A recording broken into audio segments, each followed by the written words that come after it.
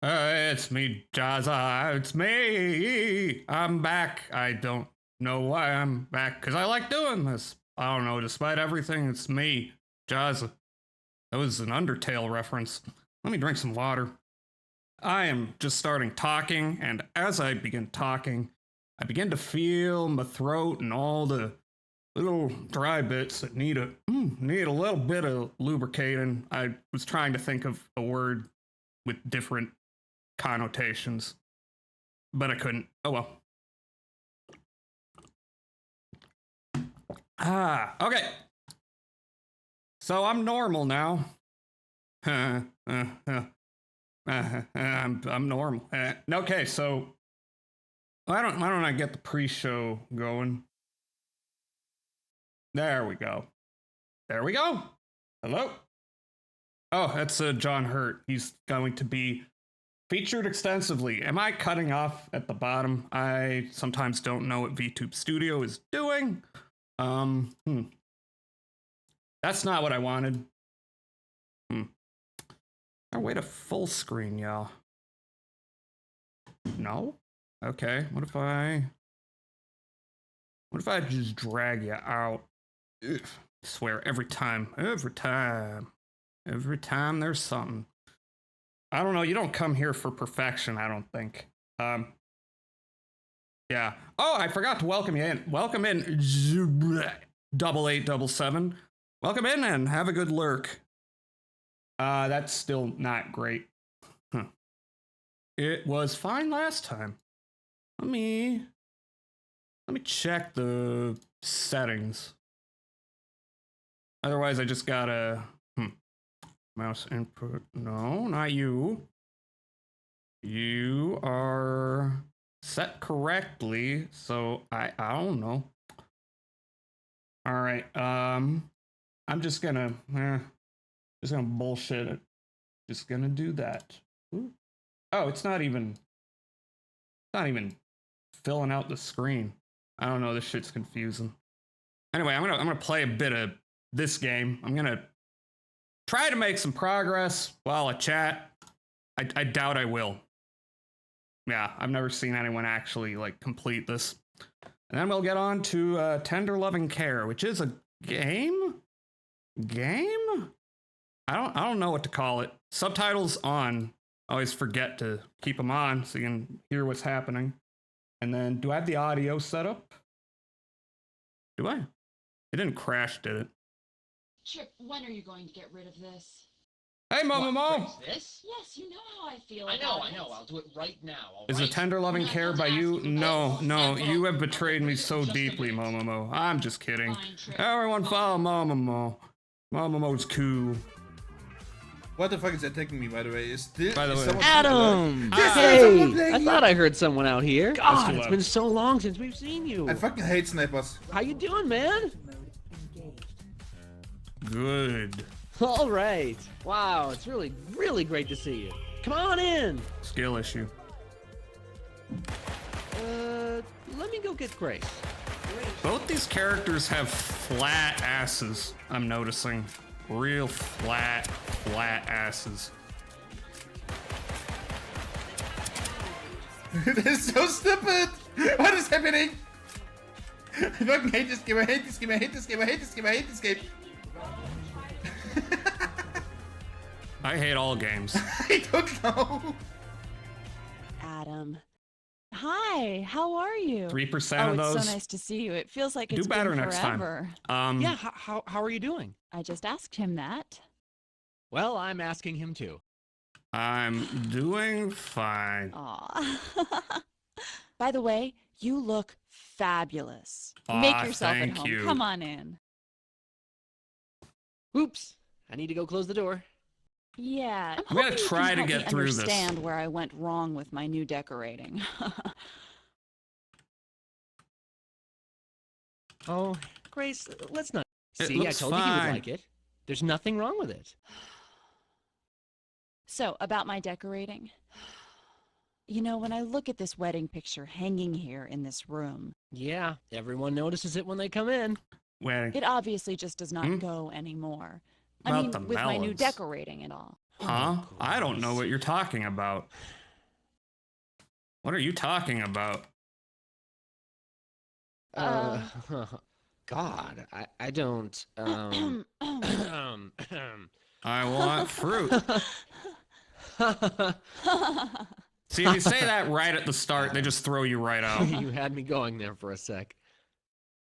Bro, yeah. Melons, You're Jazz, you need to not know what they afraid to think of say watermelons. anything, What if I asked Our about little watermelons? buttons. You're crazy. You know that. Is it just if melons are in there? Anyway, what were we talking about? Didn't even Hey, notice. Adam, seeing you brings back good memories, you know? Yes, it does.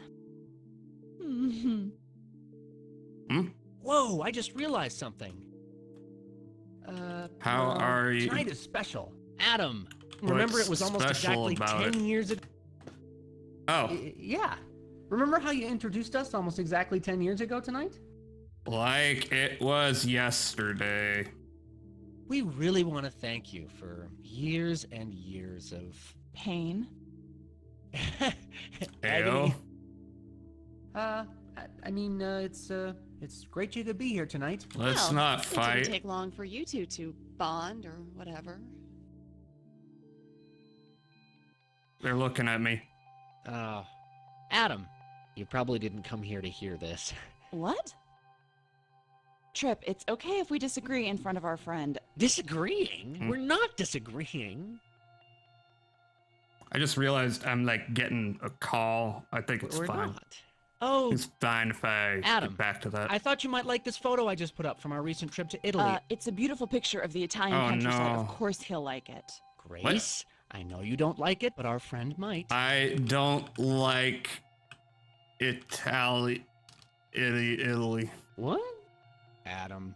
Trip, that was just a well-intentioned little poke in the ribs between friends, that's all. They eat the pasta. Oh, yeah. Let me fix us all some drinks in a sec. Oh, and I've got these fancy new cocktail shakers I'm itching to try out. By the way, anybody, join me on the couch if you like.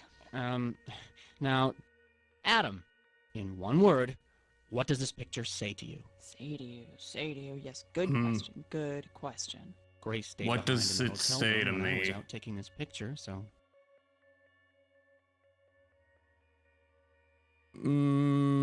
Come on.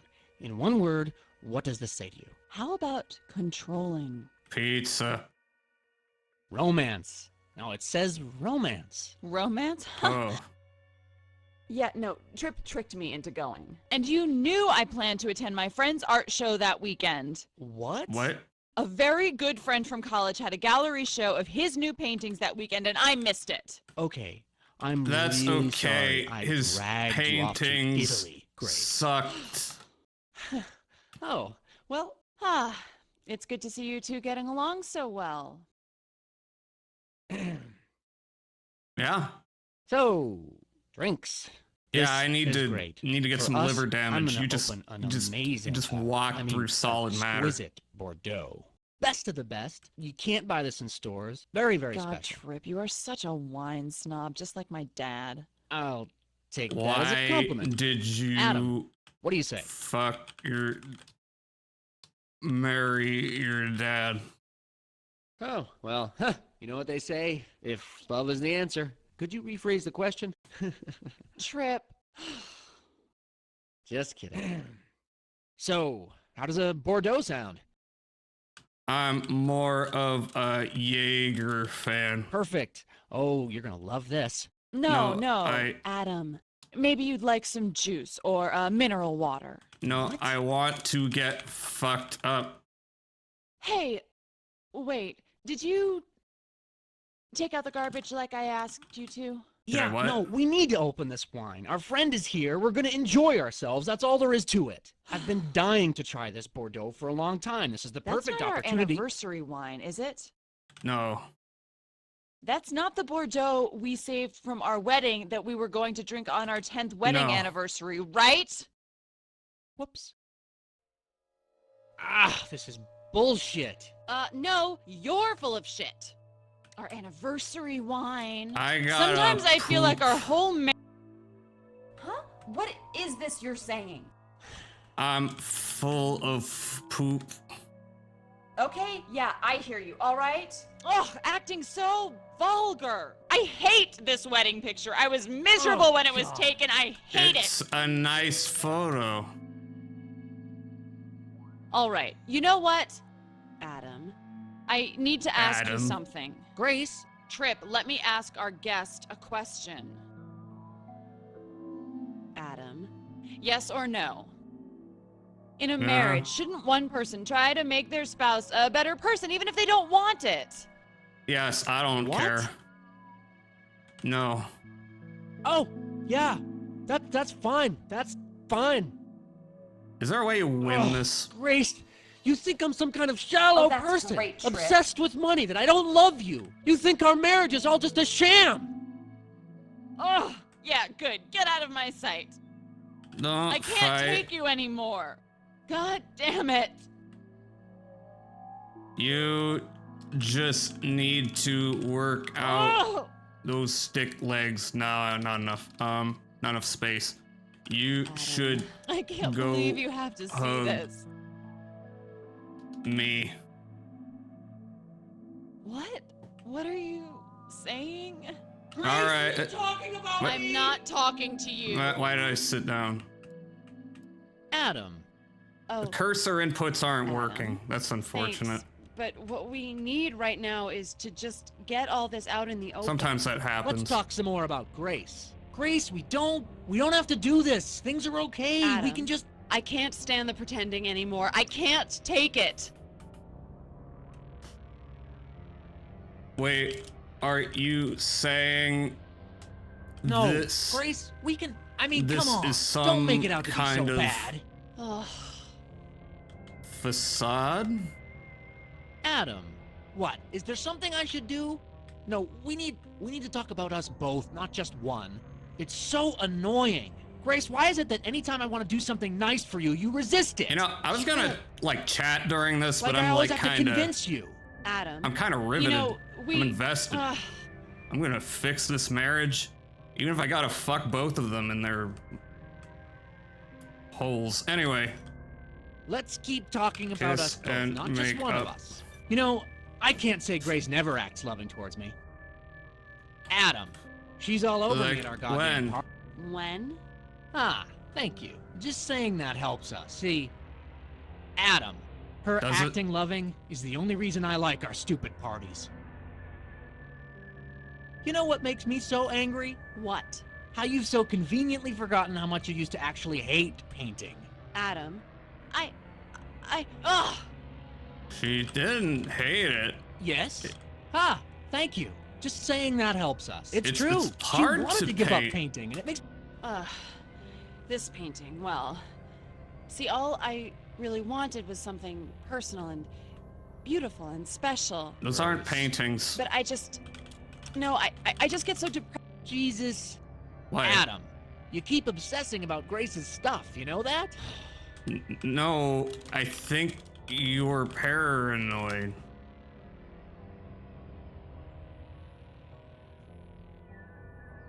Let's keep Hello? our focus on Grace. Trip, it's your fault. 10 years ago, freshly married and just out of college, you convinced me to go into advertising instead of art. What? Oof. If it weren't for you, I could be a real artist by now. You can still Adam. be a Ugh. real artist. Ah, Plenty No, I don't of want to make artists art. Please. start in advertising shit.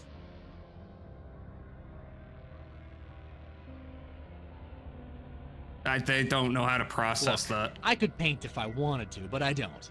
Jesus. Nobody asked. No, we need to talk about us both, not just You keep one. saying that shit. Grace, I think I'm in kind of I a want loop to take here. care of you. Trip, You've always wanted that. I know you did. Trip. Adam, we. Mm, Ugh. I feel like we've hit a stone wall. That's Kiss how me. it's always worked with us, Trip. You always seem to know We exactly what I need want. to have a threesome. Grace.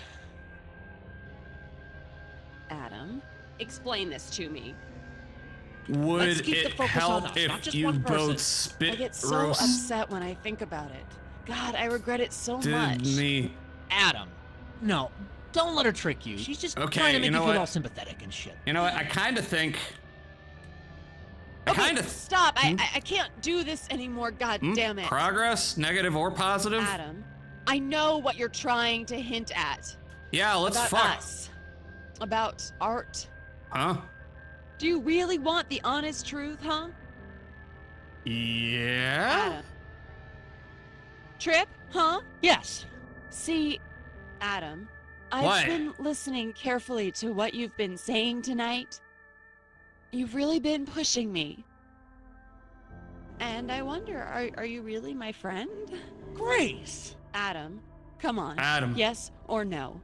Yes. Do you really think that criticizing Trip, praising Trip, acting inappropriately with me, telling Trip to make art, but No, especially what you I said didn't do about that. trying to make your spouse better, You're making shit that all up. that is supposed to help us realize something about us? Is what you've said tonight supposed to add up somehow to something? Is Yes. it? I just want a yes or a no. We should all fuck. No.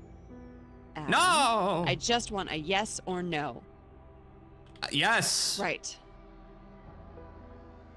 Trip, I let you stop me from being an artist. Yeah. Yeah. Let Yes. I was What? afraid, Trip, okay? I admit it. Damn. I This didn't shit's know real. if I could do it. Be a real artist. And I've been using you as an excuse for why I didn't do it. Are we making progress?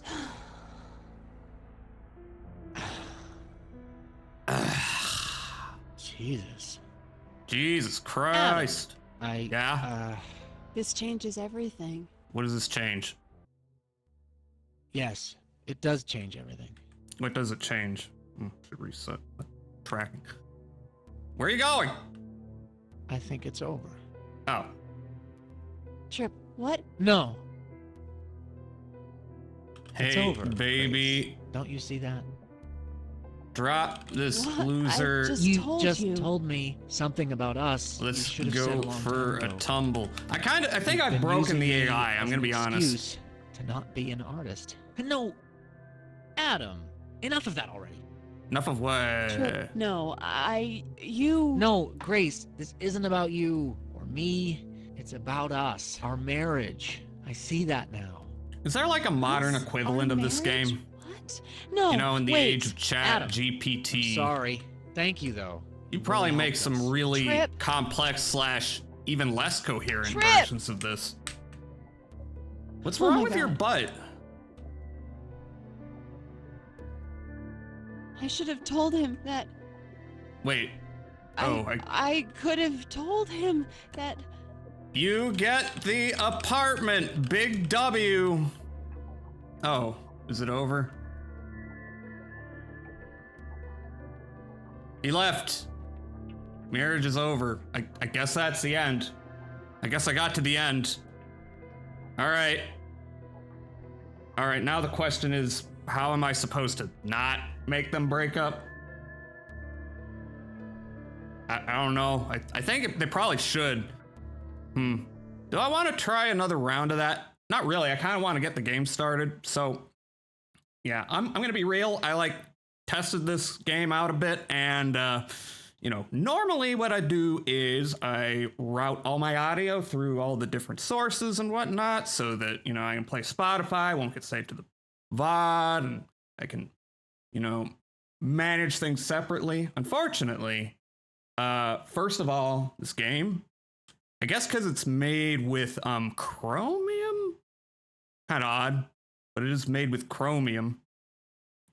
I can't do game capture with that, which not a big deal. But also, when I try to route it through the thing, and if you will excuse me, I'm just trying to remember where it is. It's in Steam. There we go. When I try to route it through, it gets all crackly and low quality. So I gotta do something a little bit janky here. I may or may not have some audio issues because of this. That I gotta like mute and unmute certain things. So I gotta do desktop audio capture, which is not my favorite thing in the world to do, because it means any sound I play is gonna show up. And also I like having all my sources like, you know, separately routed into OBS so that I can make sure that they're all playing. And that's a little hard like this. So I'm gonna mute everything else. See what's gonna happen is it's gonna play desktop audio, but that's gonna include like OBS audio tracks that are routed through other tracks. So it's gonna double play them and it's gonna echo. I don't like some things.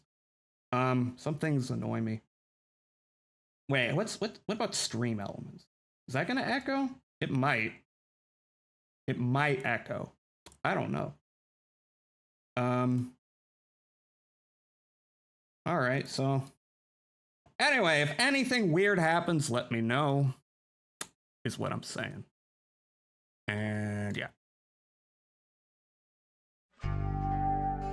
There's the game. It's in a tiny little window. Okay. It's a good setting here. Okay, so what the hell is this game? This game is from the makers of Seventh Guest. I don't know if anyone knows that, so I don't know if that's a good introduction, but it's an FMV adventure game, and this was meant to be, you know, back in the day when video games were like, video games can be art too, it can be like movies. These aren't your grandmother's video games, you know? So they made a couple of these things, like Ripper, that had like celebrities. And in this case, we got John Hurt, which is funny. If you don't know John Hurt, that's him in the corner. That's him in the spotlight. He's the guy in Alien who gets the chest burster ripping through his chest. I should expand this. And how does that look? I mean, not incredible. I think I should move myself a little bit. Yeah, I'm doing something real janky this time around. Because like I said, does not respond well to trying to route audio through the usual channels I'll do. Yeah, and there's gonna be some reading, so I'm gonna drink some more water. Yeah, sorry if I'm coming off a little. I'm doing the self-deprecating thing. I should not do that. I was about to anyway. I'm settling into the rhythm. Settling into the rhythm after last week. Last week I was a little off, I think, for a variety of reasons. Which is why this week I'm like, okay, I'm not gonna like do what I've been doing in the past, which is, you know, got my schedule and I do the same thing every night, same time. This week I'm gonna experiment a bit. I'm gonna stream at different times. I'm just, you know, not plan ahead as much. That's the plan. Now, enough of my bullshit. Here's the game. You are about to experience a fantasy quite unlike anything you've ever seen or felt before. iPhone and iPod users, please visit Trilobite. Yeah, okay. A fantasy built from the very stuff of your own mind. Tender loving care is not just a finely crafted suspense story, sure. It's an exploration into your innermost perceptions, opinions, and attitudes. The unfolding story is shaped and changed by your responses to it, so that no two people will experience it in exactly the same way. The variations in the way the story unfolds are seamless and transparent to the viewer. Wait, seamless and transparent? Okay. Featuring, because doesn't transparent mean you can, like, see how it's working, and seamless would be like, well, I mean, I guess they're not, like, complete antonyms. Whatever. Featuring the acclaimed British actor and two-time Oscar nominee, John Hurt, Midnight Express, Elephant Man, Contact, V for Vendetta, which is a game that came out like 10 years after this one. As Dr. Turner, TLC, The Learning Channel, is a feature-length film combined with computer game-like navigation and interactivity. The player is voyeur, detective, judge, and patient all in one. Between each variable scene, Dr. Turner enlists the viewer's help in assessing the behavior of each of the film's characters. Turner's beautiful, deluded patient, her dangerous husband, and the mysterious seductive psychiatric nurse enlisted to provide what may or may not be tender, loving care. The viewer's answers to Dr. Turner's questions shape the course of the action and the final outcome of the story. The viewer, too, becomes one of Dr. Turner's patients, taking a series of thematic apperception tests. Tats. I gotta go get some new tats. The results of which create a progressively accumulating personal psychological profile and a complete psychological analysis by the end of the movie. That sounds like the 90s. It sounds like some people in the 90s would believe.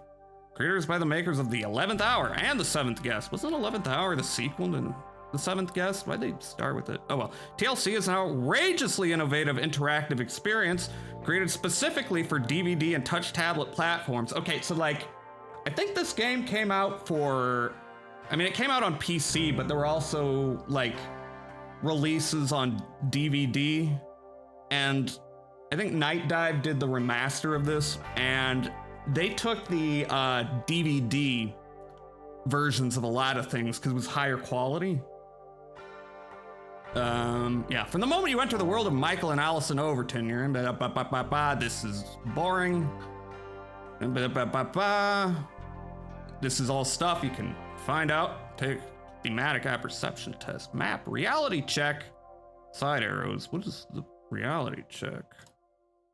In addition to your responses to the exit polls. The location of the test changes with each cycle and is indicated by a swirling spiral icon. When you finish your wanderings for this cycle and are ready to move on, there are 3 ways to find the test. I move to the room. Okay, cool. Okay, house. Reality check. Okay.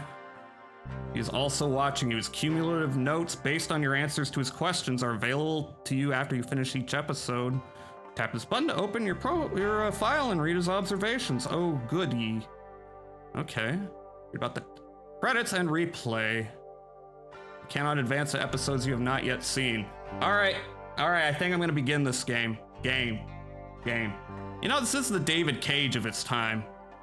You make choices, the story is yours. What genre is this game so I don't play it? I don't know if that would help you avoid it.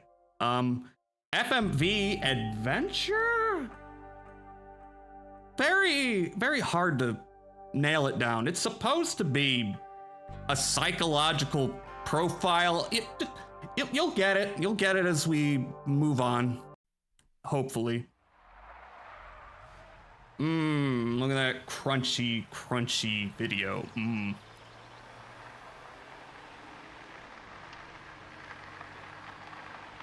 That is a good question. I was like, I was actually thinking, what is the genre? Oh look, that's John Hurt, I think. A little hard to tell. Yep, that's him.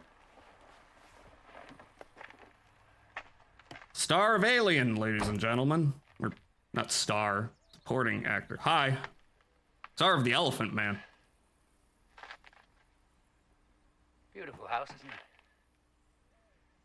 I love this part of the valley. Turn it up a little bit. But as the saying goes, looks can indeed be deceiving. Yeah, it's an FMV game from like the mid now. 90s. Hello, Hidsky or HD's guy. How are you doing? What happened here. We're playing, quote unquote, It's troubling because this game. Anyway, John Hurt's telling me no one something. really knows just what did happen. I should know. Don't throw a brick at I'm me. Dr. Turner, by the way. I'm a psychiatrist. Yeah, I was I'm close doing to all the players in this event. some weird things with audio. So if there's But it's any as much a mystery to me as it any is to weirdness anyone with the else. audio, let me know. Things I don't usually have to do. Perhaps you can help. Probably not. A fresh eye and an uncluttered view, and maybe together we can reassemble the happenings Doubtful. and get a better understanding of what took place. Also, warning: there are titties. We can only hope.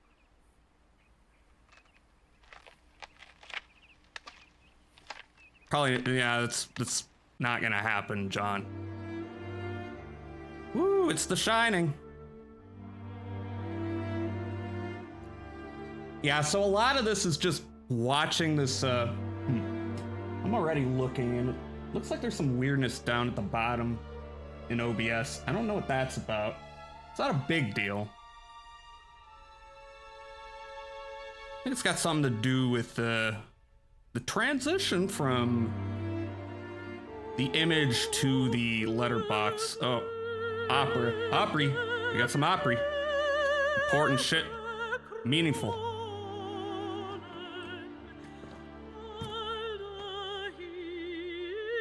So basically, the way this game works is you're watching these people have some kind of crisis in their life, and then you get asked questions about them, and that impacts the story. I'm not really sure, like, how it impacts the story. I'm gonna be honest. I haven't played this, but I've watched people stream it. Quite a few people, actually, like 2 or 3 different streams. Anyway, this game's fucking weird, which is why I'm streaming it. No, I'm streaming it because I need mental health care, and this game provides mental health care and a psychological profile.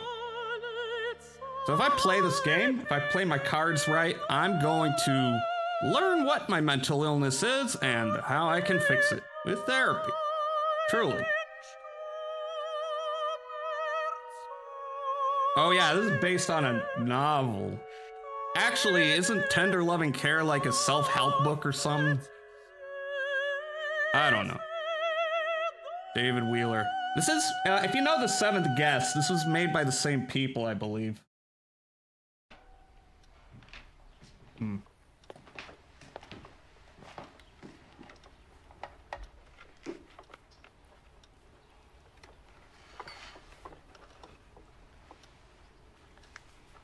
Breakfast time. Breakfast. Breakfast in bed. Did you get Jody's breakfast? What a loving relationship. I don't know if Oatmeal and wait a raisins, minute. like Can always. She loves it. So like we got certainly this does.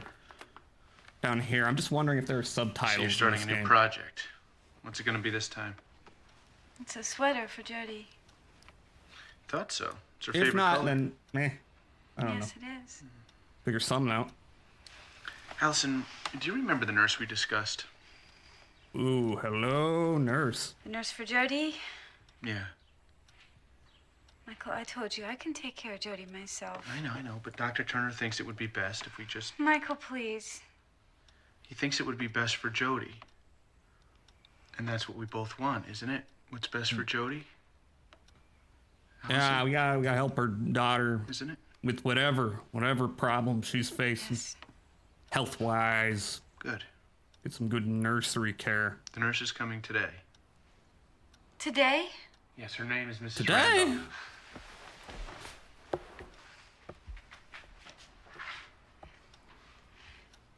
Is she gonna live here with us? For a while, till things get a little better.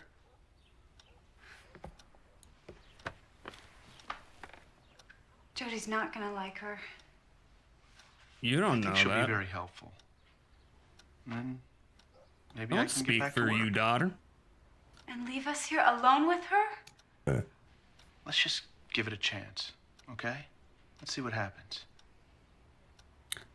So this is basically Bandersnatch from Black Mirror. Okay? Although Bandersnatch was arguably basically Okay. every video game that did that. So Good. not that deep an observation. Oh damn, where are we? Look at that fucking 90s computer. That's the height of aesthetics. And now we're here?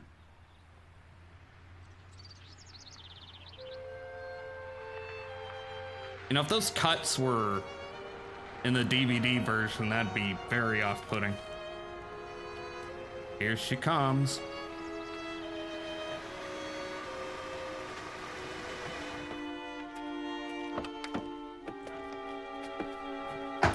Hello, nurse. This man says it's Man. $50 fare from the airport.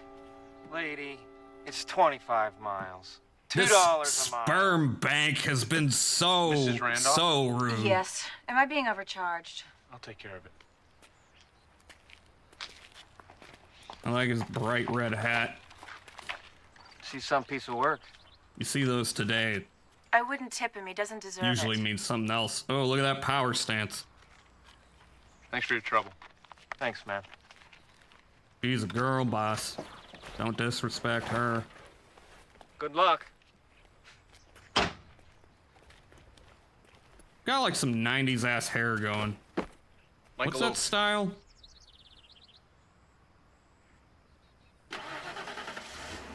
Something wrong, Mr. Overton? Kind of looks like Brendan Fraser You're in not The Mummy. quite what I expected. What did you expect? Those bangs. You're very young. I'm qualified for the job. Dr. Turner said your qualifications were excellent. It's not But you disagree? that young. It's just maybe Just a rude thing expected to say. someone with more experience. I've been a psychiatric nurse for 6 years, and I'm a licensed psychotherapist.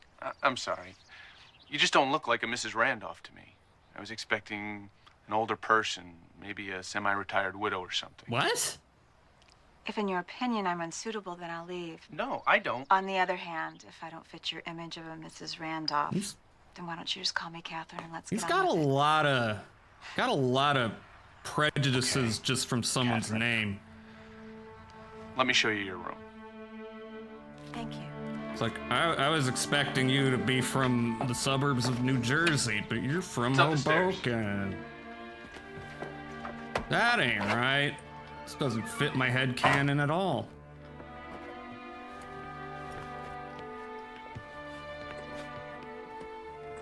Turn right at the top. It's at the end of the hall.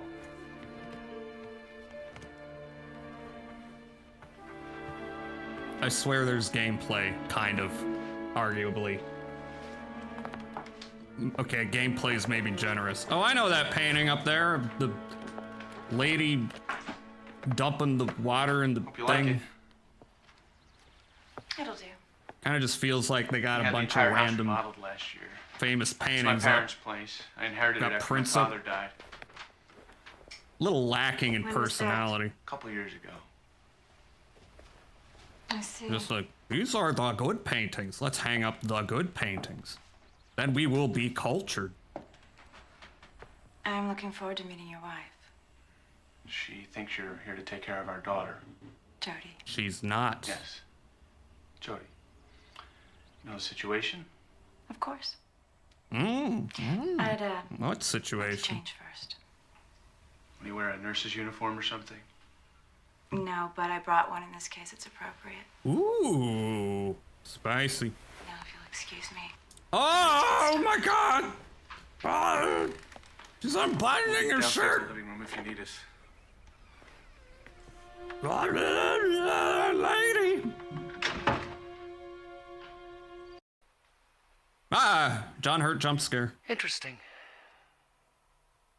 I Yeah, wonder why Michael was so taken aback with Catherine's appearance. because he's a dick. He said she wasn't what he expected, but he seemed to be saying that if a woman has a Mrs. in front of her name, she should be older. Hmm? Now, what does that say about Michael? Or does it say anything? He's a sexist pig. I Now, don't there know. are some other points that I'm not clear about, and I could use some help. I'd appreciate it if you take the time to express your opinion about some of the things we've just seen. Yeah, I love giving my A few opinion. simple questions. I am generally a good person. I am generally a good person. That has nothing to do with the story we just saw. False! I'm What a terrible emotion do you person. feel most strongly toward Michael? So I'm gonna be honest. There was a part of me that was like, am I gonna answer this honestly? But no. What I'm gonna do is I'm gonna try to answer like the worst person in the world would. Which is maybe not that easy because some of the questions in this game are odd. Anyway, what emotion do you feel most strongly toward Michael?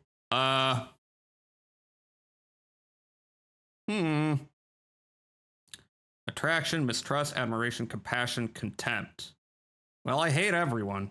My dream life is most often colored by Nightmares, pleasant images, out-of-body experiences, sexual fantasies. I am a pervert. I like to watch people doing intimate things. Somewhat. Not kissing, but I like to see them sucking penis. What emotion do you feel most strongly toward Allison?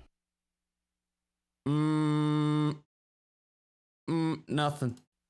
Which of the following terms best describes Catherine? What, Jib? What's up? Catherine. The mysterious. How did you feel when Catherine began undressing in front of Michael? Amused. I'm amused when people are manipulated by their base instincts. I may do something slightly dangerous if I'm in the mood. I would rather not say. Okay, this is a game. What do we have here? When you've concluded this test, Huh? you will return to the story. Do you wish to proceed? Not yet. I want to look around. All right, what do we got here? Ooh! I don't want that woman here! What does Michael think? He's dong, never listens to me. He never listens to me. That woman isn't going to touch her because we don't need any help-hate nurses. They always stick that needle in so hard, so fast. This won't hurt a bit. Liars! After the accident, when you went into the intensive care unit where they were keeping Jody and a nurse was there wiping the blood off Jody's face. She wasn't cleaning her gently. She was rubbing hard with an awful hospital face cloth, all rough and starched as if Jody couldn't feel it. And I screamed at that nurse. I said that rubbing so hard would hurt Jody's skin. And the nurse, she just looked at me with this stupid expression.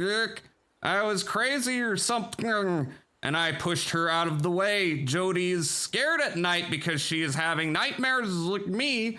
And in her nightmares, mommy and daddy were killed and she's all alone. Oh. So I sit on her bed and hold her hand and I tell her that everything is all right. But I can't help feeling this horrible feeling. This terrible feeling that something isn't right, that something is lurking outside like a prowler. That scary feeling you get when you think that something is under the bed or in the closet, something bad is going to happen. Yeah, get out of the closet. Spells better than me. Yeah, but I mean, her spacing could be a little more legible. You know what I mean? Now, it does look like she's been through a lot of trauma, so... Oh, hello. Oh, Oh. Who are we calling?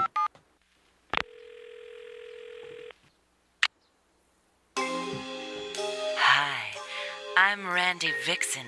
Welcome Randy. to 1-900. Like, I understand Get the ready double for the entendre call there, of your but I life. don't know about Randy. You have chosen fantasy number 17. Naughty Nurse Nellie. Hello there. No! I'm the night nurse. My name is Nurse Nellie Naughton. You can just call me Nellie. No, she's gonna... When I'm not she's working gonna at the hospital, make me eat I'm an disgusting erotic dancer. meals. I have legs like a Barbie doll, but my hair is fiery red and I don't- curly. Like a I have Barbie doll. I don't sensuous lips really that like long that. to be kissed, and my full breasts are just aching to I'm get glad out of they're this full. oh so tight uniform. They were half Do breasts, you so it like would be a what you little see? weird. Good. I thought you would. I can't see now, them. it's time for your sponge bath. Oh, Why good. don't you sit up? Oh, that's I got good. cramps all over my now body. I'm going to have to take off your gown. There we go. Oh, look at those shoulders. You must work out. And It's been a that's while. some scar. I like a man with Wait, what? scars. Now, Where's just the lie scar? there and relax. I need to wring out this sponge. Oh, doesn't that sponge feel cool and clean where it touches your skin? SpongeBob. Mhm. Sponge. I'm washing your chest and your stomach and my oh my, what have we Don't touch here? me there. Looks like I've got more and more to clean every minute. Does that feel good? Oh, yes. Yes, it feels so good. It feels so good. Oh, need more soap. There we go. Oh, it's so slippery and warm. Okay, You're going to this be is the cleanest patient in the entire wing. Uh-huh. You're You're so dragging hot. this out. I think you've got a little fever. I can feel the heat coming right off your body. Oops, I dropped the sponge. Okay, I don't even know what I that's guess I'll supposed just have to to be. use my Mean. hand. Hold on while I put No. on a rubber glove. Oh, do you like that? Of course you do. Oh, relax. Oh, there you go. I like the Almost sponge done. better. Oh, yes. Yes, yes. Oh. Clean as a whistle. I like that better than like You're a my rubber most glove. favorite That's not really good on your skin. I'll see you tomorrow night. Yeah, thanks for the very mediocre sponge bath, lady. Anyway, this stars Oscar winner John Hurt. This is Games as Art. Are we done? I hope so. Okay, what else can we find? We got the radio. Have you caught the Dr. Betty Show yet? My favorite smart, show. wise, witty, tough, and fun. She may even love be NPR. just a little bit psychic. She's a wife and a mother with a PhD degree in family matters and human relationship analysis. Dr. Betty will challenge, confront, delight, Analysis. and even frighten you. She's the mother you always wanted, the sister you This is a little loud, I'm realizing. can't have. For clear, pointed, and useful answers to your See, it's problems, a little tune in hard to tell in KPRB OBS. every day at noon. Dr. Betty's the prescription your regular doctor forgot to give you. Because I'm just hearing the app. I'm not hearing how loud it is in OBS. Yeah? What? Was that it? Wait, I want to hear the show. Damn it. Wasn't done. Nothing here? Nothing here. All right, can I... And we got... Let's see, we got the master bedroom. Well, that's where we were. Let's see, can we go in these other rooms? Oh, here we go. Don't know what's happening anymore. We're listening to some of our favorite radio programs, and we're calling a sex line, and we're in this couple's house, and hello. After a brief informal meeting, Michael appears as described. A more current, thorough description of Michael is forthcoming. Scheduled interview with Allison will take place next. Foreshadowing? Ah! Who are you? What are you I'm doing in my room? the gamer. Oh, wait a minute, I see. You're the, viewer, right? Stop breaking the Didn't fourth realize wall. You could just sneak up on me like that. I'll have to be more careful. You never know what I might be doing. Well, I have to meet my You're patient now. You're probably gonna snoop doing around nurse here, won't work? you? Guess there's nothing I can do about it. Oh well. You probably won't find anything too incriminating. I hope. Okay, yeah, that was very normal. Anyway, we just got permission, so let's rummage through all our things. We got the computer. We got the tape recorder, firstly. Yeah, let's play it. Hi. I miss you. And I'm sorry it's taken me so long to get in touch. You wanted me to tell you what I'm doing with my life, but you know what a crummy letter writer I am, so I came up with the perfect solution. I'll just talk to you as if you were here and send you these tapes. So I'm on my way to Southern Oregon. I'll be working on that case I was telling you about, the Overtons. Remember? What? Oh, it's okay, Tigger. Tigger? Oh, okay, I thought that was a baby. Okay. That's a cat. Oh. Which some taking people would Tigger call to their the baby. kennel. He's not a happy cat. I don't know how long I'm going to have to leave him. Maybe a month. Remember when we came back from Hawaii? How pathetic and depressed he looked. And that was after only a week. Who? Don't worry. There'll be lots of other kitties to play with. And I brought you your special food and mousy toy. Yeah, okay. I'm driving to the airport. I'm feeling kind of sad. I guess I'm experiencing postpartum depression. Post I what? get this worked up over leaving my Is he dad. I dead? can't imagine what it'll She be like say when post-mortem? kids have to send them off to summer Postpartum? camp. Is that a I'm thing? thinking about that a lot recently. Having something happen to your child would be horrible. The most horrible thing in the world. What are you talking about? No, nothing happened to the child. The child's fine. She just needs a little care. A little tender, loving I just care. realized I forgot Like my the game. organic shampoo. Urgh. The room is okay. Nice and light. Yeah, The bed leaves something to be desired. It's as hard as a hospital mattress. I don't care. Is this boring you? Yes. I'll bet you want to hear something more professional and nurse-like. I'll give it a try. Maybe. Notes for Allison's official case study and medical documentation. No, that's boring too. After a brief informal meeting, Michael appears as described in diary. Scheduled interview with Allison will take place next. Oh, that's what she was recording. That was like maybe 5% of that whole recording. The rest was just you talking about your cat and like complaining about your bed. Oh, look, we're gonna go through her personal files on her laptop. The Rogue River Valley is truly beautiful. I was really enjoying the ride in from the airport, relaxing in the back of a yellow cab, looking out at the forest-covered mountains surrounding the farmlands and orchards, when this jerk of a cab driver started coming on to me. He waited until we were on isolated country road, and out of nowhere, he said that he noticed I wasn't wearing a bra and was wondering if I had any panties on under that short little skirt. That's interesting. Charming. I ignored him, and he got angry, and then he tried to overcharge me, which made me angry, and I arrived at the Overtons fuming. Okay. All right, we got the background. It is now very understandable why she was upset. Michael Overton was stationed outside to greet me when the cab pulled into the drive. I was so angry with the driver that I could hardly see. As the cab pulled away, I calmed down and was finally able to focus on Michael. He's not what I expected. So I'm just gonna say, like, I'm realizing this game's kinda, in these sections, kinda real quiet. So I would like to play some Spotify. However, the problem is I usually have it, usually have it split. That's an issue. Maybe it's fine. Maybe. Let's see. If I turn off. Let's see if I can make this happen. If I turn off. No, not you.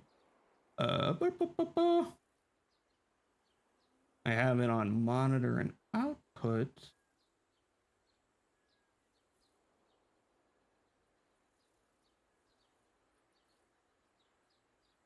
Maybe it's all right.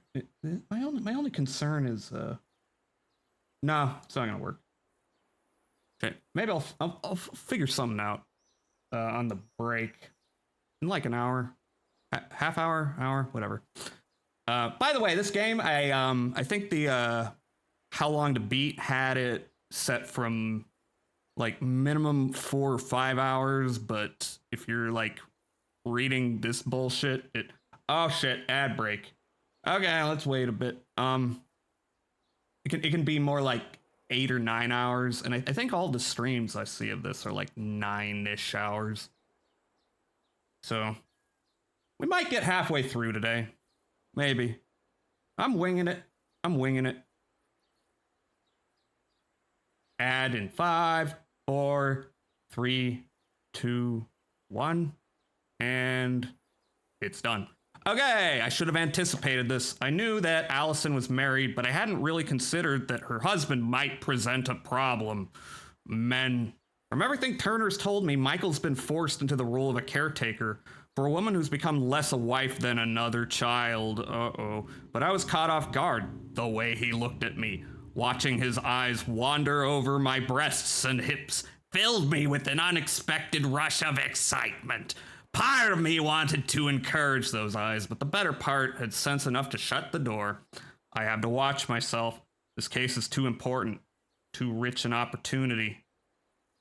To risk losing it over an attraction. Oh, shit. Why are you? Don't.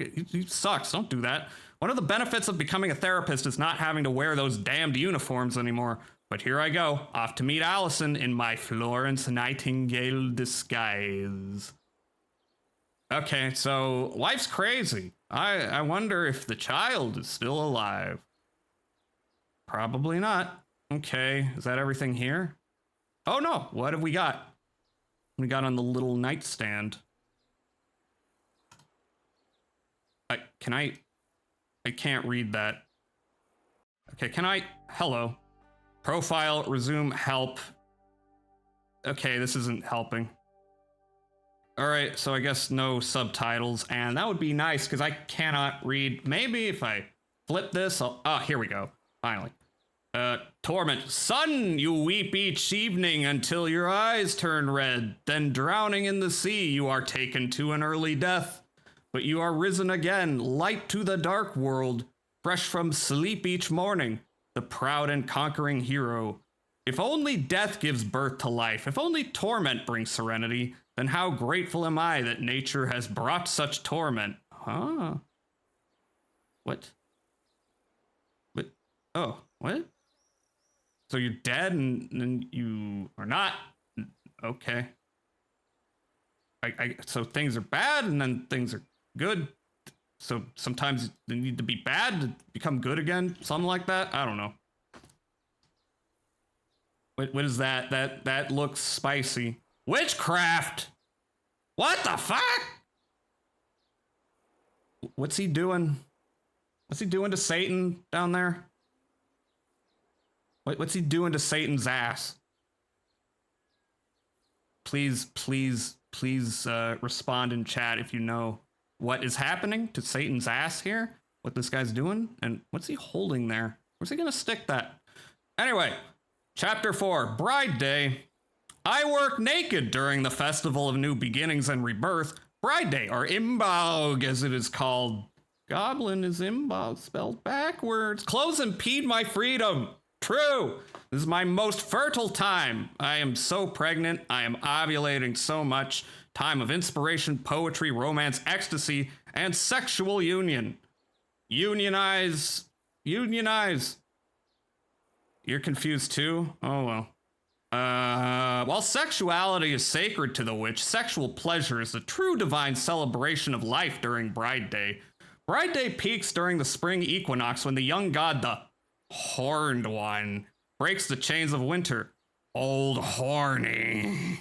The devil, like the witch's goddess, is filled with the sacred life force. With desire, he becomes passionate, a pure earthiness. As beast and part man, Pan, the goat man, his sexuality is transcendent, part of the dance of life. What a hunk. The witch as goddess and the horned god are together untamed, fierce, free. Nothing can stop them during Imbolc when desire breaks free after being dormant through winter. Light your candles to cast the spell of love, romance, and sexual desire in others. So, if you meet Satan, fuck him. I guess is what we're supposed to get from that. Anyway, so I'm gonna assume she's reading that more in like a symbolic kind of interest way. I'm gonna assume she's not actually a witch, right? Right? Okay, what else do we have? So that's Catherine's room. We've been to the master bedroom. We haven't been to the bath.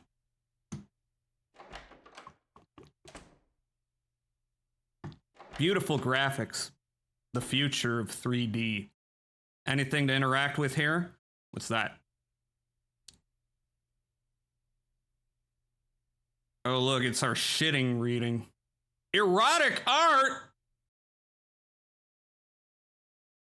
Oh no, titties.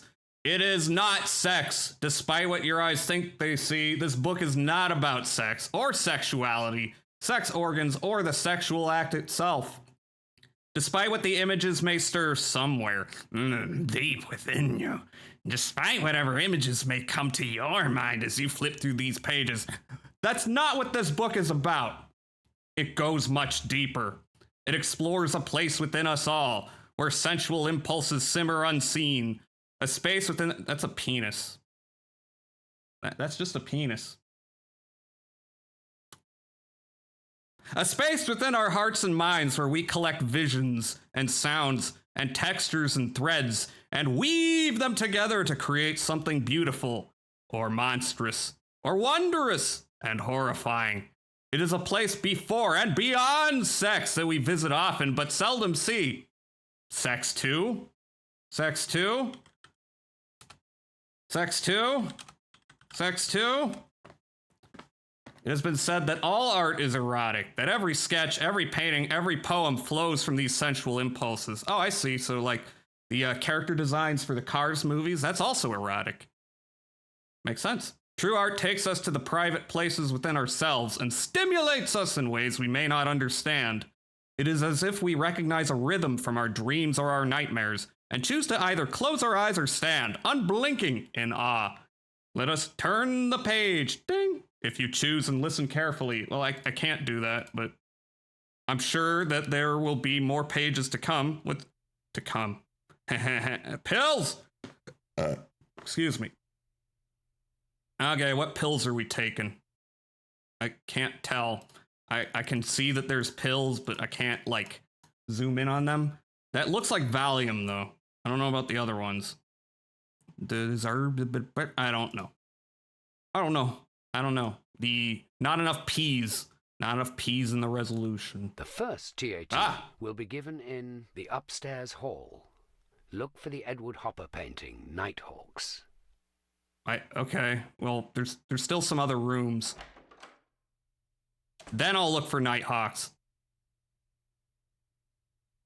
Which is a very important painting, you know, in art and history. Music. Damn, we got a view of the whole countryside from here. Ooh, what do we got? Got a granny's rocking chair. Modern psychology. Ah, John Hurt jump scare. Look, it's Nighthawks. Okay, can I get a better... Here we go. An interview with Cecil Turner, Doctor of Psychiatry. Cecil Turner is head of the Chrysalis Institute. I don't like that name. That's the name of like... It's the name of like a villainous organization in a Cronenberg movie. A psychiatric treatment center in the Rogue Valley of Southern Oregon. This interview is conducted in his office. You've always been on the cutting edge of psychiatric treatment. I remember in the 60s, you were one of the first medical doctors to seriously study Eastern mysticism and try to utilize meditation and holistic medicine in your therapy. Yes, as a child, I was always fascinated by mysticism. In college, I became an avid reader of Hermann Hesse. His books, especially Journey to the East, inspired me to go to India and study with a yoga teacher. Your peers must have thought you were a little crazy. Ha ha ha ha ha ha! Let's just say they made a lot of curry jokes. That's kind of racist. A little bit racist. Not like majorly, but it's like, it's a little weird, you know? And now you're into the internet. Oh no, oh no. Don't get into the internet. Yes, I've always been interested in computers. Always knew they would have a huge impact on our world's society. You've got a great webpage for your institute. It's a fantastic forum, the web. A great way to get to share one's ideas. Do you have online patients? Not yet. But now there are these things called synthespians. Synthetic actors. Okay, this is just getting real Cronenberg at this point. I wouldn't be surprised if someday there were synthetic psychiatrists. Pseudo-psychiatrists.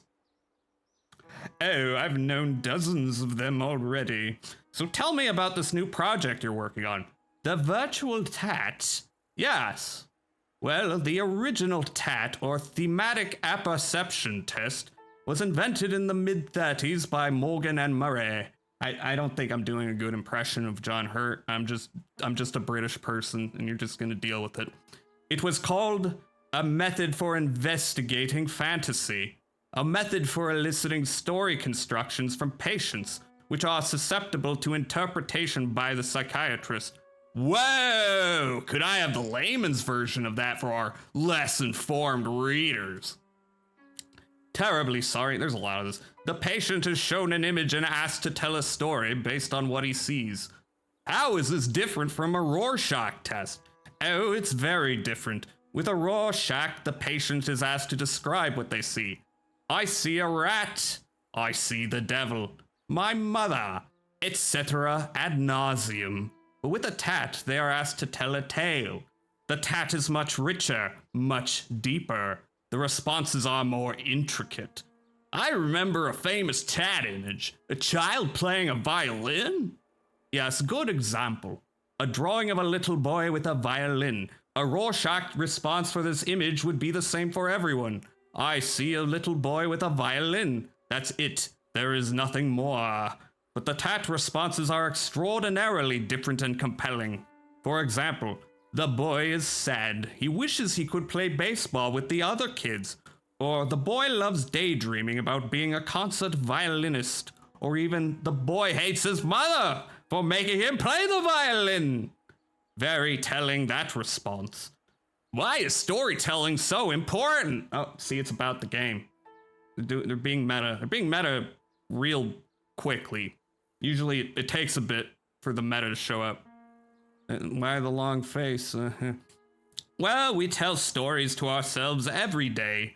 When we drift off into daydreams or fantasies, we are living out little plays in our minds, with ourselves as the protagonists or heroes. Simply put, the tat is a brilliant way of finding out what people are thinking on an unconscious level, how they view the world, how they see themselves in this world, and that is how we gain insight in treating the many ills which plague the human mind. So what is the virtual tat? Oh, could that be this game? Could this be the virtual tat? Are we taking the virtual tat?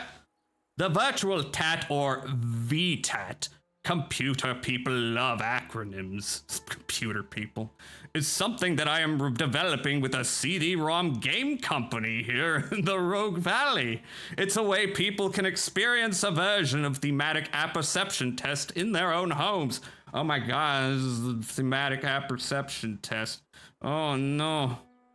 How does it work? Hello, John Hurt. How does it work?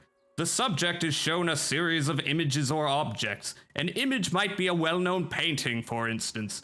You're familiar with Edward Hopper's splendidly moody painting Nighthawks? The 40s Diner at Night?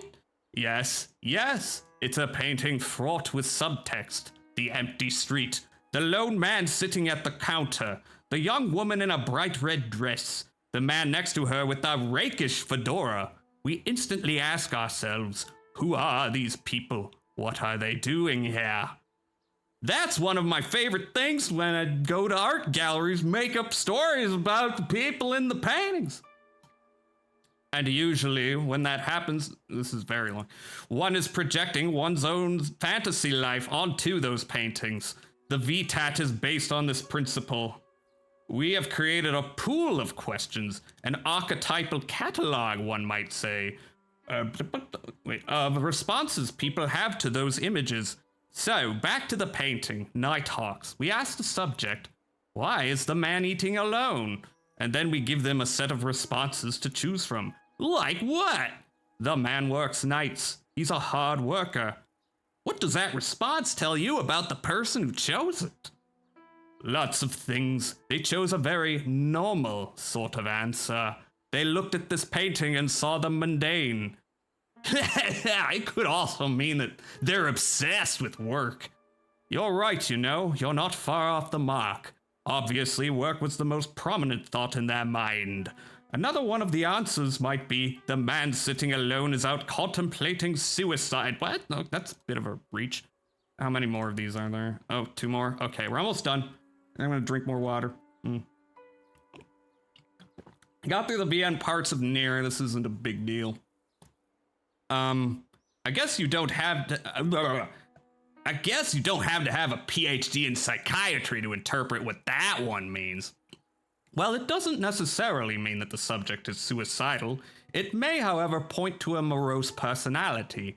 By itself, this response isn't very significant, but taken with all of the other answers, it builds a fairly complete profile of the subject. You mean the computer is keeping track of all the responses and measuring them? Oh yes, each response is assigned to one of several character traits. A character trait is like if somebody is depressed or a sex freak. In the psychiatric vernacular, we would say somebody is dissociated or displaying hedonic tendencies. So if I chose a lot of responses which reflect the dissociated trait, then the program, which we call vTurner, integrates that trait into its overall analysis of the subject. The subject actually gets a diagnosis? It's not exactly a diagnosis. What the VTAT will do is reveal to the viewer a glimpse of their subconscious thought process. A comment might be, I detect that the patient is disconnected from many normal day-to-day experiences, or I sense that the patient feels as if they are standing outside themselves looking in. Most people don't even realize when they're thinking in a dissociate manner, or passively, or aggressively, or even paranoid for that matter.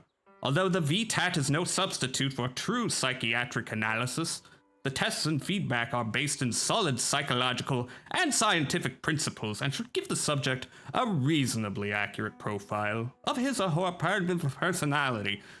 It sounds fascinating. It's also quite entertaining. Entertaining? Psychiatrists have made the study of the mind boring, but it doesn't have to be that way. How about a video game where you get to act out your most secret fantasies? Ha ha ha ha! We're working on it. Okay, that was probably, like, insufferable, but this is my stream. I'm just having fun. I'm not an actor, as you may have noticed. To the kitchen! Alright, so this is the game that he was developing? And we're just the subjects? Something like that?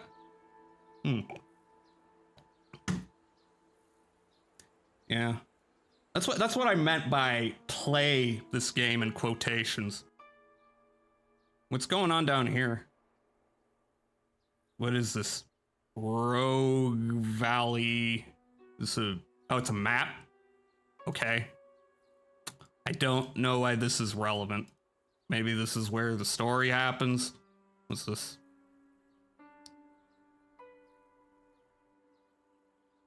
Shrink in the clink. Cops claim Doc used couch for more than counseling. Oh no. Victims tell all, the betrayal, the violation, the heartache. Liar! Lock him up and throw away the key. Oh my god. Okay, I'm gonna read it until I get bored of it. Seattle, Myrna Hansen had a near-death experience with a weed whacker. What? Huh? She spent a week in the hospital and almost lost a vital appendage. How do you do that? This horrible event made her suffer from post-traumatic stress disorder.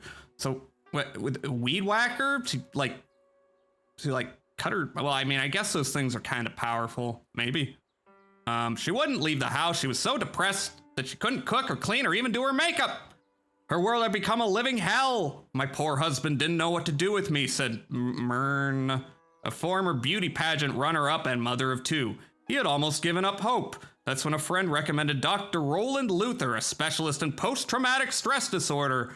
Myrna took to Dr. Luther immediately. He had a way about him, said Myrna, like he had special powers or something. We'd already gotten a couple of similar complaints, said Thompson, a burly man with elegant hands. What? Why is that important?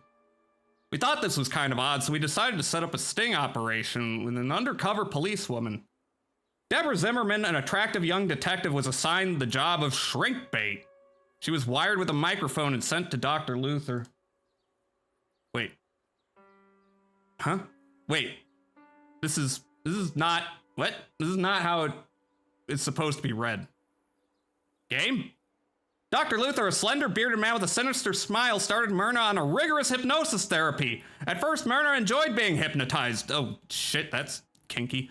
She began to feel at peace with herself again. The depression was going away. Then, one day, something odd happened. Myrna came home from one of the hypnosis treatments and realized that her underwear was on... Oh, I don't like this. Okay, I'm gonna skip this. Alright, I think I'm just gonna skip anything that relates to icky, rapey shit, because... Yeah, it's not my vibe. Not the vibe I want. Oh wait, this is what I was just reading. Okay. Back. Is that everything here? None in there? None in there? Wow, look at this. Look at this unit. Look at this absolute unit. That's the best painting we've seen. That's the only one of these paintings that I don't know about, but that's the best painting. Fuck Nighthawks. It's a fucking mid-ass painting. Okay, the study is the last room. And I think there's different things in these rooms in between chapters. I'm not sure. We got another PC. Time to invade someone's privacy, I suppose. What's down here? Catherine L. Randolph. This is our nurse. Career objective: seeks in-home placement as psychiatric mental health nurse practitioner. Academic and professional preparation, blah blah blah. This is a cover letter. This is a resume. Oh. Treatment Center for Sex Therapy. Provided assessment and treatment for patients with a variety of sexual problems, including lack of desire, lack of orgasm, erection problems, premature ejaculation, painful intercourse. Conducted group therapy with adult women survivors of sexual abuse. Not fun. Counseling, sex therapy, borderline personality, self-mutilation. Some of these are bad. Surviving major catastrophes. Bereavement. Okay. Wait, I didn't see everything. All right, so that was just a bunch of, it was just an info dump. It's the night before, how long is this? This is kind of long, but it's not too bad. This is gonna be the last one. It's the night before Mrs. Randolph is to arrive. This evening at dusk, the trees stood so still. To the right across the field, I saw the dark mountains against the purple night sky. I heard a crow in the woods. It's so lonely out here. We haven't made love since the accident. Oh, cool. We used to have such a great sex life. We were totally in tune with each other's needs and desires, gentle and loving with each other. Now Allison is untouchable, like a dream. She has returned to some previous state of innocence. I swear, I don't like that sentence. I knew that I couldn't handle the situation with Jody on my own, and finally I convinced Allison to let somebody come and help us. Dr. Turner found a specialist named Mrs. Randolph. I hope that she knows what she's doing. I hope that she can help.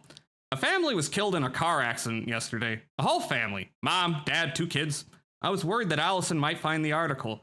She never reads the paper, though. She doesn't listen to the radio either. Christ, she doesn't even watch TV. Dr. Turner told me I should keep a journal. He said I have a lot of anger about the accident. Anger is just one of the emotions that I'm feeling. I could have given him a whole fucking list of feelings. Helplessness. There's a good one. And fear. I don't know. Maybe he's right. There are things that have happened to me that I've wanted to tell someone about. Things that I've kept secret for too long. Things I've never even told Allison. I close those memories off. Shut the door on them, but I can still hear them. It's like I'm living in an apartment with thin walls, and my memories are noisy neighbors who just won't shut up. I forgot about one of the most important feelings I have. It's constant, like a toothache. The word deserves a whole line to itself. Desire. Or maybe it's just pure seething. Lust. I sleep with my wife every night, but she's not really there. I see her walking around this house, and it's like she's a ghost. I used to wonder what it would be like to go to prison. Now I know. I'm a prisoner here. I have a lot of time to myself, and I've been thinking about the past. Often, I find myself thinking about sex. Could anyone blame me? One night in college, I had one of the most erotic experiences of my life. Some friends and I went to a bar. Oh, that's erotic. One of the girls brought her cousin who was visiting from another school. The cousin was this real knockout. I mean, drop dead gorgeous. And she was very sexual. She was wearing this really flimsy skirt and no bra. She told this amazing story about her trip to Europe that summer. She screwed this Italian guy on a train. Mario? While the guy's girlfriend was asleep in the same compartment. Peach, no! She said it was the most passionate, erotic adventure she'd ever had. When Mario came, he said, "Mamma mia." Well, after a while, we were all pretty drunk. A lot more people showed up at our table, so that... Why was she telling this story anyway? Well, I guess she was very sexual. Yeah, that's what they do. They just tell you. They just tell anyone about all the fucking they've done, I guess. Well, after a while, we were all pretty drunk. A lot more people showed up at our table, so the cousin playfully sat on my lap to make room for everyone. As she was sitting there, she started grinding her ass onto my lap. It was so subtle, nobody could tell she was doing it, but it was driving me crazy. Then she looked over her shoulder and gave me this incredibly lusty look. Slowly, she hiked her skirt up in the back. I realized that she wasn't wearing any underwear. I couldn't believe it. She eased down my zipper and slipped it in. All of a sudden, I was fucking this girl in front of everybody. Nobody had any idea what we were doing. The sex was unbelievable. It felt so dangerous and thrilling. We barely said 2 sentences to each other that holy night, and afterwards, I never saw her again. See, none of this happened. None of this happened. You are making this shit up. This did not happen. You're making up a sexual experience, and I don't know. It's just spank material, I guess. Anyway, is that just going to take me back there to the computer? Yeah, that's what it's going to do. Why am I seeing the computer from multiple angles? Anyway, I would like to deeply apologize for that, but I'm not going to. Can we see our... When you've concluded this test... No, here, let's move up here. I think that's where it happens anyway. I wonder if there's anything else we can observe. 18+ stream. Actually, maybe I should do a pin message. I mean, it's always 18+, but I'm gonna say super 18+ stream, horny content ahead. Hey, Faded, how you doing? Cotton 8K. What do you mean? What do you mean? This isn't 8K. This is clearly like, it's not even 720p. Why aren't you letting me? Damn it. Hey, I'm trying to, it's not letting me. Why won't you let me? I'm trying to pin a message. Here, I'm gonna expand my chat window. How about me? I'm doing all right. Why are you making me reply to it? I don't know. I'm just trying to... Here. Just trying to pin it. Why won't you let me pin it? I'm doing all right. I'm playing this incredibly horny 90s game. That's very 90s horny. Man, maybe I gotta... Let's see.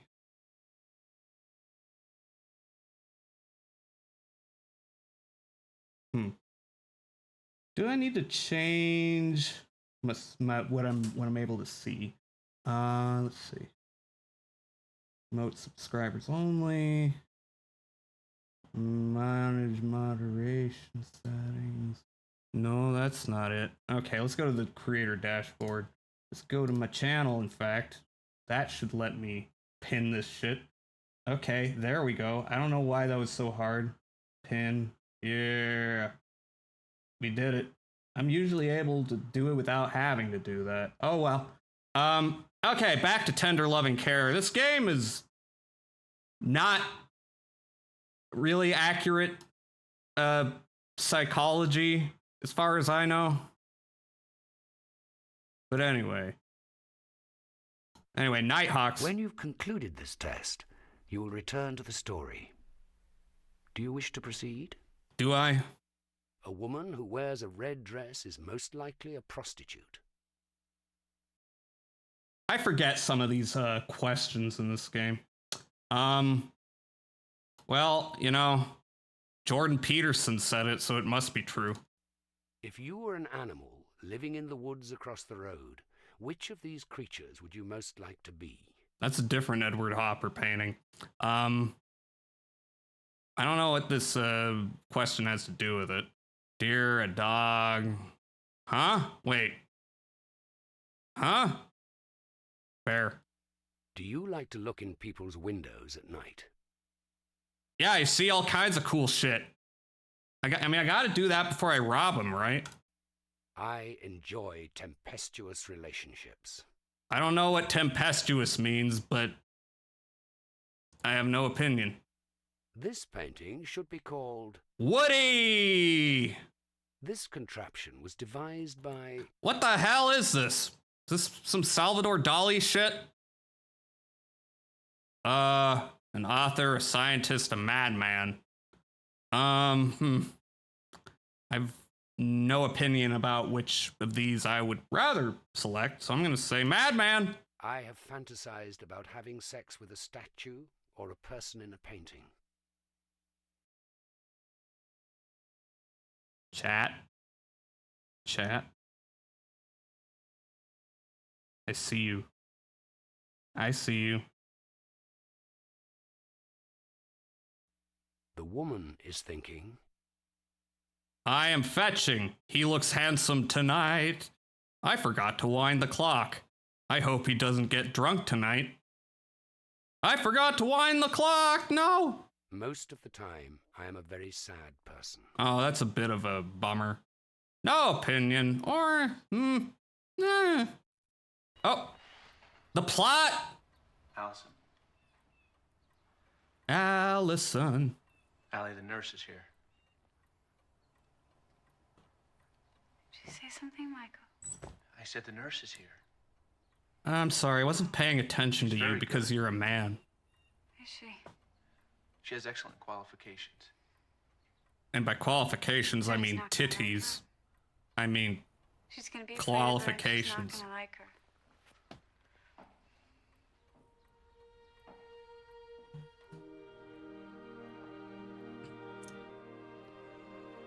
And the nurse wanders in, Alfred Hitchcock's Vertigo style. Allison, this is the nurse.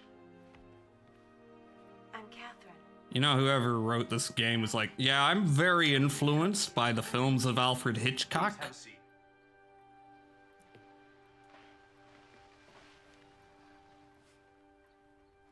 You have a beautiful house. You know, sometimes the tender, loving care you need is the kind only a woman can offer you, and we're both girls. No, not really. Well, you're in for quite an experience. And at first you're gonna miss all the noise and the hubbub, but... It's a lovely place, but I'm not here for a vacation, Mr. Overton. I understand that. We call this body This is language. the first time we've had a stranger come live with us. I know exactly how you feel. When I was a little girl, we had to have a nurse live in our house to take care of my mother who'd suffered a stroke. How horrible. Yes, but out of bad things, good things can come. That's what made me decide to become a nurse. I saw the tremendous good you can do for other people if they'll let you. We will. Wow. She's an interesting person. Much more interesting than my husband. Well, yes. Yes, of course we will. I'm glad to hear that. I'd like to talk to you about Jody and what happened. Perhaps you could excuse us for a few minutes, Mr. Overton? Maybe you can climb out the Overton window Of course. so that we stop talking about you, because you're not in the Overton window, which is the acceptable range of discourse in popular society. That's a real highbrow joke I made. You and Catherine finish your talk? That wasn't even a She joke, was really. tired. She had a long day. Just me rambling. Anyway, So where is she now? I don't know. In a room, I suppose. She didn't want to speak to me first? nah, you're a man. No?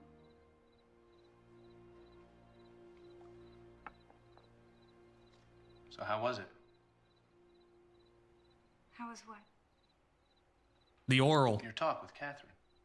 Yeah, the oral. Oh, very nice. Very nice. So does that mean that you're happy that she's here? Of course I'm happy, Michael. Why wouldn't I be happy to have professional help for Jody? For But I Jody. thought, Jody. Yeah, Jody. I mean, Jody's still alive. it's very Jody. good, honey. I It's love the right our attitude. daughter Jody. You know, if this works out, And how I'll alive be she able to is. Go back to work sooner than I thought. That'd be fine.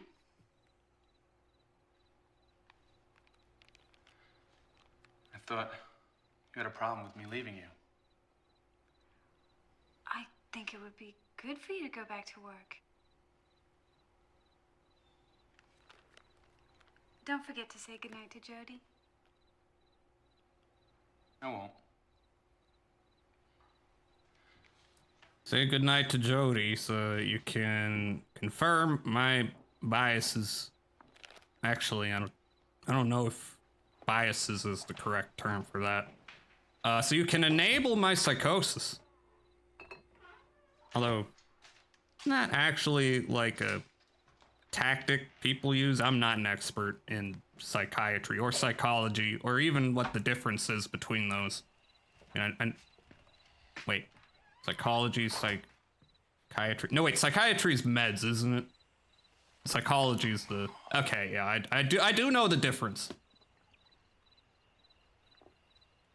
Sometimes all a man needs is one beer. Oh no! Chat, don't look!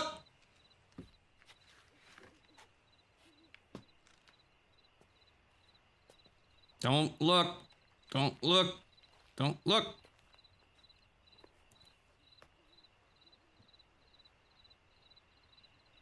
No!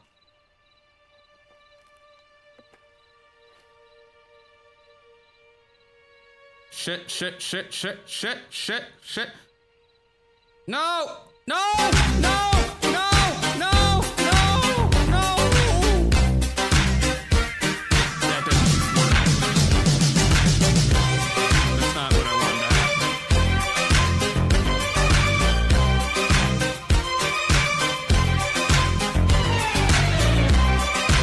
You know, I was praying that that would be lined up a little bit differently. Too late. Too late. Oh, now we see his I didn't titties. hear you say goodnight to Jody. I think she's asleep. I didn't want to disturb her. She's awake. I heard her right before you came in. Okay, I'll be right back.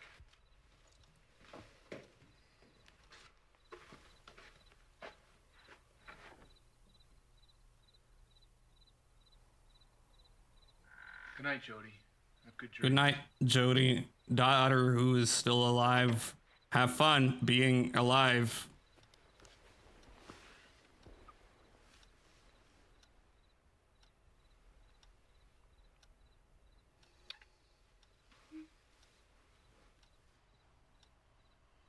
Good night, darling. Darling. Man, my marriage is a train wreck. Ah, John Hurt. That was impressive.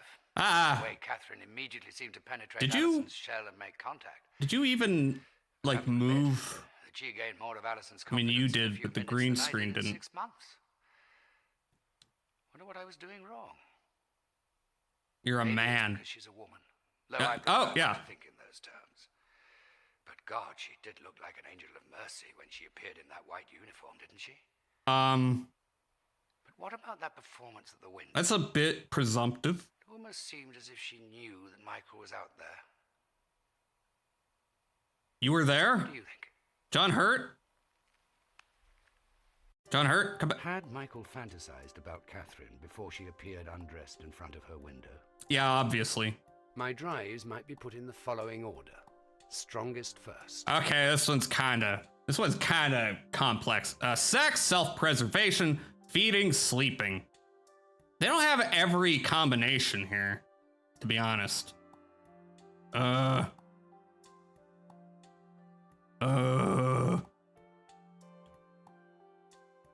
Sleeping, sex, feeding, self-preservation. I don't know. This is the most evil one, and I'm evil, so. Is Catherine trustworthy? Yeah, I trust her with that mouth. Am I right, guys? No, she's not interested in men. She's not. Anyway. Is masturbation better than sex with another person? Well, anyway, it depends on what kind of relationship one has with one's hand, clearly. Did Catherine know Michael was watching when she appeared undressed in front of her window? Yes! Which of the following terms best describes the way Catherine appeared in her uniform? Sinister. God has an influence on my life. All the time. It's why I keep winning. All right, I'm going to use the restroom real quick. Because we're getting close to the break, but I don't want to break just yet. Want to do one more of these.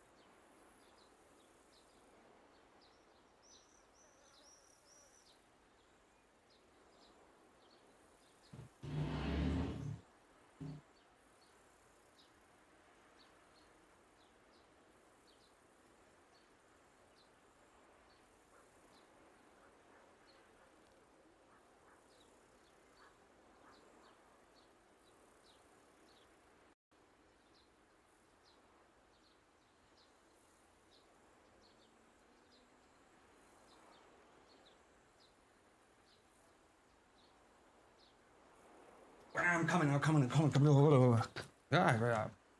Yeah, sorry about that. I've been reading a lot out loud.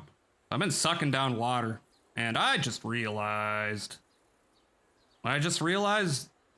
that I needed to pee. Duh. All right, so do we have anything in our profile? Appears to have a strange animosity for women authority figures, probably has an intense spiritual life. Chose sex as the strongest drive, interesting. Is happiness when in a dominant position. I detect an overriding need to persuade and influence others. Okay, we're evil. Suggest that patients spend more time in nature to forge stronger ties with Mother Earth.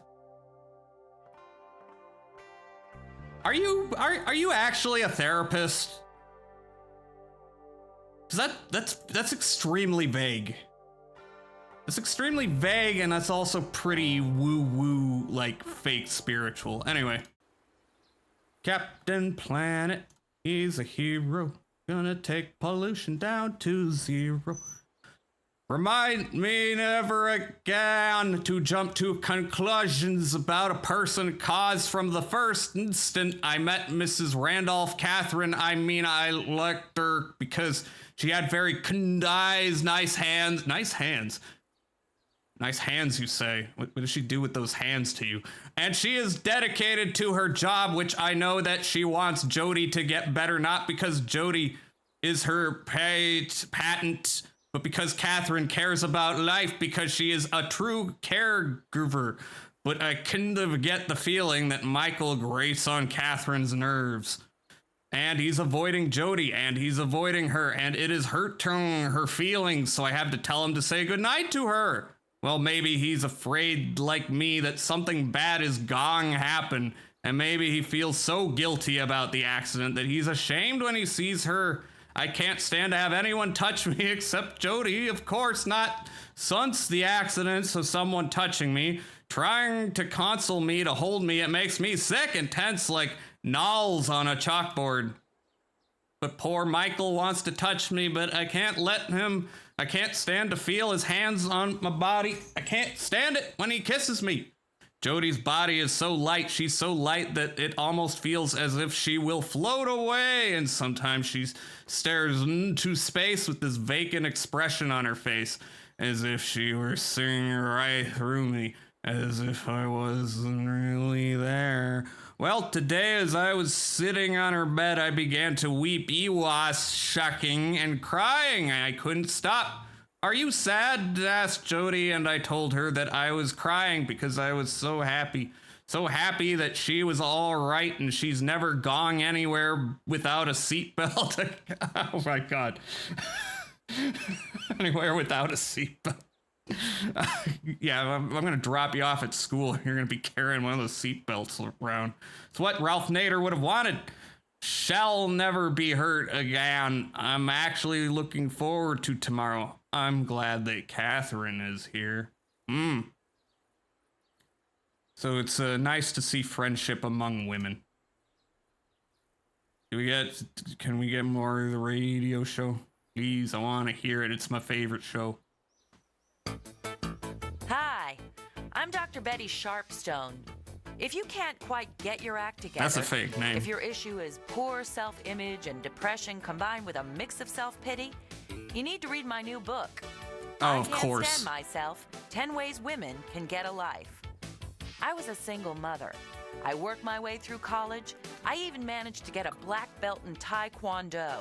Base. So don't try to tell me that you Yes, can't Queen. do it. Quit whining and get on track.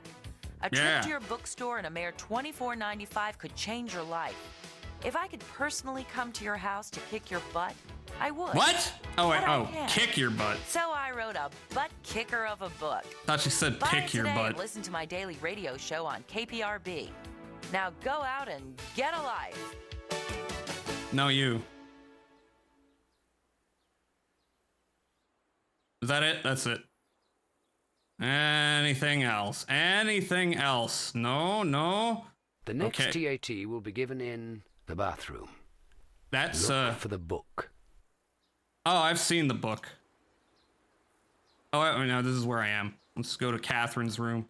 Hey, Catherine, what are you doing now? Is there new shit, or did we like read the shit? Is there not gonna be anything new? Let's see. No, there's gonna be new shit. Play. I just met with Allison.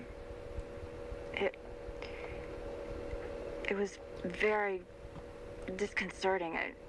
She reminds me so much of Colette. Oops. The way Colette was when I first met her. Colette. Damaged goods. The diamond covered with mud. What? All that. Huh? When I sat down next to Allison and took her hand in mine, I felt my neck and chest become flushed. It's not just her appearance that's similar to Colette's. Is this your ex? It's that look in her eyes. It's hard She to is describe my it. type. At first they seem dull and lifeless, like the eyes of a corpse, but That's a little just for judgmental, I an think. instant, you see a glimmer of life. You see her former personality. It's just the way she was before the accident. It's just fighting to get out. I can see that Allison's true self is warm and vibrant and sensual. And I'm gonna help her get it back. Oh, I know. Yeah, You're wondering, here we go again real with the Mother sensual. Teresa complex. What? What'd you just say? Well, sometimes Mother I wonder if Teresa. I did become a nurse simply because I'm drawn to wounded people. Isn't Mother Teresa, wasn't she But I kind of a know terrible that person? I am good at what I do. No, not good. I'm excellent. Yes, Queen. And I really believe that we're Get that famous bag. for a reason. My purpose in life is to help people get well.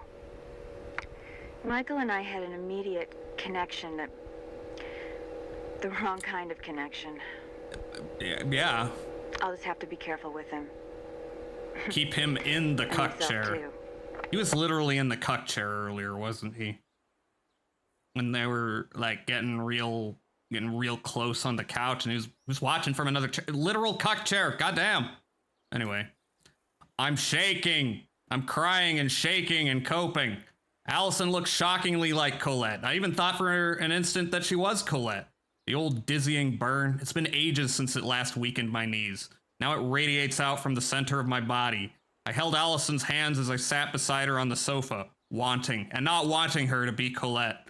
I don't think they noticed how distracted I was. Allison, my heart goes out to her. And Michael, I guess. I couldn't see him, but I know he was out there alone in the dark, watching. Oh, so I was right. Okay, so it's not even like a subjective judgment. That's just literally what happened. She was like, I'm gonna give him an eyeful. All right, let's go on down here. What was this again? Oh, it's another poem. The greenhouse. I know you well, exotic plant. I share your greenhouse fate. Although the light shines all around us, this is not our home. And as the sun quickly escapes the brightness of day, so we, who truly suffer, wrap ourselves in the dark cloak of silence. In the quiet and anxious rustling, in the darkened glass house, I see drops gathering at the edges of your leaves. I think that's also sexual. That's a safe bet with everything. Whoops. Tantra! Oh no. Sacred techniques of Tantra, that's papyrus font. No, oh no, not the yoni. Not the yoni massage. I don't want to read the yoni massage. Yoni, pronounced yoni, is the Sanskrit word for the vagina. Loosely translated, it means sacred space or sacred temple. In Tantra, as these translations suggest, the yoni is regarded with love and deep respect. Lingam is the Sanskrit word for penis. Again, loosely translated, it means wand of light. I want y'all bros to refer to, and ladies as well, with a lingam. Call it a wand of light the next time you're talking about it. In Tantra, the lingam is honored as an instrument of pleasure and channel for creative energy. Your penis is like a paintbrush of The purpose of the yoni lingam massage is to provide a context in which the receiver attains a high state of sexual arousal and experiences intense sexual pleasure. The giver experiences the joy of facilitating and witnessing that pleasure. Yoni lingam massages are an excellent way for lovers to build trust and intimacy. Oh, they're just talking about hand jobs. While orgasm is often a pleasant and welcoming side effect of the yoni lingam massage, it is not the goal. Rather, the goal of the yoni lingam massage is simply pleasure. Neither partner is pressured to achieve anything, and both can therefore simply relax and enjoy. When orgasm does occur in this context, it is often more expansive, intense, and satisfying than with other kinds of sexual activity. I mean, is it? I mean, you had me up to that point, but I don't think everyone is into handies. I don't think everyone is into handies. Chat, are you into handies? You don't answer that, please. Anyway, we got bath. I will be back. Study. I will get right into the bathroom where John Hurt will be waiting sensuously. Acclaimed actor John Hurt. Oh, baby. You know what I learned? I learned he thought he was Irish once. I was deeply disappointed to find he was British. As he should be.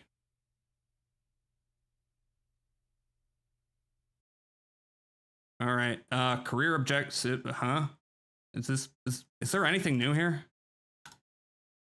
No, this is all the same shit. Why is this here? Anything on the computer? Maybe not everything's new. Mrs. Randolph arrived. Nothing like, Wait. Oh no, this is a lot. Okay, this is not the same story. Mrs. Randolph arrived. I have to admit that she's nothing like I expected. First of all, she's very attractive. And young. She did something really strange. She began unbuttoning the sheer blouse she was wearing. I have to admit that I was turned on. She gave me this sexy look. I couldn't help glancing at her breasts. I had a sudden impulse to touch them. It made me feel manipulated, though, like she was toying with me. Maybe she doesn't think about stuff like that since she's a nurse, but it seemed so inappropriate. For a second, I had the notion of firing her on the spot. I don't know. Was she flirting with me? Teasing me? It's so hard to tell. I don't know if I like her. Every time I tried to start up a conversation with her, she blew me off. Maybe she just wants to keep everything on a professional level. But I was hoping we would be working closely together to help Allie. While Mrs. Randolph was getting acquainted with Allison, I took a walk up in the hills. I hadn't been up there since before the accident. It's such a relief to be able to leave her alone. I realize that I need to get away from the house more. Maybe now that the nurse is here, I can go back to work. The other day, I had lunch with Leon. We went to this crappy Mexican place that he likes. Yet been mean to Leon. He asked me when I was coming back to work, and I said that I didn't know. He told me about his niece who was paralyzed from the neck down in a bicycle accident. Everybody in his family was so hopeless and depressed. Everyone except the niece. She never gave up hope. It's been a struggle, but she's been going through physical therapy, and she's actually getting some feeling back. The doctors think she might walk again someday. He told me that I should be inspired by her story. He said that I should never give up hope. I mean, our daughter's dead. He also told me I need to rely on my friends. Well, he's not really my friend. He's my boss, just a guy I work with. I've really only had one really great friend in my life, Mark Sievers. I'm gay for him. No, I'm not. My best friend in high school. He was genuine natural. One of those guys who could do almost any sport without hardly trying. Mark was a daredevil, too. He would jump 20 feet out of a tree or ride a motorcycle, full throttle down a dirt road. At night, screaming like a maniac. Everybody at school loved him. They all had high hopes for Mark. He was sure to get an athletic scholarship to a good college. I gotta breathe. Whew. Mark and his family moved into the house across the woods the summer before my freshman year. I was sitting in my tree fort one day when Mark climbed up through the hole in the floor. He had some dirty magazines and a joint. I had never seen one of those illicit things before. Mark got away with everything. People instantly liked and trusted him. All the girls were in love with him, and he was incredibly lucky. He always won games or bets. He never lost a fight. Once he actually evaded the police on his motorcycle when they tried to give him a ticket. He took off cross country and they never caught him. But this exploit became one of our high school legends. Oh, so it's fake.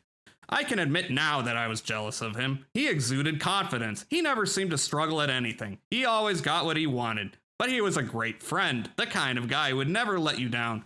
During our junior year, Mark's family had this German exchange student come and live with them. She was beautiful, really tall and athletic. Pretty face, blonde hair, sexy smile. We both instantly fell in love with her. Uh-oh. Her name was Susanna, and she exuded this powerful sexual aura. That's all this guy could think about. The girls at school seemed like little kids compared to her.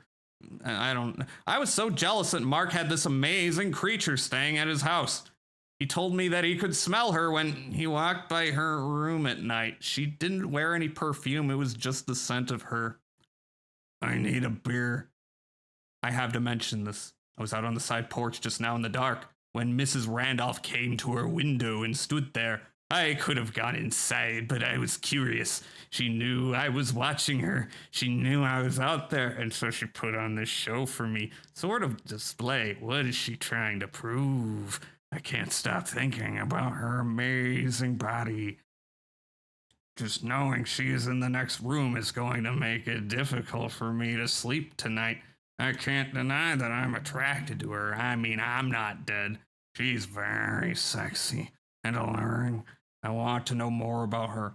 I hope that Allison never stumbles across this. Okay, so he's a pervert, and that's wow, what a shock. What a shock. Wait, I was already at the kitchen, wasn't I? Wasn't I? Actually, no, I wasn't. I skipped right past the kitchen. Shit. No! Here, let me I gotta wait. Everyone's gotta see it. Okay. How long? 15. Yeah. I was talking about ads with the other streamers earlier. I think at this point, I keep them pretty. I think it's fine to keep them pretty short and I hate pre-rolls, but it's probably fine to deal with them at this point. Anyway, now we're back. Where's the button? There we go. I couldn't sleep. Yeah, I thought read. It'd be weird having someone new in the house, but this is more than I bargained for. A lot more. Thinking about replacing her, but no, Allison shocked me with her response to Catherine. Mm-hmm. She was totally against the idea, and now she's acting like I don't know. Gay. God, I wish I could stop thinking about her. I need to get to bed. Warm milk. It's supposed to help you sleep. I hope it works. God, what are you, 12? Drinkies, that milkies. Okay. Anything new here? What is this again? Was that the, is that the weird... No, this is the map. Okay. Any change? I don't know if there's a change. I don't know why there would be. Okay. Anything else? No? No? Okay. All right. The next TAT will be given in... I know! Living room.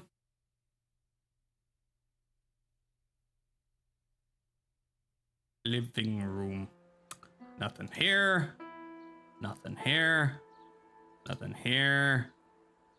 There's nothing. Okay. All right. To the fucking bathroom we go.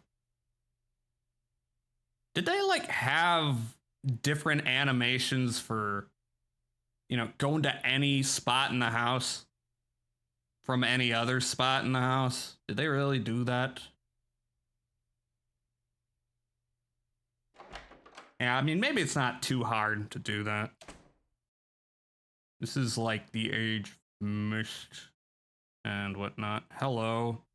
Anything new with the pills? I don't see why there would be.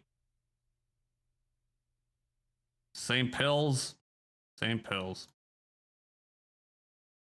And the book, I think that's where we go next. I've already seen the book. Anything new involved with the book? Erotic art. When you've concluded this test, you will return to the story. Do you wish to proceed? Yeah.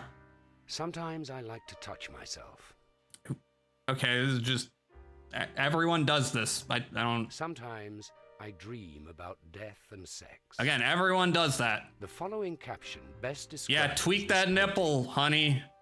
Yes, queens. These bitches gay. Good for them.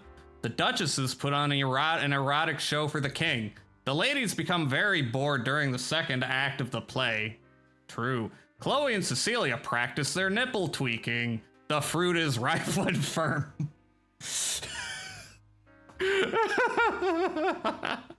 Women who like to be on top are... Aggressive, dirty, exciting, scary. Okay with me. He's having a good time. Do animals have souls? Oh no, not the Zeus painting. No, I don't know. I would like to see her thrust the knife into her body. No opinion. During love play, which phrase is the most exciting? I love you. You're beautiful. Do me. I'm going to die. You drive me crazy. I'm black-pilled. Being a eunuch what? Would be kind of fun. No? What? Huh? No opinion. Which surface of the stone would you most like to touch? The smooth parts, the rough parts, the private parts. Is this art or pornography? Art or pornography? It's everything's pornography, honey. Most people equate sex with death. No. Would you like to watch these women having sex?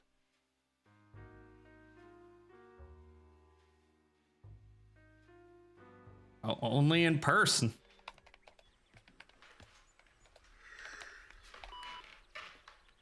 I thought you were still sleeping. I've been going over your wife's medication. And I think that using Valium as a depressant and Seconal as a sleeping pill is overkill. No, we need to give her more pills. Medication. Wait, what? It's more like a doctor's decision, don't you think? I will consult with Dr. Turner on this, of course. Is she awake? No. She sleeps late most mornings. By the time I bring her breakfast up, she's usually awake. You insisting I'm doping my wife? You're keeping her too comfortable and secure in her condition. We need to bring her out to a more active and self-rewarding existence. I take it you didn't always make breakfast. There's a number of things I do now that I didn't do before. I gotta make breakfast. My life's so hard. Since Jody. Since the accident. Since Jody what? Since Jody what? My guy. Your wife is desperately holding on to the past. But by you doing things that you never did Still the before, past. helping her to create an unreal world. A world of illusion where she doesn't do the things she did before and is actually losing her grip on the past. Well, Makes sense. you may have My a point. Dr. Turner never put it that way. Just trust me, please. Come on, John Hurt. I have You a lot of should be experience doing a with better people in your job. state of mind. We need to change things. Starting now. You're not intending to do anything shocking, are you? I'm gonna show you my pussy. Just I go mean, upstairs and tell her it's no, time I'm we all not. had breakfast. It might be too abrupt. It's not. She too might late. do that, actually. She'll understand that you have a stranger in the house and you want to make a good impression. The mornings are always the worst. The depression, it's overbearing. True. Do you want me to do it? No. I'll do it. Do it. Tell her that I'd like to discuss Jody's breakfast.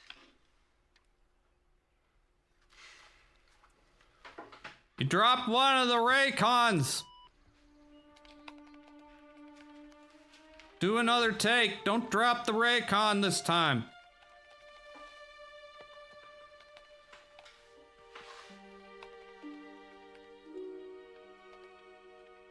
Yeah, you know, it's real subtle, my guy. She can't tell I saw anything.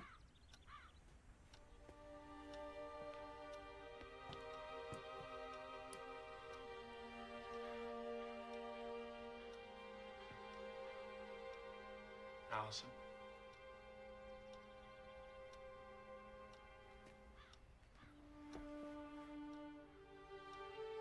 Allison.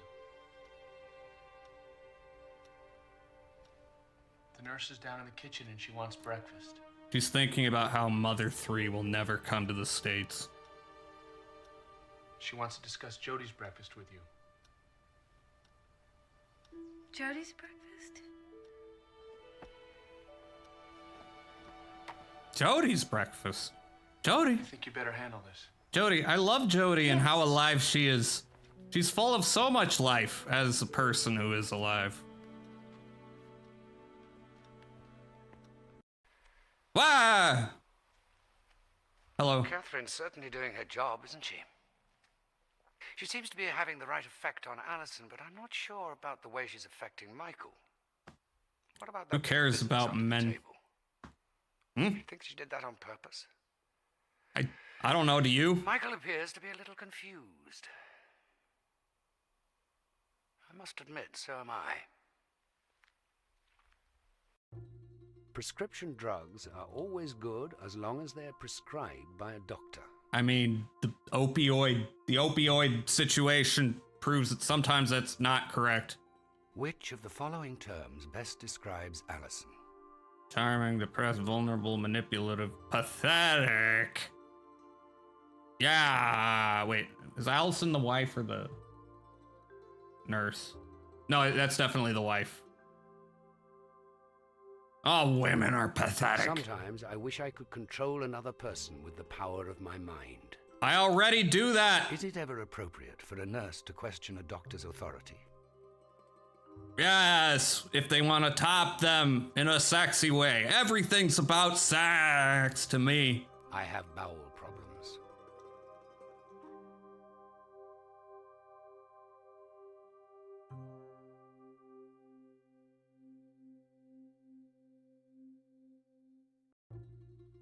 A young person should be able to have sex at whatever age they feel comfortable. You challenge me. Wow, with thank you for the trickery? raid, Curious Cat. This is the worst I don't moment to believe raid in in the history magic. of whenever, Onward!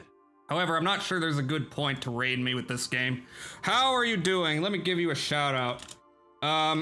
Yeah, okay, so Dr. John Hurt is asking a bunch of questions that don't make me look good. Here, let's just watch Liza P. instead of answering questions about So how's your sex life? How's your stream? What are you doing? What were they doing? I'm getting a they last played up, but I'm not getting a game.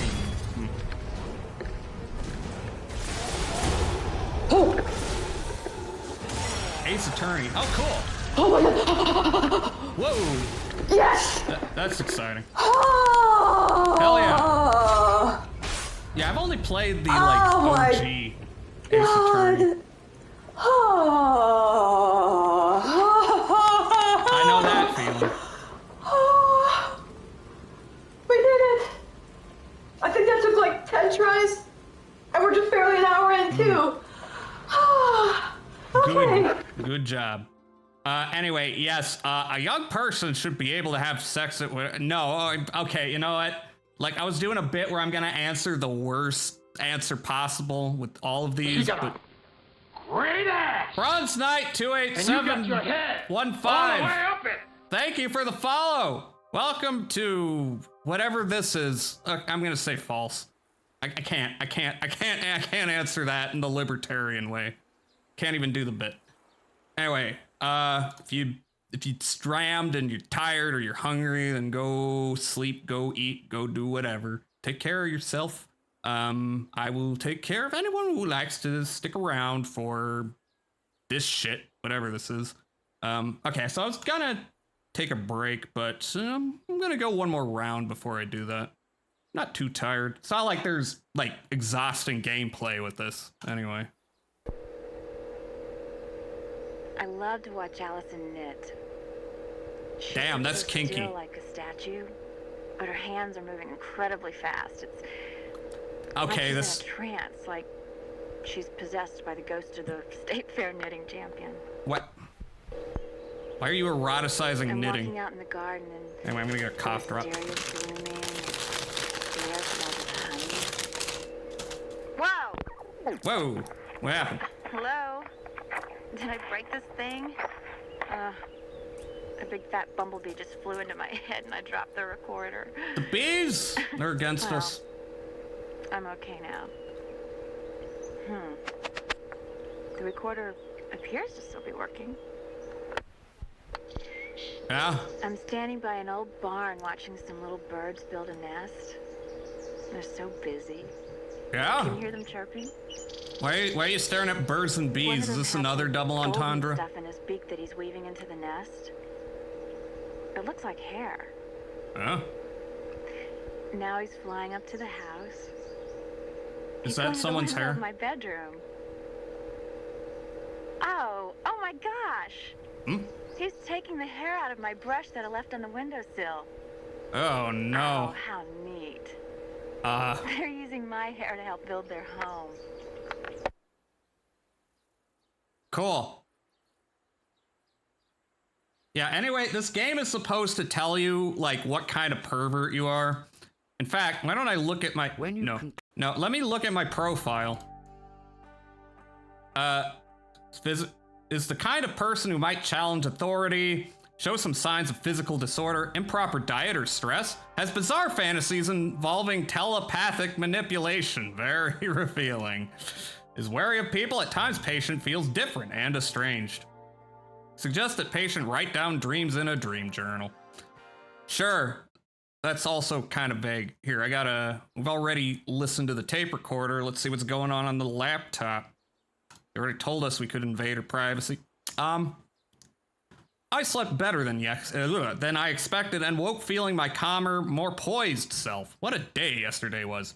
The chemistry with Michael, and then Allison looking so much like Colette. I'm still not over it, but now I'm more intrigued than shocked. Oh yeah, the nurse, clearly, the husband wants to fuck her brains out, but she wants to, fuck the wife, but not really. But yeah, she does. She definitely does. It looks like her ex. The wife does.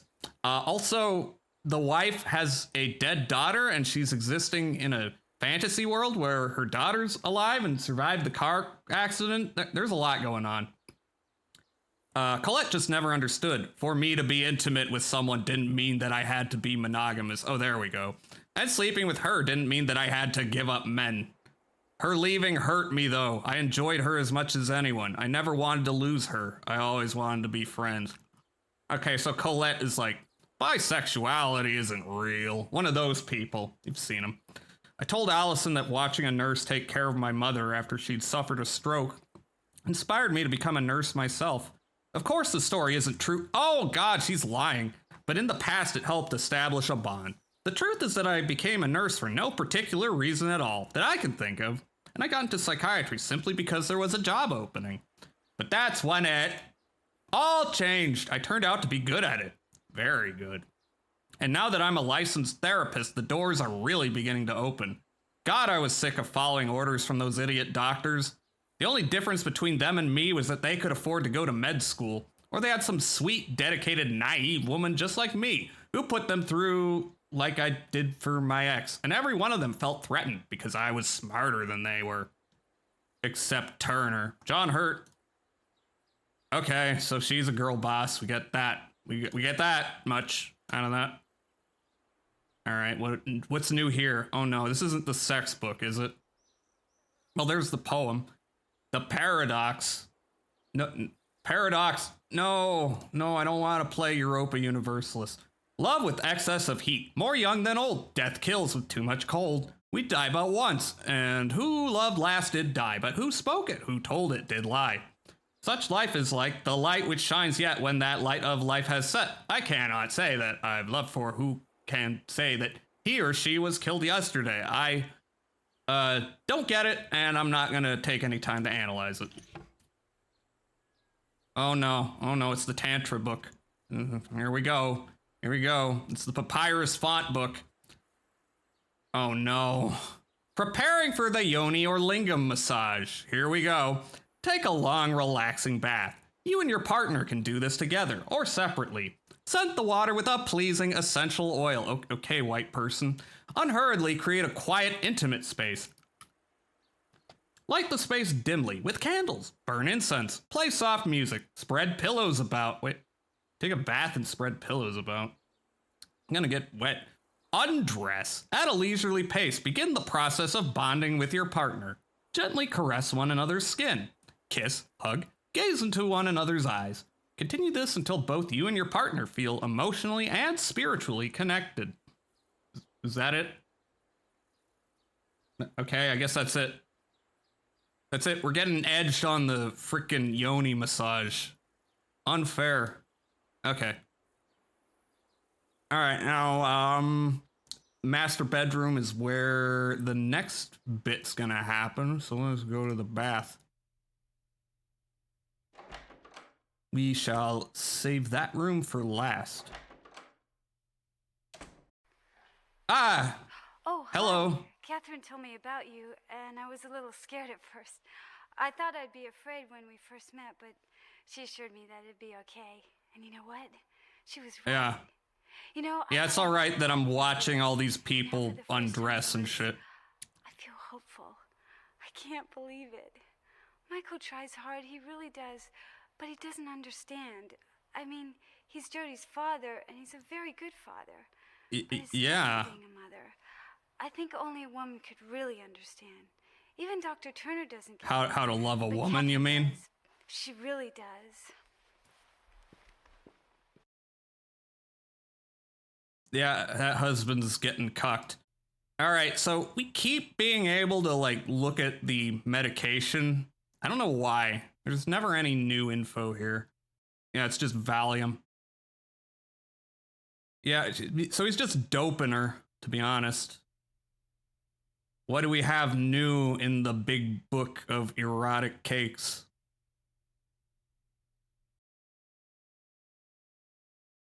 Oh yeah, she's just spread eagle showing her shit off.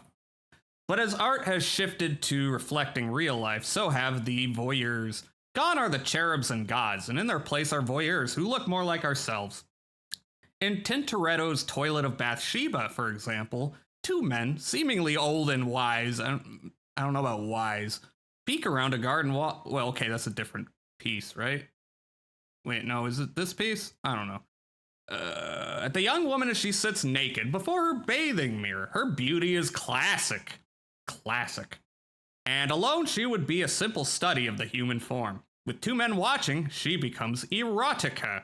Her post becomes suggestive, perhaps even inviting. We wonder what the two men can see and put ourselves in their places. We wonder if she knows we are there, watching. In later paintings such as Rowlandson's The Spyglass, there is no question. The lady lifts her leg and lies back as open as her discarded magazine. The watching becomes the main force of the sketch itself.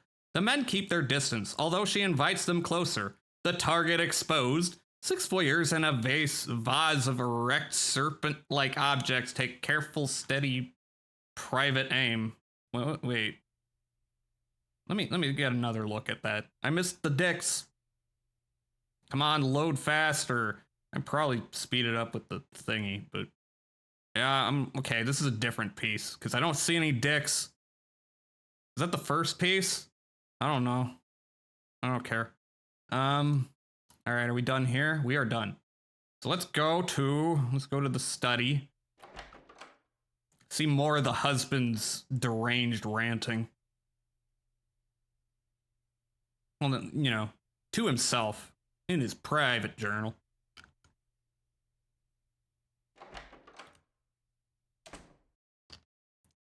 Let's see if he talks more about all the times he was edged. Quickly check this. Probably no new info. No new info. Go back. PC. I'm just worried there's going to be something new and I'm going to miss it. I don't know if I like the idea of Allison going off the drugs. It scares me. After the accident, the drugs were the only thing that kept Allison from having her fits. Yeah, he's just doping her. Also, my face tracking. Okay, we're good, cool. Mrs. Rand, I need to call Turner and ask him what he thinks. Allison did perk up, though, when I mentioned Jody's breakfast. I guess that's a good thing. Mrs. Randolph crossed and uncrossed her legs for me. I know she knew I was watching her. I just know it.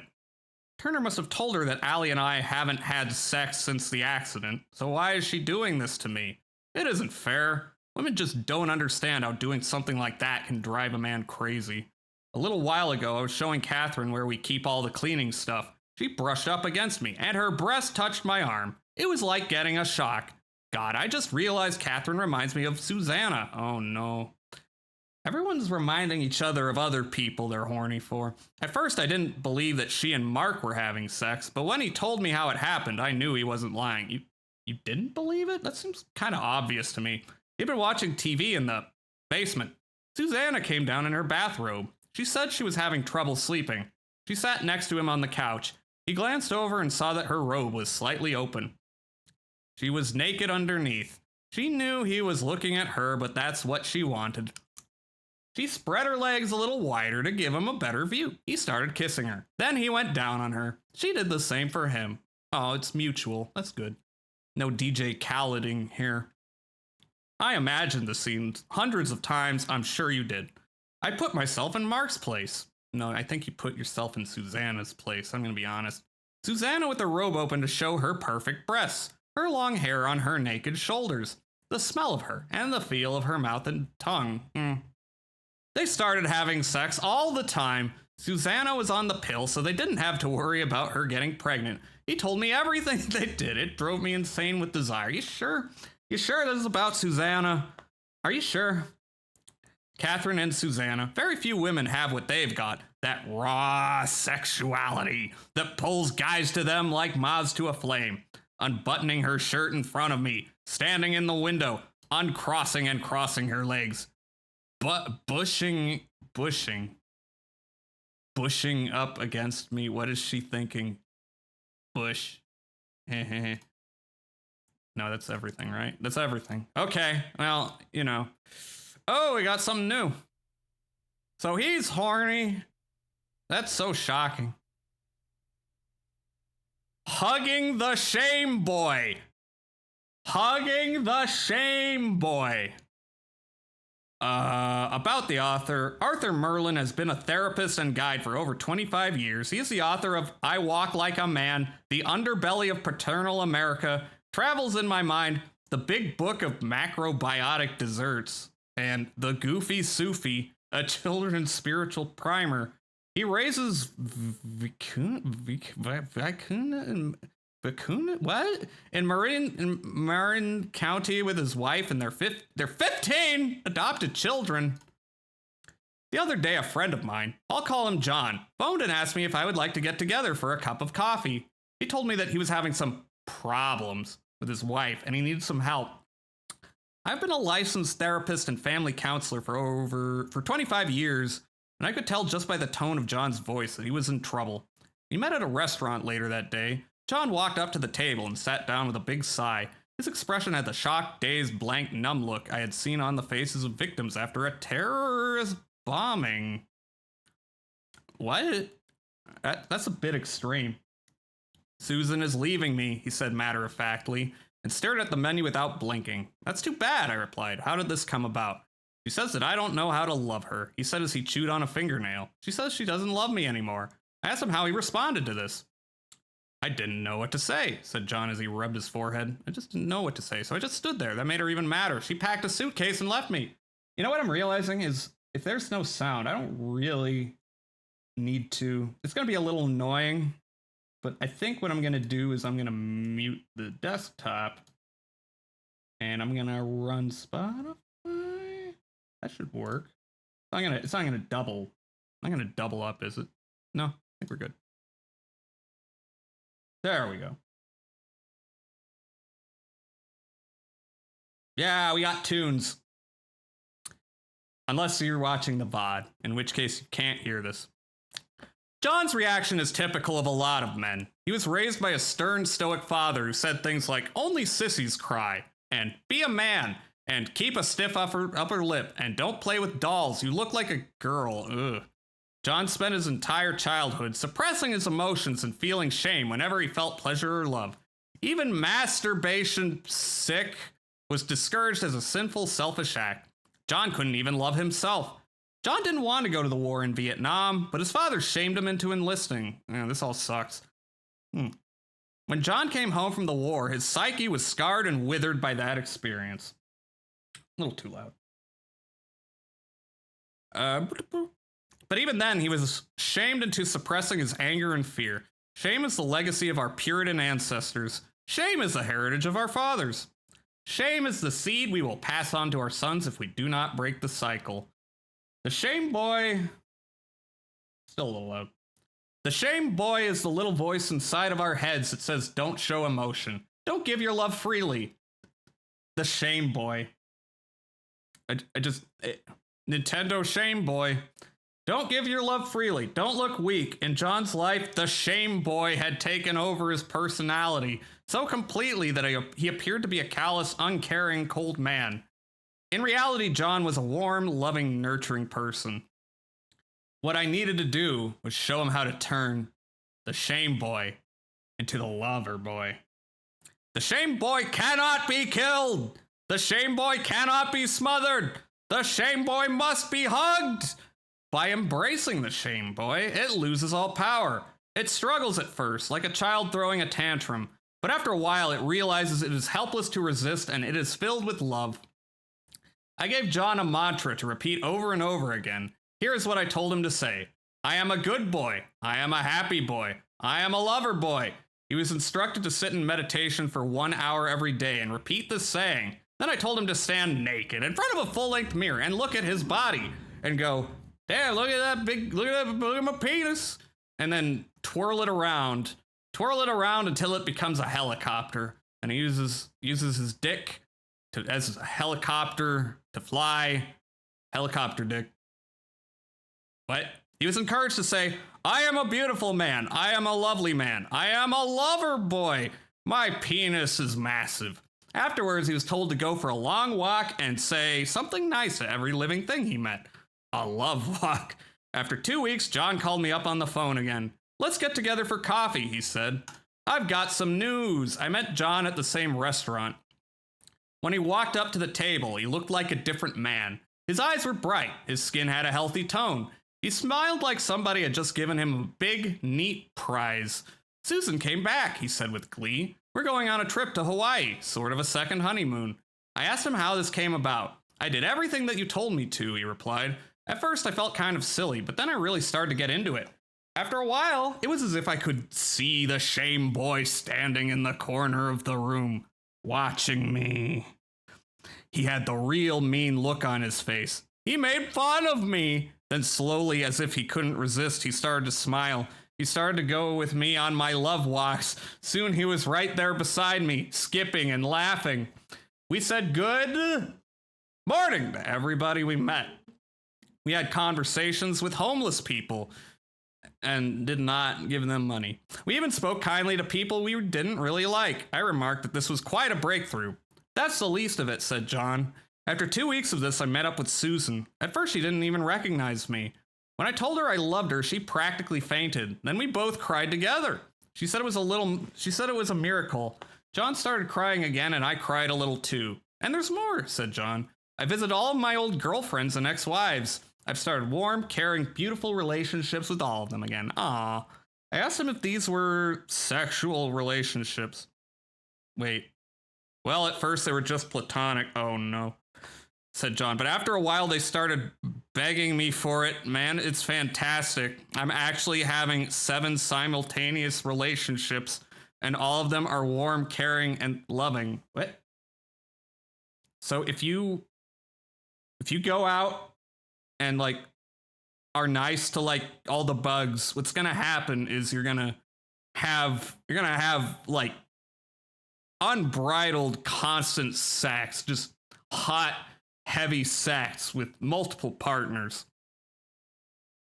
Just instantly, by the way. Even people who hated you, they're just gonna want it. They're gonna want it. They're gonna want it all the time. It's the message I'm getting from hugging your shame boy. I told him this was quite a feat. Thank you, said John. I owe you my life. Without you, I never would have hugged the shame boy. I never would have hugged the shame boy. When John left the restaurant, I could see his lover boy walking beside him and holding his hand. It made me cry all over again. What's happening?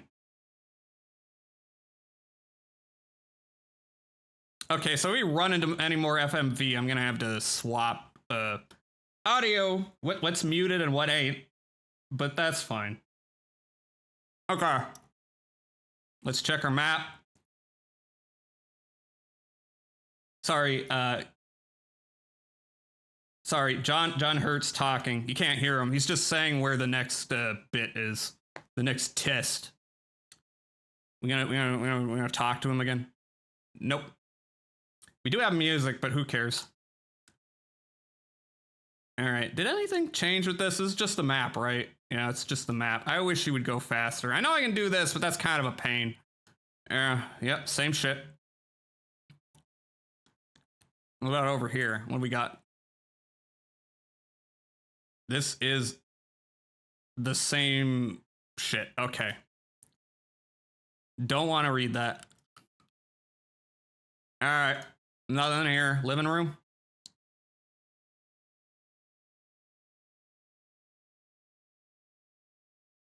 Nothing.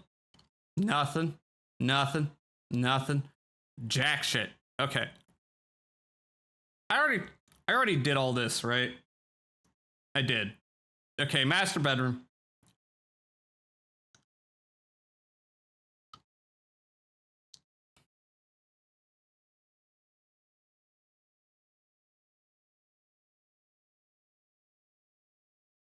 Come on, go faster.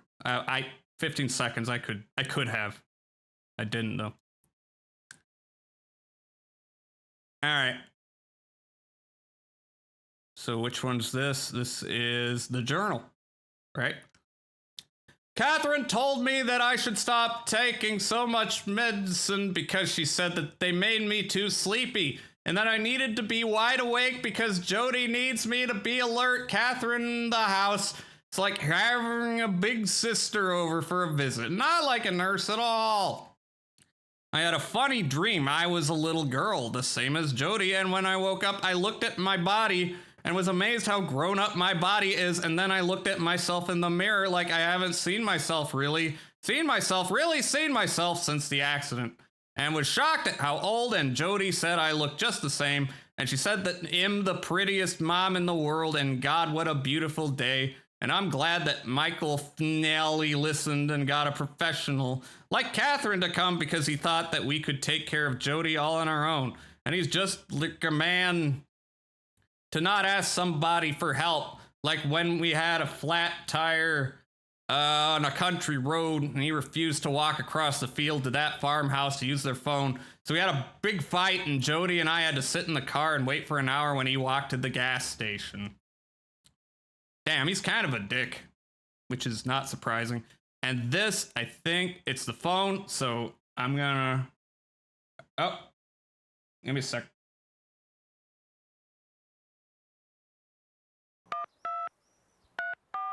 Oh.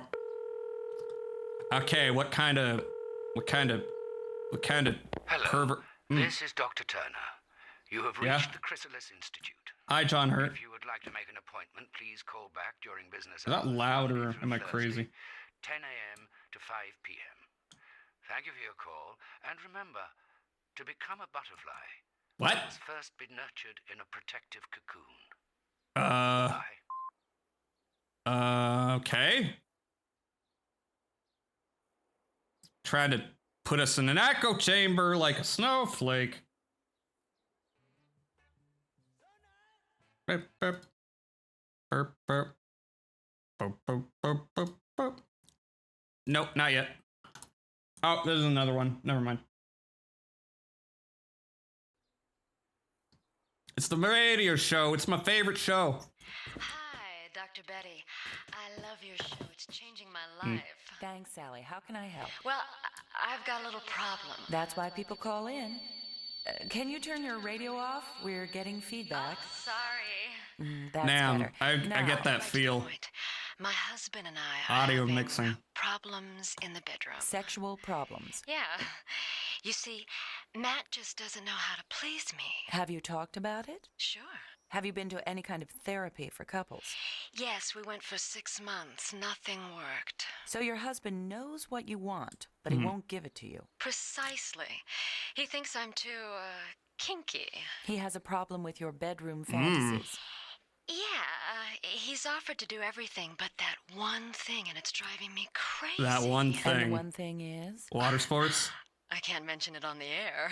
Oh, come on, Sally. Coprophilia. It's the 90s. That's what I tell Matt all the time. Let me take a Unfortunately, wild it's the guess. 90s. Does your husband have a problem with oral sex? Not at all. So what's the problem, Sally? He won't wear the rubber Nixon mask. I'm sorry, Sally. Huh. What did you say? He won't wear the Richard Milhouse Nixon mask. He thinks it's weird. You Time to want him eat that to pussy. wear a Nixon mask when you make I'm love. tricky dick. And I'll he use thinks my you're tricky weird. dick. Isn't that silly? Sally, Yes. you need help. Yeah, I mean, Richard Nixon had bad politics. I'm gonna insert my tricky dick up your hoo-ha.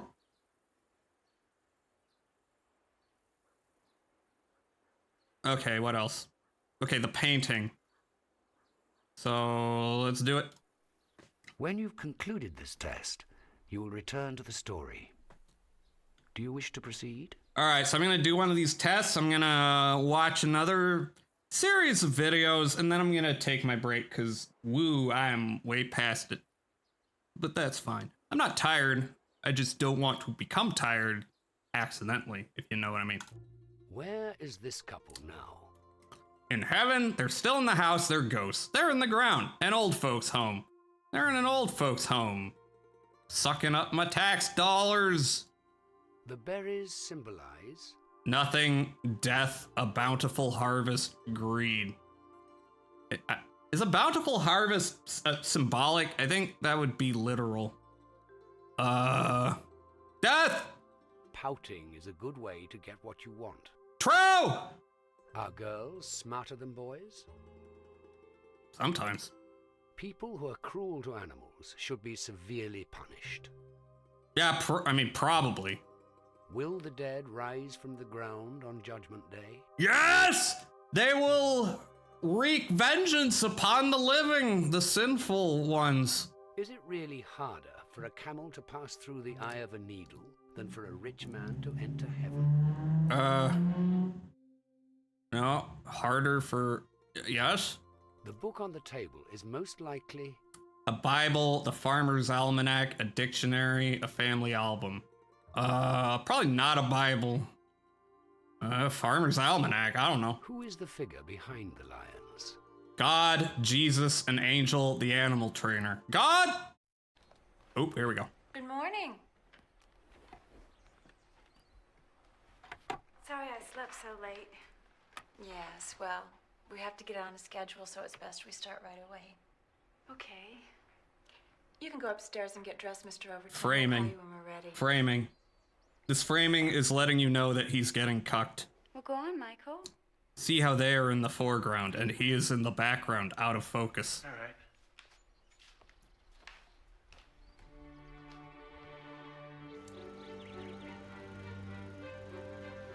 John Deere tractor! Sometimes you're just so frustrated by the rampant cucking you're getting that, like a man, you gotta do some shirtless lawn mowing on your John Deere tractor. All men know this.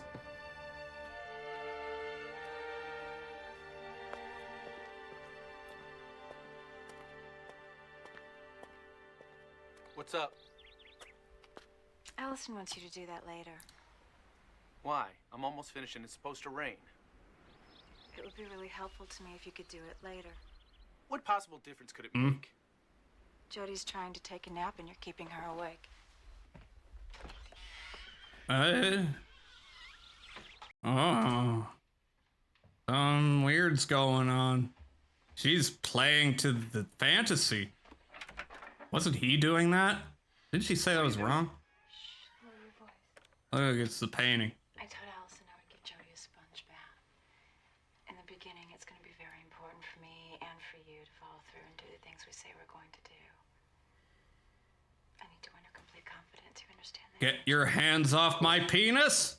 After you shower and change, I have a list of... I just realized something. I realized the GIF is on top of Stream Elements. And I never realized that until now. Oh no. Finally, I've fixed it. In fact, I should not have it there. Let me move you over. Here. Here, that seems... Okay, yeah, you go there. How embarrassing.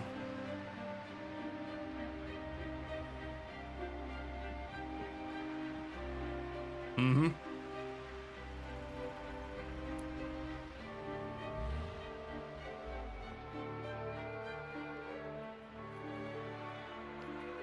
What you doing, my guy? Oh, are we at the, Yeah, okay, it's Chrysalis. We're at John Hurt's house. That's his car to the left. It says reserved for Dr. Turner on the sign. Hi, Mrs. Greenstreet. I know I don't have an appointment, but I really need to speak with Dr. Turner for just a minute. He's with a patient. Well, can I wait? He's got a very tight schedule. I'll just be a few minutes. He's due at the state hospital immediately after this appointment, and he's running late. It's important that I see him very briefly. Okay. It's an emergency. Is your wife with you? Why don't you do it another day? Then perhaps I can schedule an appointment for you. Yeah. No, look, it is an emergency. You're being I really pushy. need to talk to him. Please have a seat. And when he's through with his session, Why is it so I'll ask if pushy? he can see you. Thank you. Man, you just gotta deal with a problem case like this sometimes.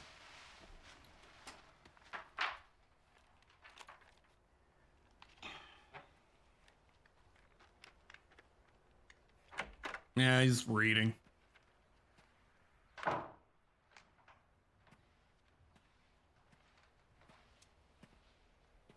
My guy, don't stop that. Stop doing that. What are you looking at? Yeah.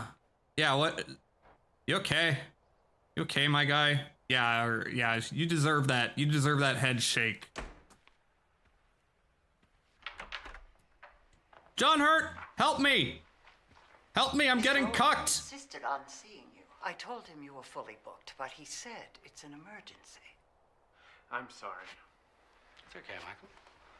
Come on in.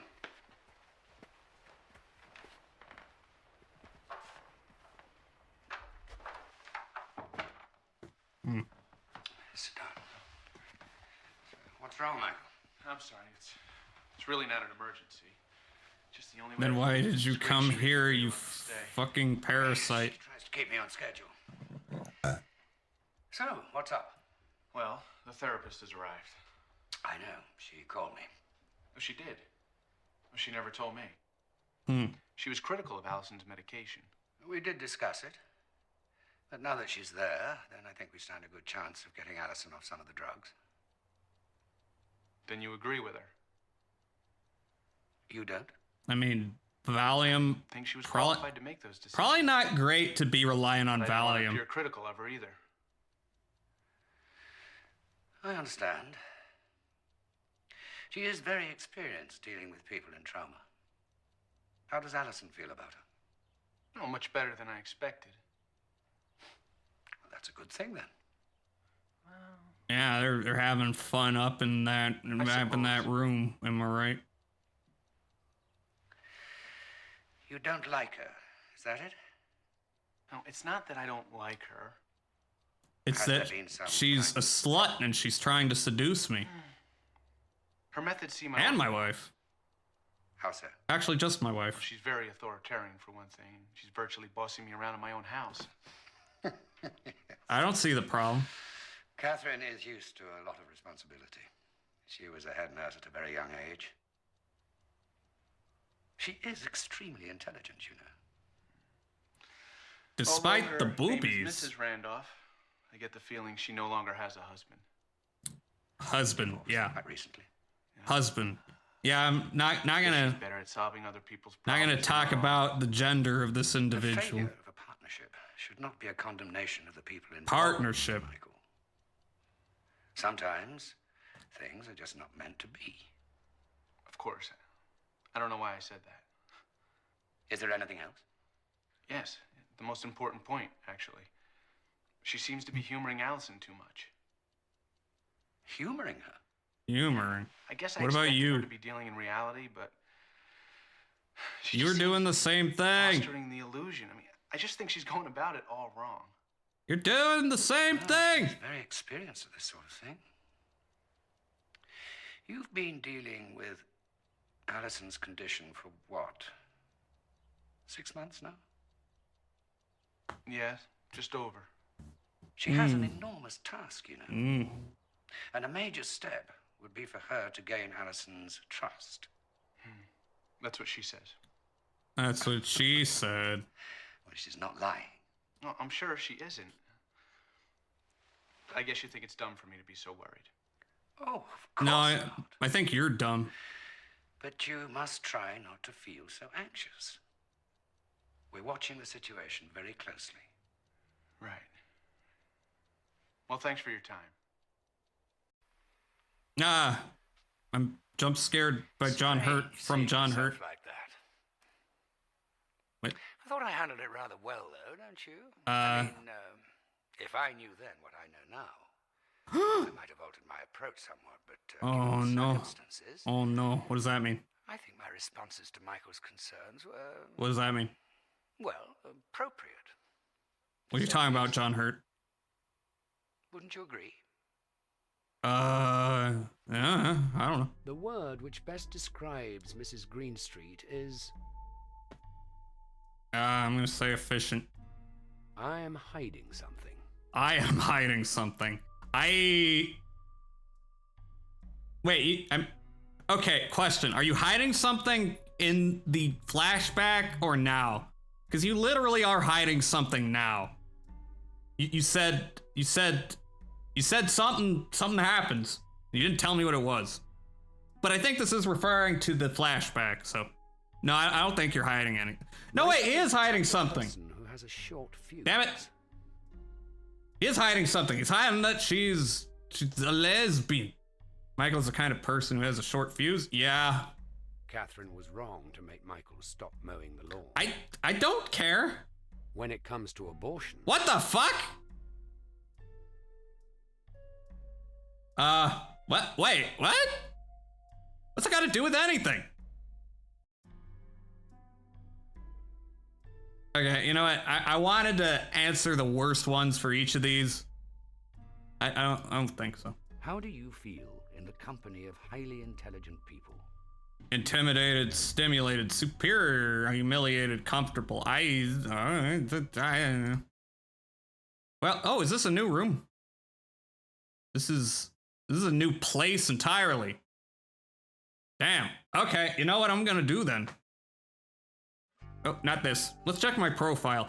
Has probably struggled with an inferiority complex at some time. Believes in the rights of the individual to make a decision about own bodies. That's not relevant to anything that's happening. I detect a morose belief that nothing will change for the better. Suggest that patient eat large doses of garlic as a blood cleanser. Okay, I'm starting to think maybe John Hurt is a hack. Or quack, is that the term? What does this mean? How's that related? I'm sorry, this game is something. Anyway, I'm gonna take a break because it has been 3 hours with no break. And I would like to get a snack and maybe top up on coffee. So, take a little break, play some tunes. You know how it goes. You know how things go. So, wait warmly.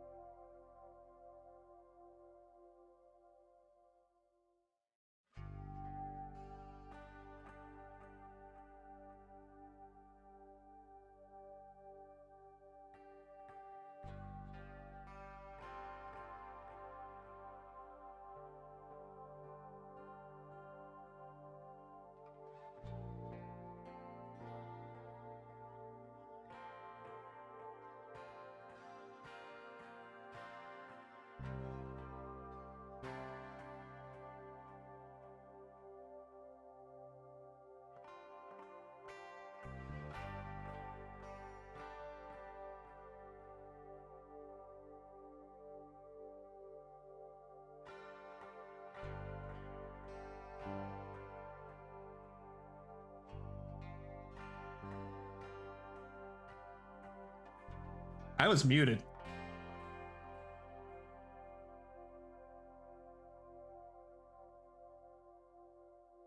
I was muted. I didn't realize that. Damn, this is really a throwback. This is really a throwback. Because I used to make that mistake all the time, and it's been a long time since I made that mistake. But I just did. Oh boy, I need this coffee. Anyway, how do I sum up everything I just said? Because I think it was kind of important. While I was getting suspended, very uncertain, entered a fight, flight, or freeze kind of frame of mind. And yeah, now I am feeling the fallout of that. It's making things feel kind of stale. So for the next few weeks, I'm doing a complete change of pace. I'm streaming whatever time I feel like it.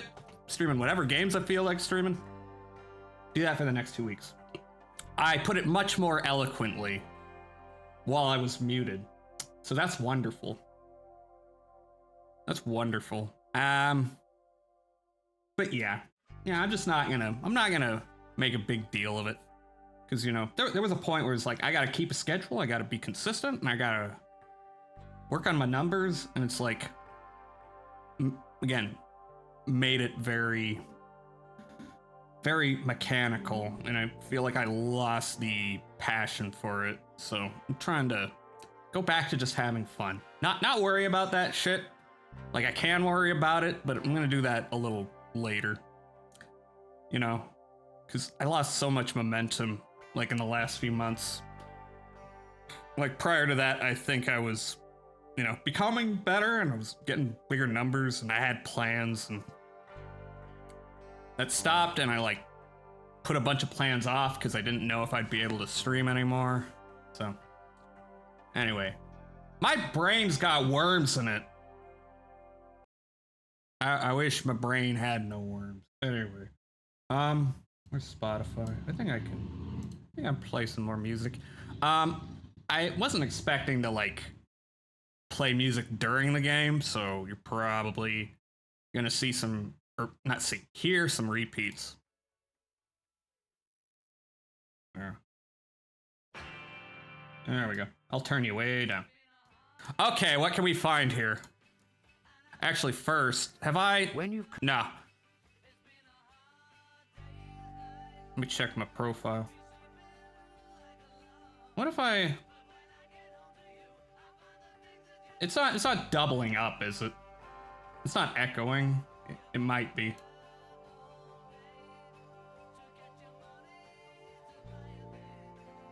Okay, you know what? Desktop off for now. Has probably struggled with an inferiority complex at some time. See, I could try to see, like, if all this shit was accurate, but I keep, like, changing my mind on if I want to answer the questions accurately or troll them. So, I don't know. Wait, did I already read this? I already read this, and again, garlic as a blood cleanser. Yeah, that's gonna fix all my issues. Okay, we're back to game. Let's see. Anything? Oh, TV. And I think this is gonna have audio. It does. The young psychiatrist learns the oh no. techniques which will be at his disposal. What is this? We're gonna talk about lobotomies. Such physical methods as electric shock. I think electric shock is not good. Am I right with that assumption? The administration of insulin. Patients so sick I mean, they cannot even talk are frequently able to cooperate with the doctor after insulin injections. Is that true? Properly used, such treatment has helped extreme cases of anxiety. Is that true? Maybe I need some insulin. In certain chronic illnesses, brain surgery may be indicated. Uh-oh. How many of these are valid and how many are... Oh no! Ah shit! Ah shit! Ah shit! Ah shit! No! No! No! No! No bush! No bush! No vagina! No! No! No! No! No! No! No! No! You know what? You know what? I'm gonna. Ah! Fuck! No! I don't want. This isn't what I wanted. No! No, no, boobies, no, no gooning, no gooning. Stop the gooning. Stop gooning. Ah, don't look, chat, don't look. Avert your virgin eyes. No, no. Ah, bush, titty, bush, help. I was asking a question, wasn't I? Well, now I know the real purpose for that John Hurt gif is that. Also, no, I'll put you up here. Okay. Well, Twitch, if you want to ban me, now's the time, Twitch. Oh, look, bookshelf. What are we gonna read? I bet it's very normal. Psychiatric research reports. Post-traumatic stress disorder, depression, and learned helplessness. Rehabilitation strategies. Oh, okay. Wait, I missed the scientific. Oh, okay. Withdrawal, regression, and denial are prominent clinical features in patients who have not been able to effectively process trauma.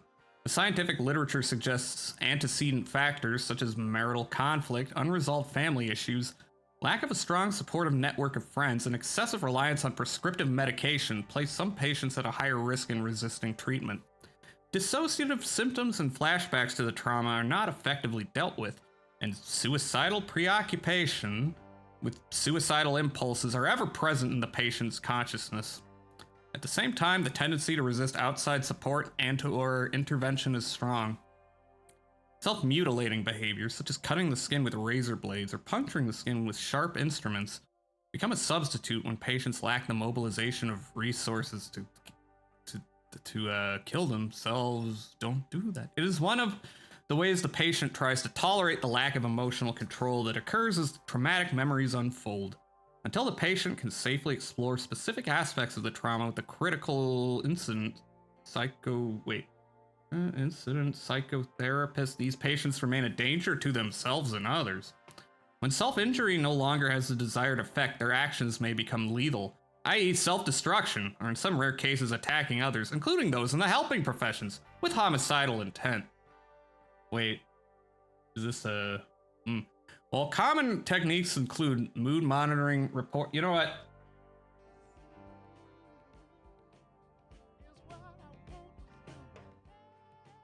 Include mood monitoring, rapport building, and management of specific symptom expression of the patient. Some uncommon therapeutic interventions have also proven effective. Although still experimental in nature, the use of expressive art, meditation, massage, and naturopathy,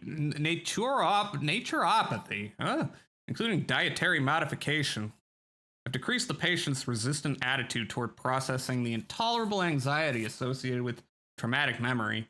One of the more extreme strategies of recreating the traumatic setting with actual props and persons present at the tragedy has had inconclusive results. Much like the implosive therapies and forms of shock therapies used for phobias.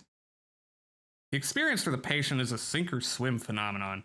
When the rehabilitation specialist has established strong rapport with the patient, an approach using the gradual introduction and recreation of events leading up to the trauma may provide a fruitful beginning for the specialist. The therapist can have some gauge to how the patient is responding and coping to the pace of the stage theater the therapist is bringing to the patient. The therapist directs the play, often in collaboration with the patient, who in their vulnerable state may be drawn in to assist in making the illusion as real as possible.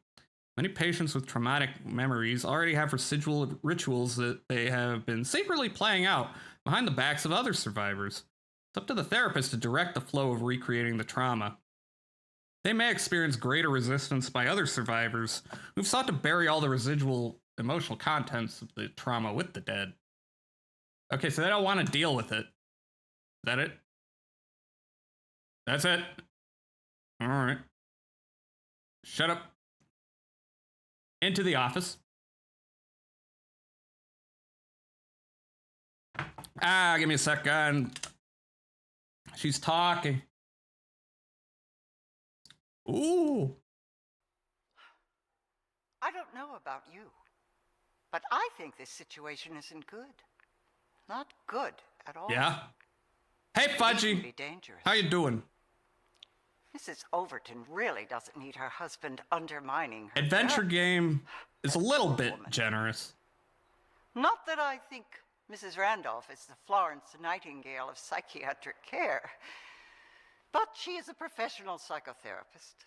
Yeah. And Dr. Turner is certainly enthusiastic. Perhaps Yeah. a little too enthusiastic. Huh? Well, it's my lunch hour, and it's wasting away. Get out of here. Keep an eye on Go it eat. for me, will you?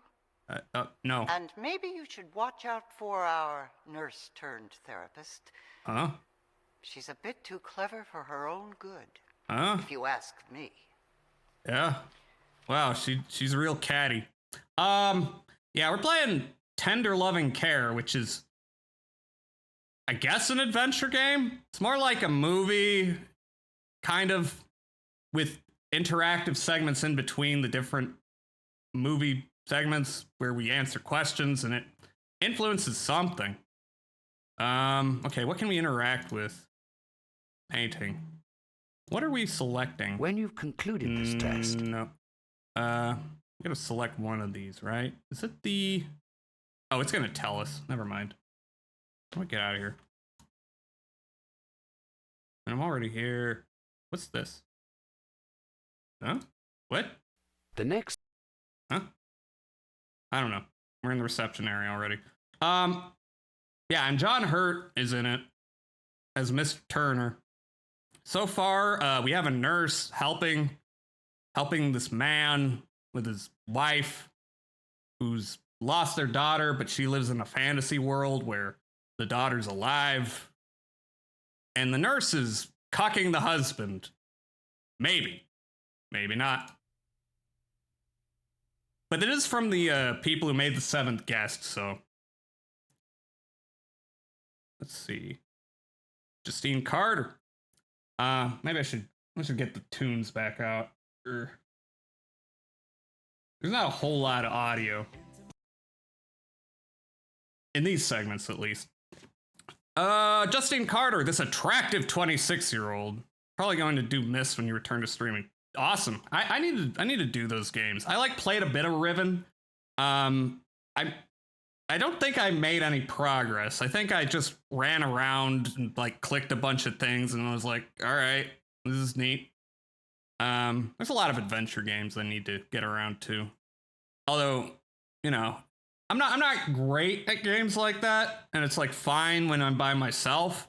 I'm figuring out the solutions on my own. When I'm streaming, it's a little more feel a little bit pressured to get the puzzles right. Even though I know you can read a guide, I don't like doing that because it's hard for me to talk and read at the same time. No Miss by Heart. Oh, cool. Yeah, so that's the ideal situation to do a game like that, when you know all the puzzles and you don't have to spend a lot of time staring blankly at the screen trying to figure things out. A married parent of a 5-year-old girl came in requesting a prescriptive medicine for depression.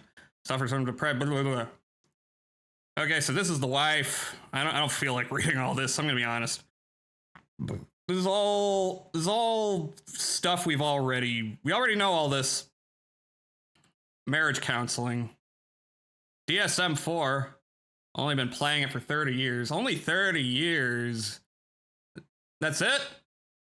I've been playing this for 31 years. No show. Okay, she's not showing up.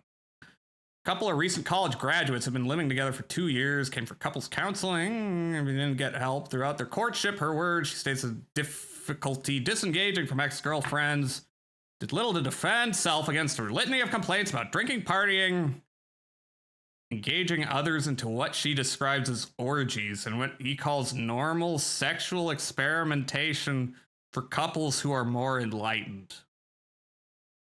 What is he trying to convince her to go to key parties? Mr. Martin says he is leaning that way.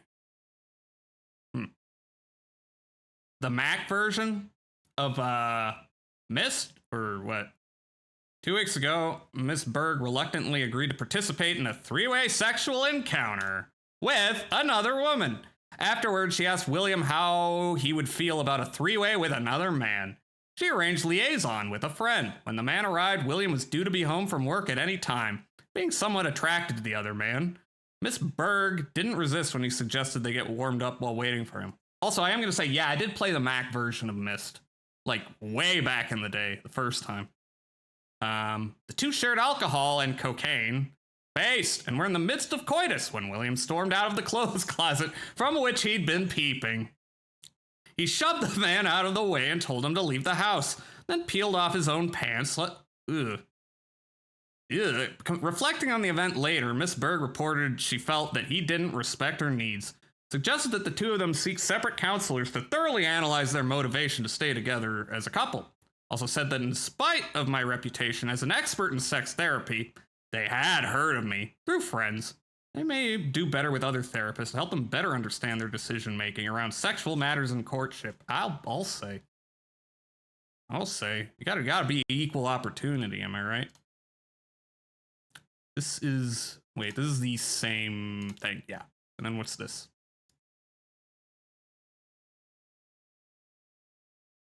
Psychiatric Quarterly, Munchausen by proxy. Myst initially released on the Mac in September 93 and didn't release on PC until March 94. I mean, it was around that time I first played Myst. I was very young. But again, I don't think I got very far in it ever. The mood was cool. I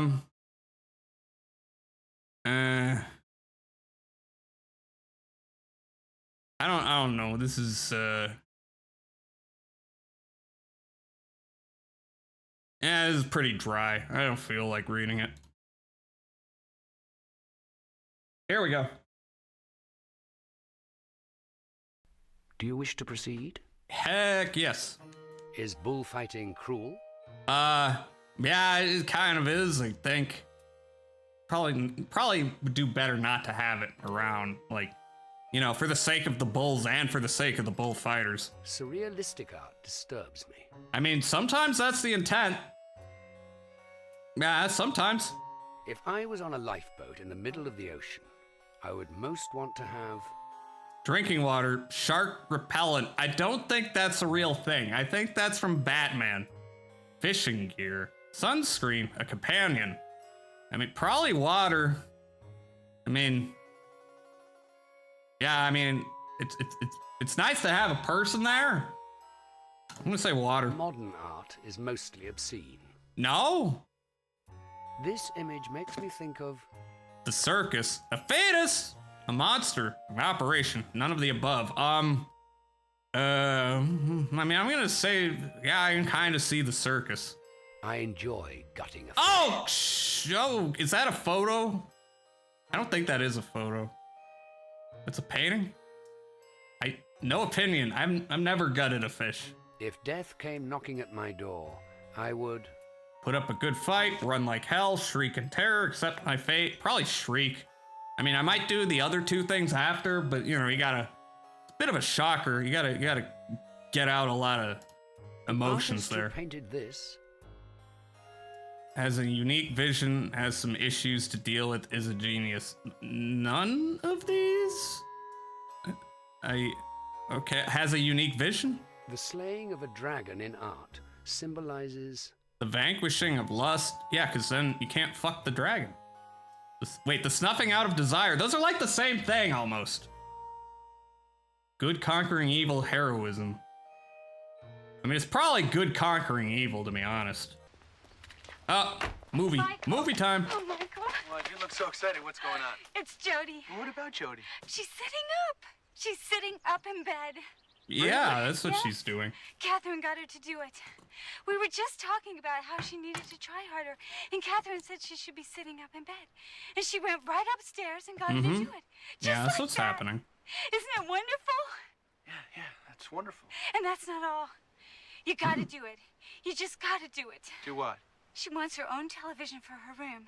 Okay, She wants her own television. Catherine wants her own television set. Yes. Okay, that's a bit much. No, Jody.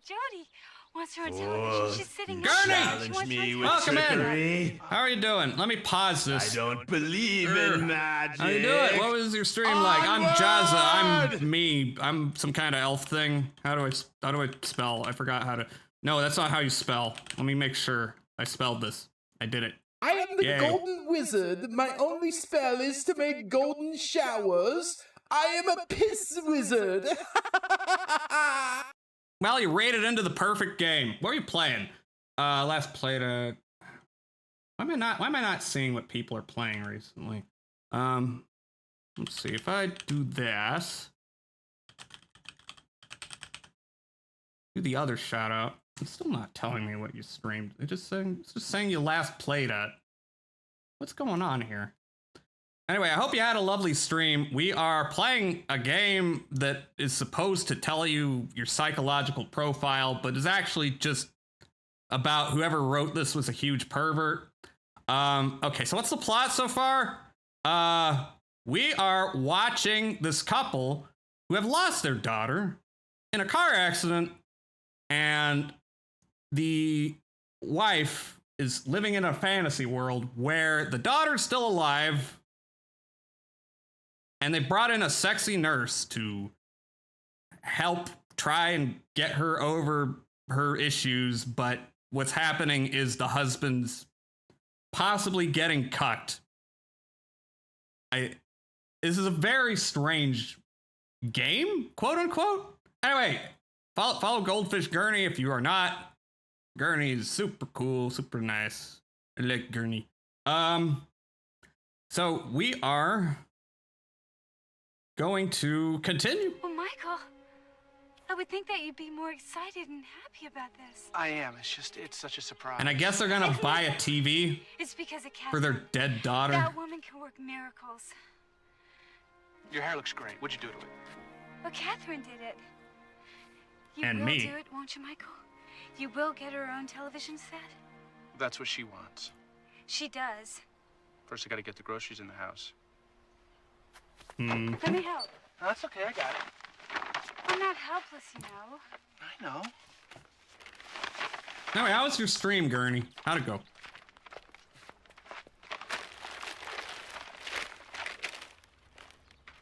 Got to play D&D. Ah, I see. Enjoy D&D. Hope your stream was good. Have fun. Have fun getting off this goddamn website. It was tormenting. I loved it. Awesome. Or wait, no, you were playing D&D.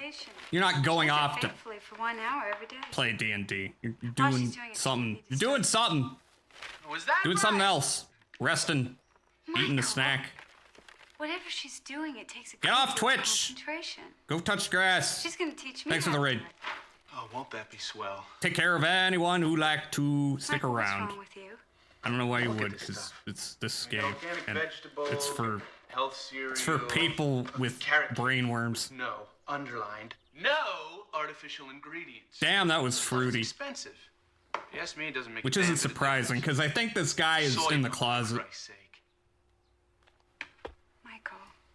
It just pisses me off that I have to go out and get all this stuff. He was like talking about his best friend fucking a Nothing is girl too great that a he was sacrifice attracted to, but it kind of feels like he wanted to fuck the friend. You're right.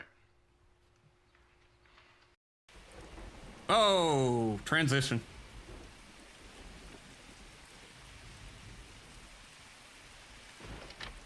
This is fine. Michael. Could you go up to Jodie's room and get her drawings and her notebooks and her report cards too? What do you need Report that stuff cards. Well, Catherine wants them. She wants to know all about Jodie so she can work with her better. for? Tell her to get it herself. Michael? Allison, come on. Catherine is anything but helpless. Well, she doesn't know where they are, and you do. Would you please cooperate? Again, daughter's dead. Okay. I'll do it. How's he gonna get these items that don't exist? Thank you very much.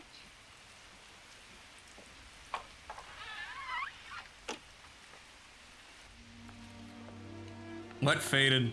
Why are you looking at me like that? What's up?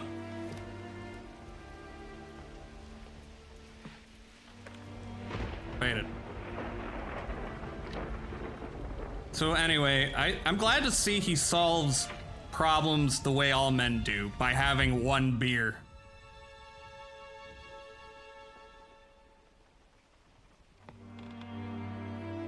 Actually, I don't remember how this game ends. It's been forever since I watched a complete stream. Is it possible that the daughter's actually alive and he's crazy? That'd be interesting.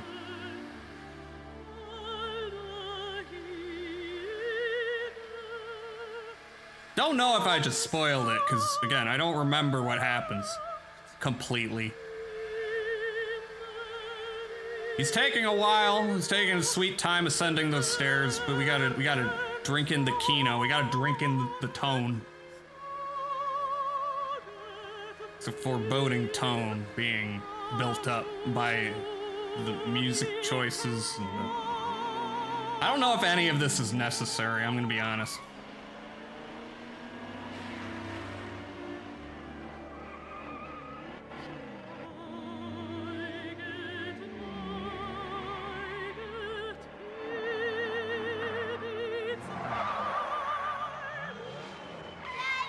Oh, he's thinking about the car crash. That ain't good.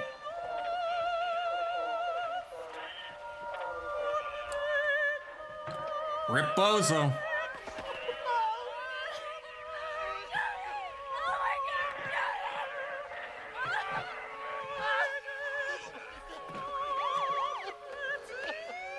This is sad. This is sad AF. He's dead. Oh, I think this is the point where it's supposed to be revealed, actually. Did I spoil it? It's really obvious, though. Denial before. Hi, John Hurt. Anyone who's suffered to the same extreme as Hi, John Alison. Hurt. It's this guy. And that's actually why I introduced Catherine into the process. Virtually her first case, once she became a licensed therapist, was with a young man in Portland who was undergoing similar Portland? after the death of his mother. And Catherine's effect. No one comes away from Portland normal. I was somewhat removed from the case and don't really know how she did it. But I saw Danny in his before and after conditions. Mm. And the results were astonishing. She's good. Yeah, she fucked the trauma right out of Very him. good. I shouldn't make that assumption. Also, is the angle, like, changing at all? Swearing offends me. What? Fuck no. Sometimes I drive too fast. I disagree. If it was too fast, I wouldn't drive it. You know? I mean, if I drive fast, I think it's the correct amount of driving fast, you know? I have dabbled in bizarre sexual acts. What does that mean? What does bizarre sexual acts mean? I mean, I don't think so. I'm gonna say once or twice just in case, because that's subjective. What? Wait, only on weekends. What does that mean? Is Catherine attracted to Michael? No. Sometimes, when I'm drunk, I get angry and break things. I mean, sometimes I get angry. I've never broken anything. I don't break anything. Never done that. I am hostile toward people who lead alternative lifestyles. Well, I mean, if they're like NFT people. Now we know what they mean. Catherine isn't handling this situation very well. I have no opinion. I don't know. Who was driving the car when it ran into the tree? Other? Kind of looked like... You can't really tell who was driving it, can you? Oh. Okay, now where are we? We are... The next TAT will be given in Jodie's room. Jodie's? Look in her dresser. Thank you. Anyway, oh, this is a new room. We haven't been in here. Where are we right now? We in the master bedroom? No, we weren't. Okay, well, we're gonna leave that for last, because we got some reading material. But if I find anything that's a lot of reading, play some tunes. What have we got here? Oh, it's the journal again. Jody sat up in bed. What a miracle. Catherine is amazing. That funny, unfocused look has gone from Jody's eyes and her old sparkle is coming back. So I asked Michael to bring up a TV for her and he laughed and said, my God, why didn't I think of that before? No, he didn't. No, he didn't. He wanted to go out and buy a brand new TV, but I told him the old one would be just fine for now. Michael and Catherine are getting along famously. Oh, an old TV? Okay. Okay, I thought like the nurse was making them buy a brand new TV. Okay, so that's not so weird. If it's just playing to the fantasy for a, you know, for a particular reason. Michael joked about adding on a room for her. The strange feeling came again today. The feeling that something bad is going to happen to Jody. And it scares me so much that I have to sit down, actually. I have to lie down, curl up and cover my head, and the feeling terrifies me. It's the world turns to a nightmare. Can't tell the difference between what's real and what isn't, and then I start to cry, and I can't help it. I start to cry. I think the reason I cry is that I'm so happy she's getting better every day, but the feeling scares me. I want the feeling to go away. Oh, that's sad. All right, what do we got here? It's a radio show. I want to know what's happening. I want to know what's happening on the radio. We have Pat on the line. Pat. Hello, Dr. Betty. It's Pat. Hi, Pat. What's on your mind? No one gets that reference. My husband doesn't want me I don't anymore. even get that reference. Do you know why? He doesn't find me attractive. Why not? I don't know. Is there something wrong with you? I don't think so. Your husband just all of a sudden stopped being attracted to you. Yes. You don't have sex anymore? Not for 2 years. What the And fuck? I can't figure it out. I never felt unattractive before. But now I'm 2 starting to years feel like is- maybe I am ugly. Means you have That maybe felt I've that been way deluding before, myself probably. all of my life. Maybe when people said that I was beautiful, they were just being nice. What do you look like? What do you mean? Describe yourself. What you wearing, Well, honey? I'm very tall, about 5'10", and I have long blonde hair. I have very high cheekbones. My body is shapely. I have a 36, 24, 36 figure. I feel like this is AI. A lot of men tell me I look like that Italian actress, Sophia Loren. Well, Pat, I it got sounds that like your reference. husband needs a healthy dose of testosterone if he can't manage to have sex with somebody who looks like you. Oh, he's having sex. With whom? With Mom. What? Your husband is having sex with your mother? For the past 2 years. How long have you known this? I just found out last week. Oh. I went over to Mom's house to help her change her sheets. You help your mother change her sheets? Right. Yeah. She has trouble getting around, doing housework. You see, she weighs 600 pounds. 600 pounds? She's very big boned. Oh. And she's pushing 68. She's 68 Need me a years fat bitch. old? Anyway, I was looking under the bed, and I found a box of letters. Love letters from George to Mom. Oh my God. Very lewd love letters. Lewd. Well, it's pretty simple, Pat. Your husband is a I geriatric think I left my obesophile. water bottle in the other room. A whatophile? What'd you just say? He likes porking fat old women. Rude. Well, what can I do to get him back? Rude. We You want respect him fat back? bitches. Are you nuts? This guy is screwing your mother. But I love him. Well, you better start feeding your face because that's the only way you're going to get him back. So go out and get a bag my of potato God. chips, Pat. I'm Dr. Betty. You're not a good doctor. You're really bad at this, which is understandable because she wrote a book and doctors and psychiatrists who are successful authors are all quacks. I need to go grab my water bottle. Just take me a sec. I need to hydrate.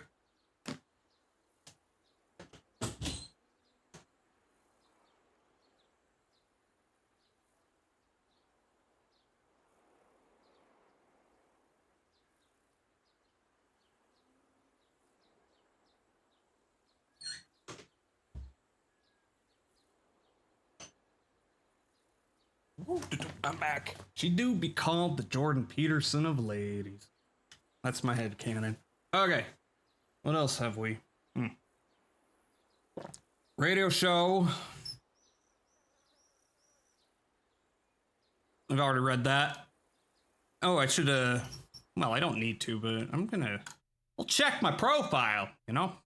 Find out what kind of sick perversions I have.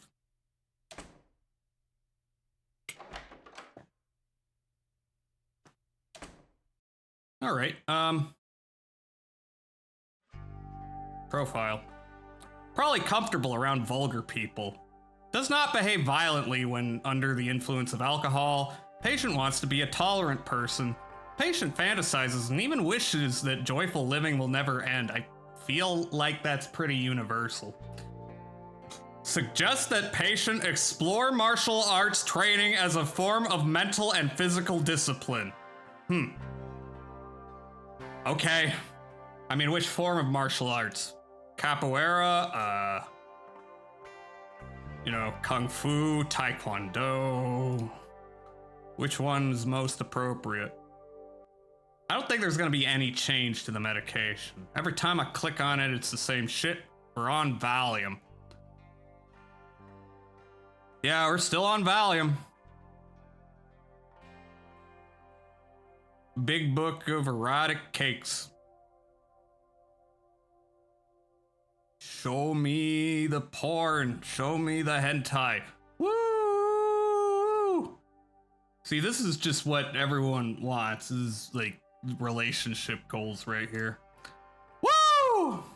The second level of voyeurism is the artist himself. He watches from the length of a paintbrush as bodies take shape, unveiled and uninhibited. With a few short, colorful strokes, he unlocks doors, uncovers beds, dresses or undresses people around him, putting them in positions they might never imagine themselves. Hentai artists? Any hentai artists here? Is this true? Such is the case with Gabrielle d'Estrée and the Duchesse du Villars. In this portrait, two noble women are captured bathing together, looking stately and jeweled and regal, even in their nudity, even as one delicately tweaks the nipple of the other. Is it a vision? Beautiful, absurd, that the artist seen within himself. It is his window into himself. He gazes at the two women with emotions we can only guess. I mean, I think the emotion is horny. The women doing needlework in the background doesn't look up. The two ladies in the foreground look their voyeuristic creator in the eye. Wait a minute. I was trying to see if she grabbed the guy's dick. I don't think so. In La Serre's Well, Don't Be Cruel, the artist peeks inside the boudoir to find a little foreplay and a couple's reversal of roles. The gentleman seems shy, while his lady seems determined to get what she wants. His legs are stiffly together. Hers are splayed, pushing his apart. His hand gently restrains her. She lifts his skirt away. Despite the privacy of the moment, the artist cannot look away. This is just what everyone wants. I think. Everyone wants a relationship like that. Am I right? I'm right. Okay, let's check Catherine's room.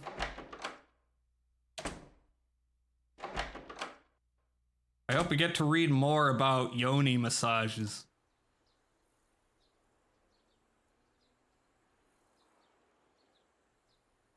What have we recorded today?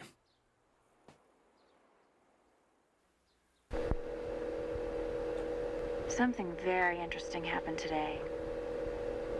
We were making dinner and Allison cut her finger while chopping vegetables. That ain't good. It was a bad cut, but she just quietly stared with fascination at the blood dripping out of the wound. That ain't good. I overcame my urge to bind the finger because I knew something important was happening. What? I figured she was having a flashback to the accident. I wonder what somebody would have said if they had just seen me watching her bleed like that, but I couldn't interrupt it, though. I had to see where it would lead. After about a minute, it seemed a lot longer, she started to tremble uncontrollably. Yeah? And that's when I stepped in and washed and bound the wound. Allison didn't say a word for a couple of hours. She sat at the kitchen table, staring into space. It reminded me of when we went bike riding that one time and you flew over the handlebars and landed on your palms in the gravel, and you just sat there Plucking the stones from your bloody hands with who are you talking to? serene, rapt expression on your face. You told me that you loved things like that because they made you feel so alive. I wonder if Allison was thinking about life or death.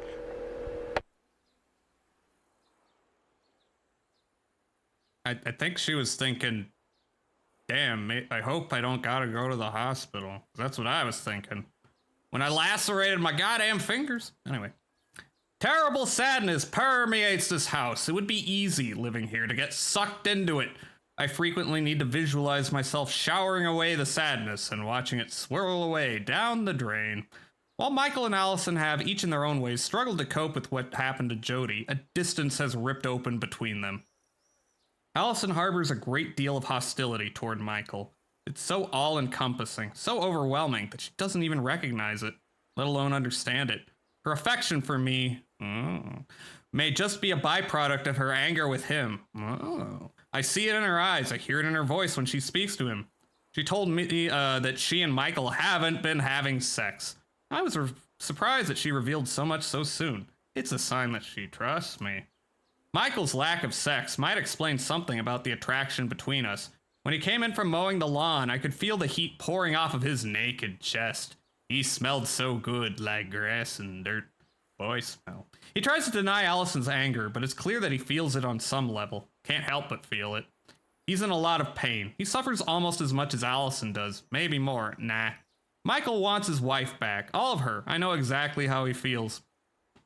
My principal responsibility here is Allison, but I'm going to do what I can to help them both. Return them to each other as whole and healthy human beings. They both need me as much as I need this case. The advantage of this live-in therapy arrangement is that it allows me to use whatever tools of healing I choose rather than just the ones prescribed by those narrow-minded drug pushers that call themselves psychiatrists. Uh-oh. Well, I mean, sometimes, but also that's a little bit simplistic way to look at medication. Just got off the phone with Turner. Apparently Michael's complained about me. It sounds as if Turner handled it well. Still though, I'm going to have to find more effective means of dealing with Michael. I do want to help him if he'll let me, but if he won't, I simply can't allow him to interfere with my work with Allison. I really enjoyed working with Allison today. We spent a long time talking about Jody, and I tended to some of the basics Allison's been neglecting since the accident. I helped her groom herself and brushed and fixed her hair for her. I couldn't help but think of Colette as I did that. Everyone thinking about something. Someone, not something.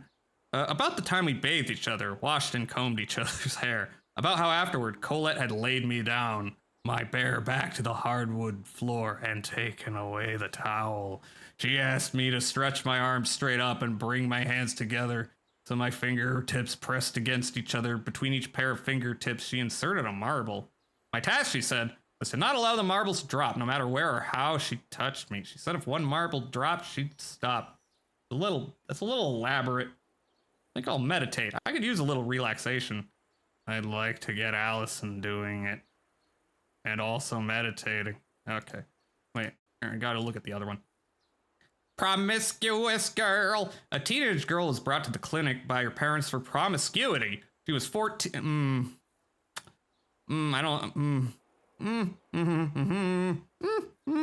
not gonna read that. Okay. Okay. No. Oh, are we gonna read about yoni massages? I hope. Poem. Okay, sure. Another dumbass poem. The arbor, towering leafy canopies, arching crown. Fuck it. Okay. I want to read about yonis. I love yoni massages. Yes! Performing the yoni massage. Ask the receiver to lie on her back. Place pillows under her head, so as to allow her to look down at her genitals and up at you. Place another pillow, covered by a towel, beneath her hips.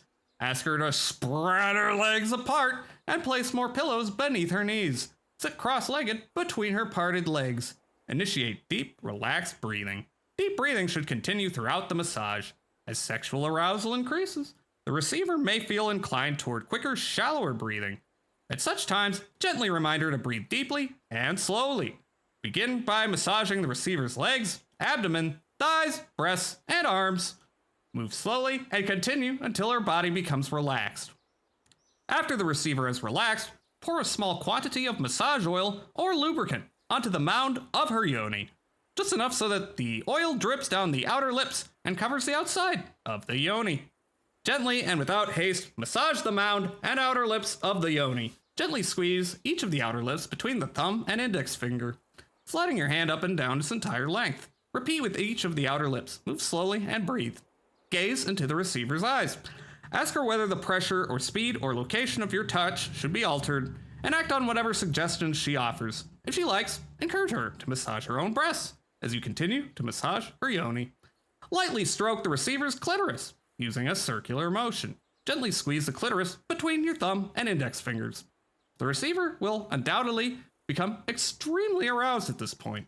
Reminder to relax and breathe deeply. Oh my God! Okay. Slowly insert the middle finger of your right hand into the yoni. Gently explore and massage the inside. Feel up, down, and sideways. Vary the depth, speed, and pressure of your touch. With your palm turned up, crook the inserted finger back toward your wrist. Your fingertip will contact a spongy area of tissue just under the pubic bone behind the clitoris. This area is known among Westerners as the G-spot. In Tantra, it is the sacred spot. Yeah. Ask the receiver whether she finds pressure applied to her sacred spot pleasurable or painful. If she experiences pleasure, continue to massage this area using back and forth, side to side, or circular motions. Vary the pressure, speed, and patterns of your movement. Carefully insert the ring finger of your right hand into the yoni. Continue to explore and massage the inside using both your middle and ring fingers. With the thumb of your right hand, gently stimulate the clitoris. Move slowly. Enjoy giving the massage. If the receiver likes, insert the pinky of your right hand into her anus. Use additional lubrication and be very gentle. In Tantra, it is said that when your pinky rests inside a woman's anus, your ring and middle fingers inside her yoni, and your thumb on her clitoris, you hold one of the mysteries of the universe in your hand.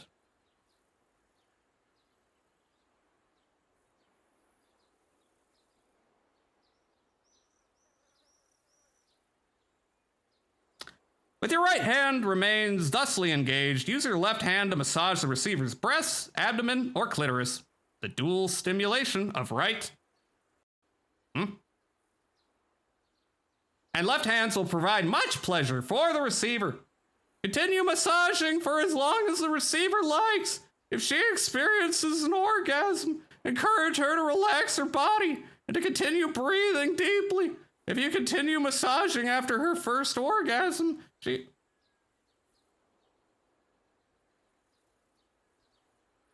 Ad break.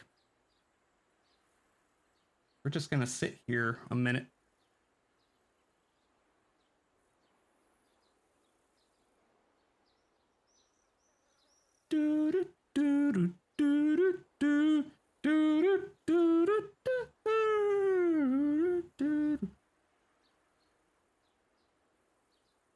Are we back?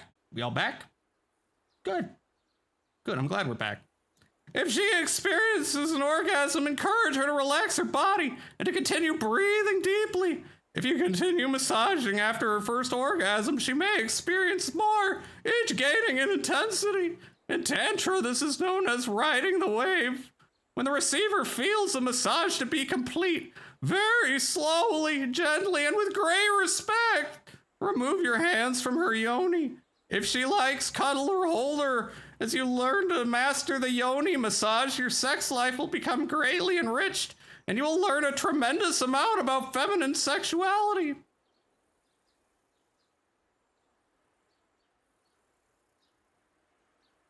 So true. So true. Anyway, that's over. We're all different people now. I already went in the bathroom, Catherine's room, Jody's room. We're gonna do that last. Living room. Also, Faded, you can beat me with that bat now. I kind of deserve it.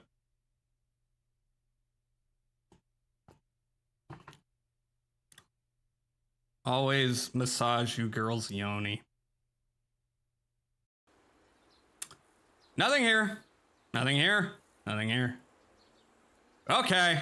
Waste of The time. next TAT will be given in Jody's room. Yeah, I know. I know John Hurt. Shut up.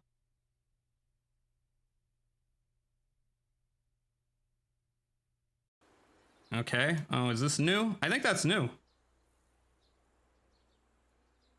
What have we got? Wait, huh? What? I can't. What? Oh, it's a. Okay, it's a grocery list. I can't read it though. All right. Well, never mind. This is just gonna be the map again. I'm pretty sure. Pretty sure it's just the map again. Yeah, it looks like it. That's again, I can't tell. I can't tell if I'm getting different maps. Because they all look the same. I want this painting. I want this cow. I want this absolute unit. It's the most beautiful piece of art I've ever seen. Okay, there's nothing there. Let's check the study.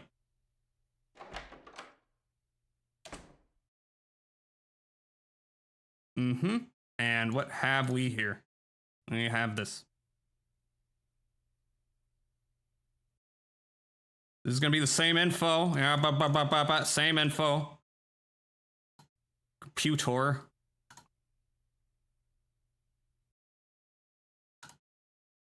Allison and I met in college our senior year. We were instantly... Okay, I'm gonna... Here. Real quick.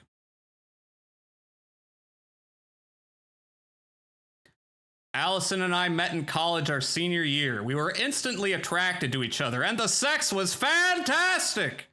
After a month, we knew we were in love. She was so much fun back then, so full of life. It's a little too loud.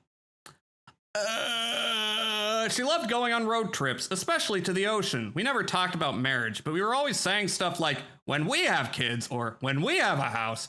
One night, after having incredible sex, Allison started crying. Incredible sex, you say? That ended with her crying. Yeah, okay. She told me that she was worried that all I wanted her for was sex. I told her that was stupid. So she said that she didn't want to sleep with me for a while. Okay. At first I was okay with the whole thing, but after a month I wondered what in the hell was going on. I was incredibly frustrated. We started arguing a lot, and then all of a sudden we were on the verge of splitting up. Allison had a roommate named Tracy, a friend of hers from high school. She was a hippie chick with tattoos and a pierced belly button. She was very pretty, and she had an amazing body, and she was always flirting with me. Is that true? One night, Tracy and I got really drunk and ended up in bed. The sex was great, and I wanted to do it again. Tracy felt guilty, though. She thought she had betrayed her friend. Yeah. The next day, Allison came over. She said that Tracy had told her what had happened. The weird thing was, Allison didn't seem mad. In fact, she was apologetic. That seems toxic. She told me that everything was her fault and that she wanted to start sleeping together again. She started crying. We made love that afternoon. A couple of weeks later, I found out something really bizarre. Tracy told me that Allison had encouraged her to have sex with me. She had told... What? Huh? She had told Tracy that she didn't care about me anymore. It was only after she found out that we had sex that she wanted me back. What? Wait, what? Encourage her to have sex with him because she didn't care about... Okay. All right, I guess I understand. Turner was no help. He thinks I should just go along with what Catherine says. I think that Mrs. Randolph is insecure and she feels like she needs to boss me around all the time to show me that she is in control of the situation. I didn't tell Turner what I really felt. He's very defensive of her, like she's his kid or his girlfriend. What? The whole situation is starting to sort of piss me off, but I promised myself I'd do anything just so long as it helped Allie. But is it helping her? She just seems to be sinking deeper and deeper into her fantasy world. And Mrs. Randolph is the one who's pushing her. Turner told me that Mrs. Randolph is divorced. I'm not surprised. Mrs. Greenstreet knew I was looking at that nymphet's ass in Dr. Turner's office. That was really embarrassing. That girl exuded sex, though, and she wanted me to look at her. You're not a good person, Michael. Did you know that? I wonder what kind of therapy old Doc Turner... This is not the playlist I had. We need it to be about love and shit, you know? I stopped by the office and said hi to everyone. Leon wasn't there. Leon! Oh, okay, so he thinks the doc is boinking her. Yeah, it's a lot of projection you're doing there, buddy. Duncan asked me if I wanted to play tennis sometime. I told him that would be great. Then I went to the Hippy Dippy Food Co-op. Is that a real name? I bought about $50 worth of health food crap. I'm gonna guess no. On the way home, I stopped off at the driving range and blasted some balls to the fence. Man, that felt good. It's kind of gay. I dread going to bed. Allison sleeps so rigidly, like a corpse. I want to run from the house, run away from them. I'm going to go out on the porch and drink a couple of beers. Hell yeah, brother. It's starting to rain. Okay, okay, this is kind of long. All right. The Scarecrow dream. I can't sleep. 15 minutes passed while I just sat here staring into space. I can't stop thinking about Mark, or maybe it's Susanna I'm dwelling on. It was Susanna's birthday party, and everyone had forgotten to get ice cream for the cake. Mark volunteered to run to the store. He got hit by a drunk driver as he drove home. He was in a coma. The doctor didn't know if he would ever come out of it. Susanna and I were alone in the hospital room with him, and then we fucked on top of him. No, he didn't. I had my arm around her, holding her close. Actually, that may be what's about to happen. My face was touching hers. We were both overwhelmed by what had happened. We were scared and shocked and anguished. I could feel her hot tears rolling down my cheeks. I licked my lips and tasted her tears. And then the strangest thing happened. Something about the feel and taste of her tears sent this powerful electric sensation rushing through my body. I held Susanna closer to me. She must have felt it too because she opened her eyes wide and stared at me. All these emotions, sorrow and lust, loss and gain, all of them mingled together and pulled us together like a spell. We started kissing passionately, touching each other's bodies, surprised and thrilled by our unexpected desire. Susanna led me to the spare bed in the room, and we made love while my best friend lay dying. Okay, so that is what happened. Okay. Michael, you know, you don't have a normal sex life, Michael. And later that night, I had the Scarecrow dream for the first time. The same dream I had tonight, where you're fucking the Scarecrow too. In the dream, I'm walking through the house in the daytime. Nobody is home. Everything is so quiet and still. I look outside toward the pasture. I see a scarecrow hanging limp on its wooden cross. I walk outside, across the field. The closer I get to the scarecrow, the more scared I get. The scarecrow looks like a person. A man. I can't see his face. I stop, an arm's length away. An old straw hat covers the man's features. I stare with horror at his hands, nailed to the old boards. The blood is dried and caked on. Suddenly the man twitches. I stumble backwards and fall on the ground. Scarecrow turns his head slowly and looks toward the sky. His eyes are sunken. His skin is cracked from exposure, but I can still recognize who it is. It is my face. It is me. Okay, Michael. Yeah, I think Michael, you're the one who needs to be on all the Valium. I'm just gonna say, if anyone. Wait, what's this again? Oh, hugging the shame boy. Hugging the shame boy. We're gonna hug the shame boy. Oh, is it gonna be the same shit?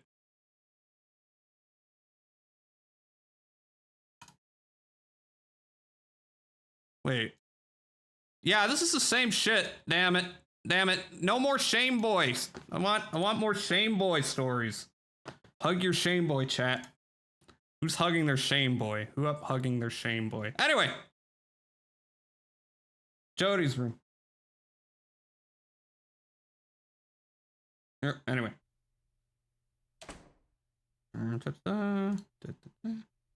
Get all the way up there.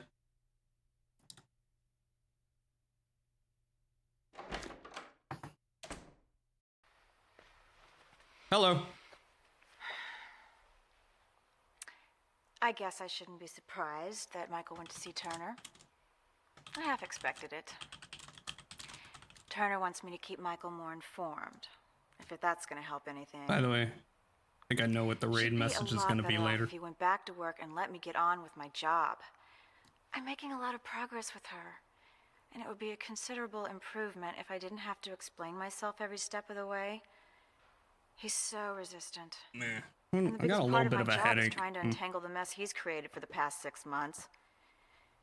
Turner's not much help either. He's better than most of them, but it never ceases to amaze me how out of touch psychiatrists can be with what's really troubling their patients. I mean, yeah. Okay, we got some new shit here, don't we? What's that?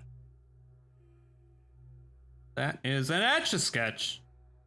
I can't interact with any of that. Oh, what the fuck? It's Ernie.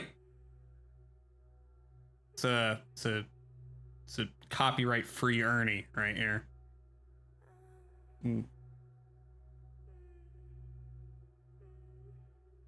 Sorry, I'm listening to the music. It's I don't know if you can hear it. It's very quiet. I don't like what's happening down there. But anyway, let's check out this thing over here. What do we got? We got drawings. Jody's old drawings. When you've concluded... No, not yet. Not yet. What the fuck is up with this music? Shit's creepy. There's nothing else here.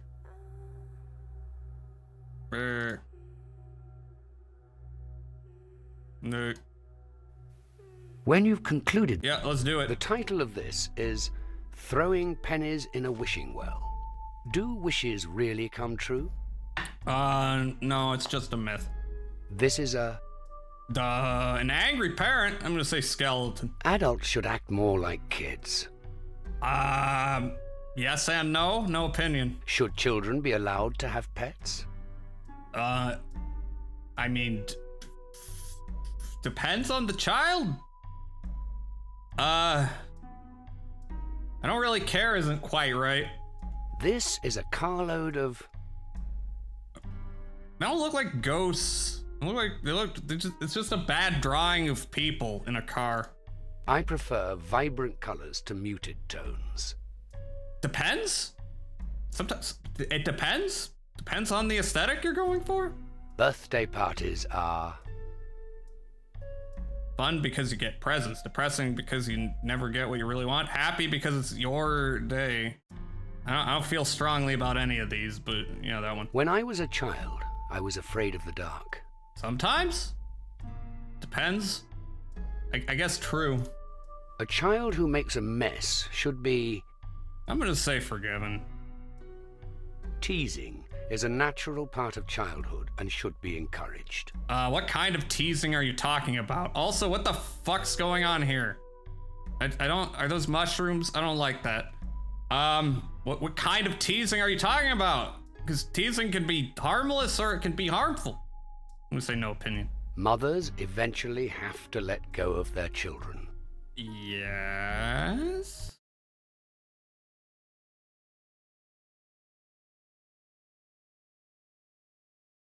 Hello? Why did it do that? Hello? Oh, here we go. Don't know what happened there. Excuse me. Yes? This thing with the television. I'm gonna take an ibuprofen. What thing? Bringing a set in and actually hooking it up. What about it? Well, it's ridiculous. Oh? Why? Who's gonna watch it? Who listens when you come in and say goodnight to Jody? Delicious adult candy. Is that ridiculous too? Allison does. I do that for her. Then do this for her too. Everything that I'm doing is for Allison. And I'd appreciate it if you weren't so critical of every move that I make. I'm not critical. I'm questioning. Then why did you complain to Dr. Turner about me? So that's what this is all about. Patient No. confidentiality. What this is about is you interfering in a very critical process about which you know very little. Aren't you interested in your wife making progress? Of course I am. Can't you see how well she's doing? I'm not so sure she is making progress. She's downstairs making your breakfast. And she's happy. Her happiness is all based on illusion. I mean, she thinks Jody survived the accident, and you're encouraging her. I mean, it's you the coddled same her illusion as for it 6 was. months, and you had a depressed, dysfunctional wife all that time. Yeah, that's a good point. I've You been gotta here for admit 2 it. days, and you're already seeing results. Do you want me to leave? You know, in utilitarian terms, Then I this insist is an you permit improvement. me to do my work the way it has to be done.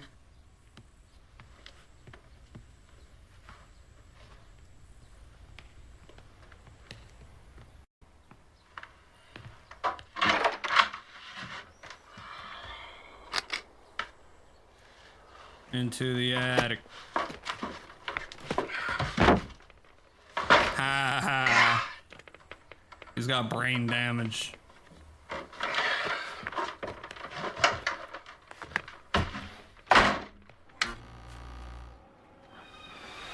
Damn, that's an old TV. What are you watching? It's done. They look like What's she watching? that AI art of the I turned the set off. She was museum sleeping. that sucked ass like all AI So videos excited and when art she does. wakes up, don't you think? Boy, I'm starving. It's been a long time since I've had Allison's pancakes. These are delicious. Thank you. Look wonderful, honey. You know, if Michael Catherine thinks we should get a pet for Jody. What? Michael is dog open like to polyamory, this could work out well for him. Animals are out of the question. But he's not, because he's insecure. Just trying to find ways to bring life back into the house, Mr. Overton. I mean, a pet might be She's nice. right, Michael. Yeah, but with Jody so confined, it might be too much of a tease. Or an inspiration. We could get one just like Punky. Punky Brewster. Okay. Go to the animal shelter. What's I'll see if Punky they have one like Brewster Punky. about? And if they I don't, I'll just just know ask them to that's let us know the a minute one TV comes in. show. Why not get a different kind? Allison, from what you told me about her dog's death and how painful it was, we shouldn't remind her of it. She does have a point. No one, don't you no think one's so, gonna Michael? know what Punky Brewster's about. I don't even know. I And guess so. Y'all Well, don't you care do? about old TV, and neither do I really. So I don't know why I'm Okay. getting Thank uppity you, about Michael. that. You're the most wonderful husband ever.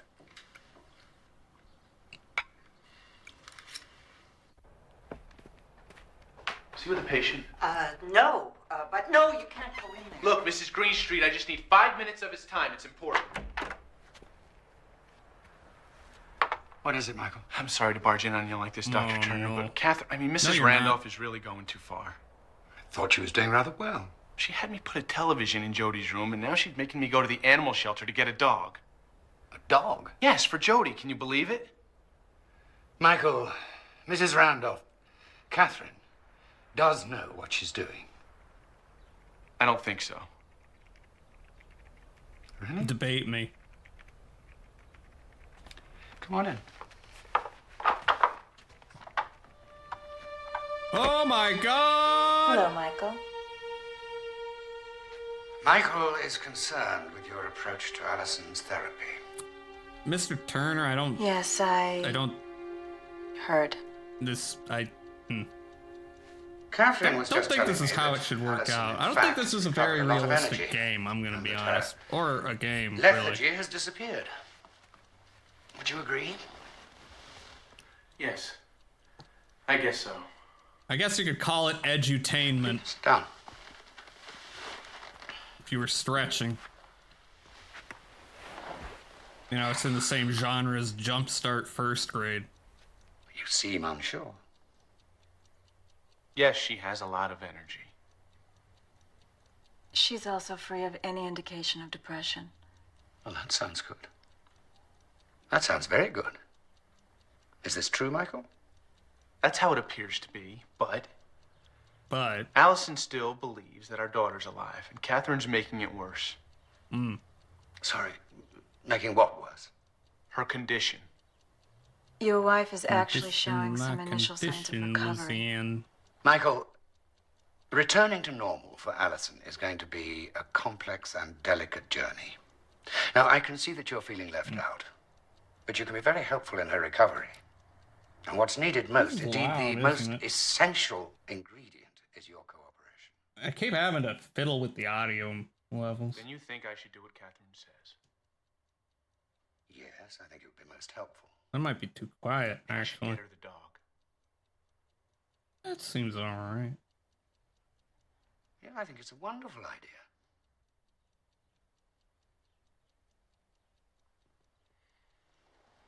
Just get a dog. Just do it. Get it for your wife. Get the dog. You can pet it. Pet the dog. Ah. I can see now that Michael was more upset than I'd realized. I thought at the time that he was just confused by the process and that simply focusing on the results might put him at ease, but now it seems that what's troubling him most is the dynamic between Michael and Catherine. And this isn't good. At least in my humble opinion. What do you think?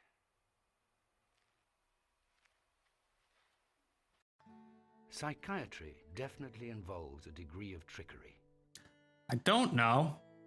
Oh, please try again. 1 sec. Up, again. Don't look. Don't look at me. No, nothing's happening. There we go. Nothing happened. I guess maybe a little bit. Is Allison conscious of Michael's sexual desires? No, she is not. She is very much not. Catherine was in my office under innocent circumstances.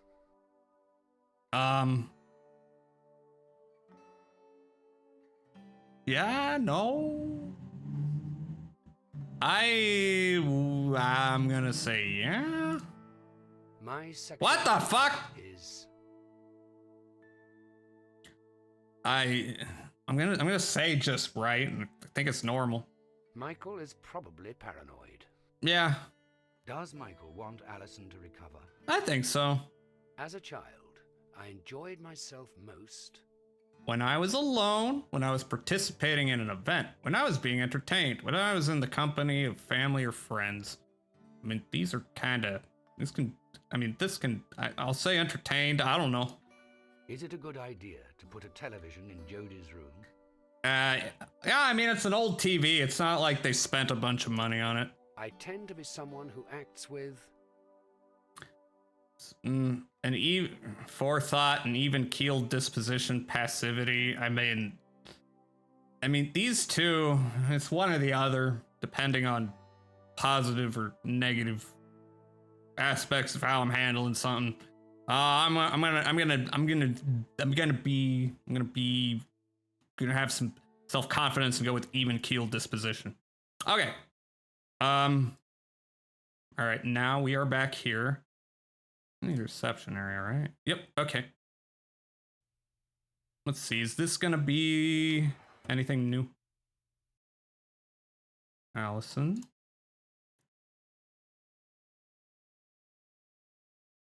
Okay. Depression. I don't think any of this is new. Okay. Anything new on this boy?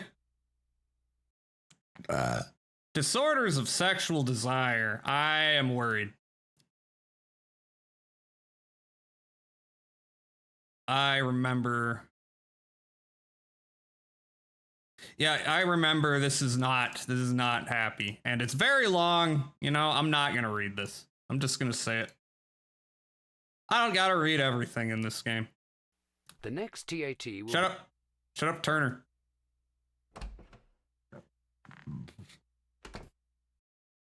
All right.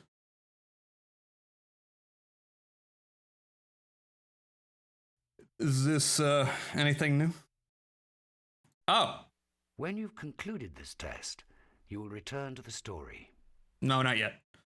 Okay, so that's where we got to go next. Let's we had a little mishap with the TV here. Think that psychiatry consists of only one thing, psychoanalysis. Actually, psychoanalysis is a prolonged and very specialized form of treatment. Sigmund Freud. It properly can be given only by a doctor qualified as a psychiatrist and fully trained in the exact specialty of psychoanalysis. Treatment may go on for years. Hello. I'm so excited. I can't wait till Michael gets back. A What? dog. Can you imagine? Yeah? Jody will be so happy. Why are you on Everything this is video? Much better since Catherine's arrived. I'm sorry. I just never thought I'd feel this hopeful again. It's wonderful. I just can't. Here Bye. is the wise old man of medicine, beloved Dr. Zero. One of the I don't trust him. What the fuck? being a good doctor is to be sure to No. No. No. No. No. No. What's this? Either we've just been invaded or there's an emergency. What? I don't understand German humor. Ah! That was an erection sound. Okay. Enough of this. When you've concluded this test, yeah, let's do it. Why don't we dabble a bit in the realm of the psychic? What the heck? Here's a little game to test your powers of extrasensory perception. You will observe 4 cards face up on my table, and a 5th card that Is this face randomized, or can you like look this Look at up the symbols and on the face of 100% it? the up cards.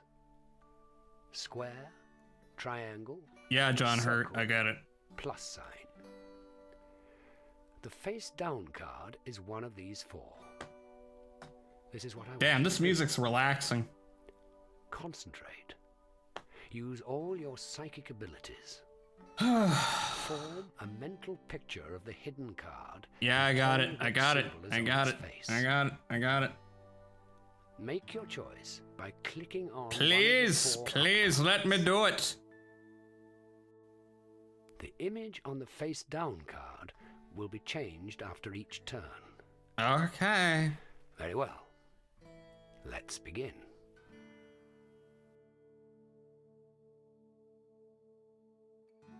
I'm guessing it's not this again. Astonishing. It is. Don't No! give yourself a headache. Shut the fuck up. I'm doing my best. You're trying too hard. No, my latent psychic abilities. Magnificent. Yes! I have so many latent psychic abilities. Don't give yourself a headache. I do have a bit of a headache. Astonishing. Yay! I did it! I'm psychic. No. Think harder. I'm thinking as hard as I can. You have skills that Yeah! rival Kreskin. Who? Splendid. Who the fuck is We'll have that? to do this again. Oh. I guess I did good. I don't know.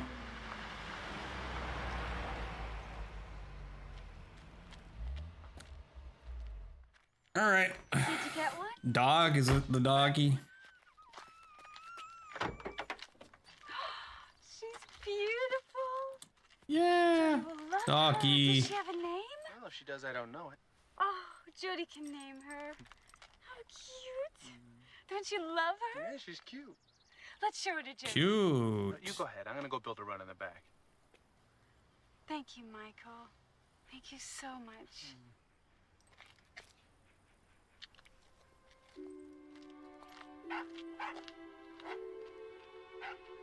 They've got a happy home.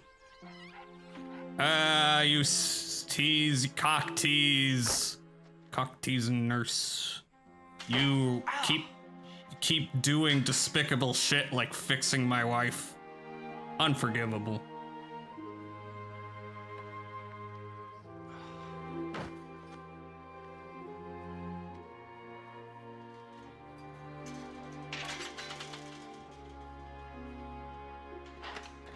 I think maybe it might be because I'm looking at fairly low res images on a big old screen that I got kind of a headache.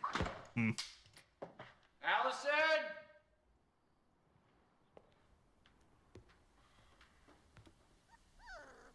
Doggy. But I think I might go another round or two. Come on. Hey! Hey, be nice. Oh. Yeah, bite his What's that? ass. I rescued you from the pound, remember? Now he's emotionally abusing the dog. He might be the worst person. Not even like beating the dog. He's like trying to hurt its feelings. You in here?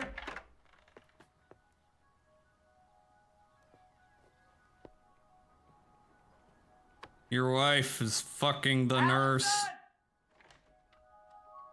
Will you please be quiet? We're trying to develop some concentration. No comment.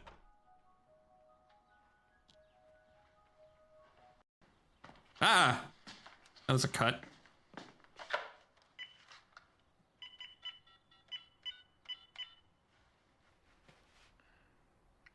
Leon, it's Michael. Not too bad. How about yourself? Well, we've taken on a full-time nurse. Seems to be working out well enough where I think I can finally come back to work. Thanks, Leon. I appreciate it. Well, she's a therapist, actually. Oh, I'd say she has things under control, to say the least. Okay. Great. I'll see you tomorrow.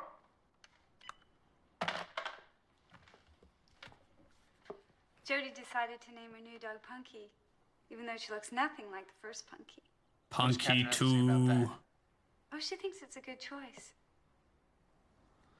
You know, I was looking for you earlier, but I guess you were in Catherine's room.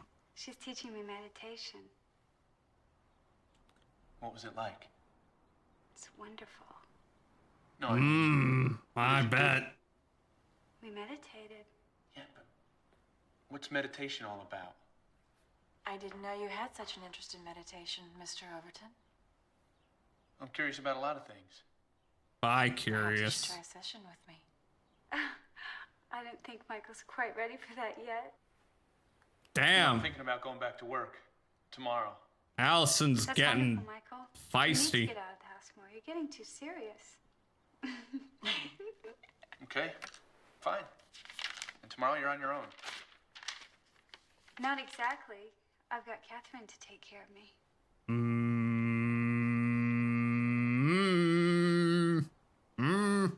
Well, Hi. things really are looking up, aren't they?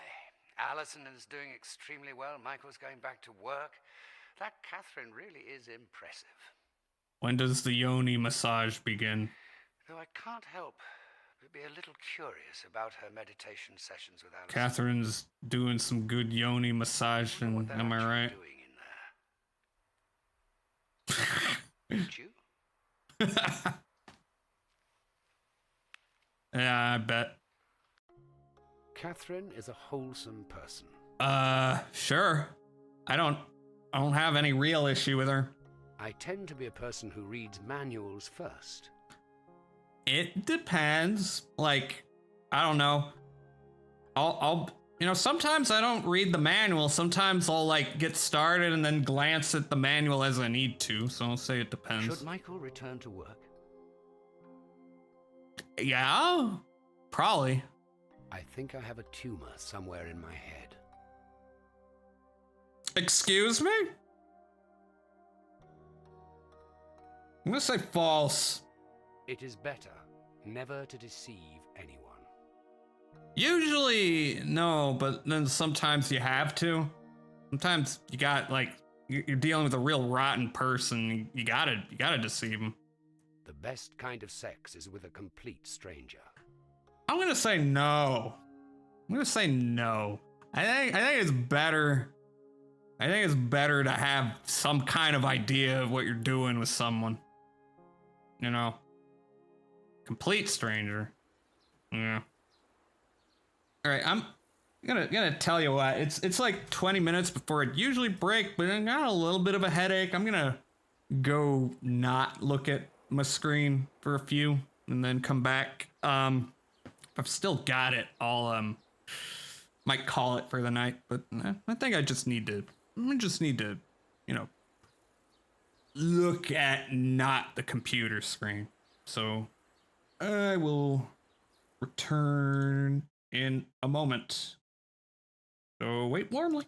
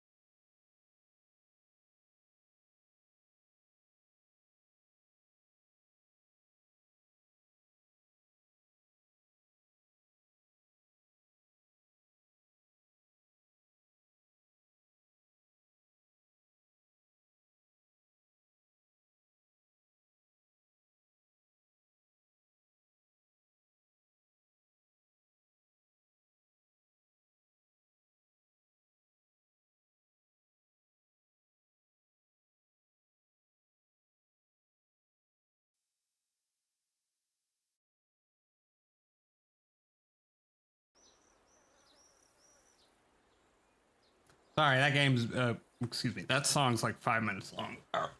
So, yeah, I'm a little better, but I don't know if I want to, like, go for hours and hours after that. So, you know, I'll go at least one more round, maybe 2, maybe 3. You'll see. I think we're like halfway through this game. Keep calling it a game. But yeah, we'll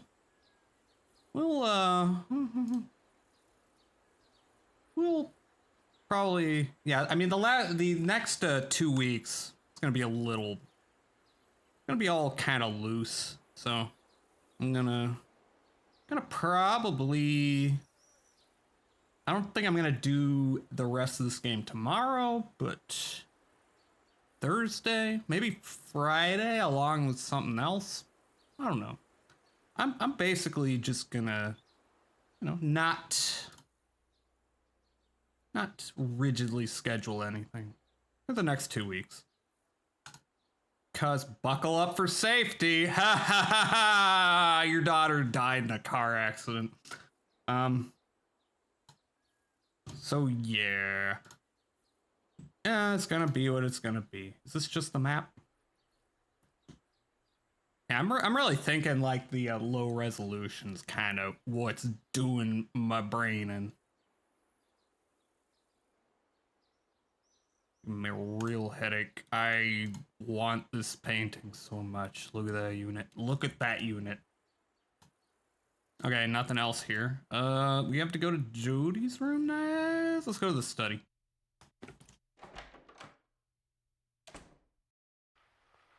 Hello. You suck. This? Yeah. I mean, first the television, and then the goddamn dog. Oop. A dog. Why are you so angry? This is too much. Why are you so mad? My daughter's. She's dead. Oh, really? And my wife just can't. She can't accept it. Yeah, that's the Catherine plot. Got here, we'd get rid of these fantasies, but this is It's a process, you dick. I hope things would get Process of getting They're cocked. just getting worse. A lot worse.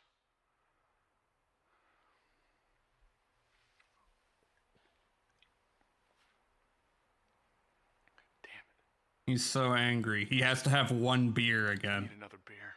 Yeah! K-Kona! This is the thing that solves all bitch wife issues is one beer. What's going on the computer? Okay, we got more reading. We got more reading. We love reading.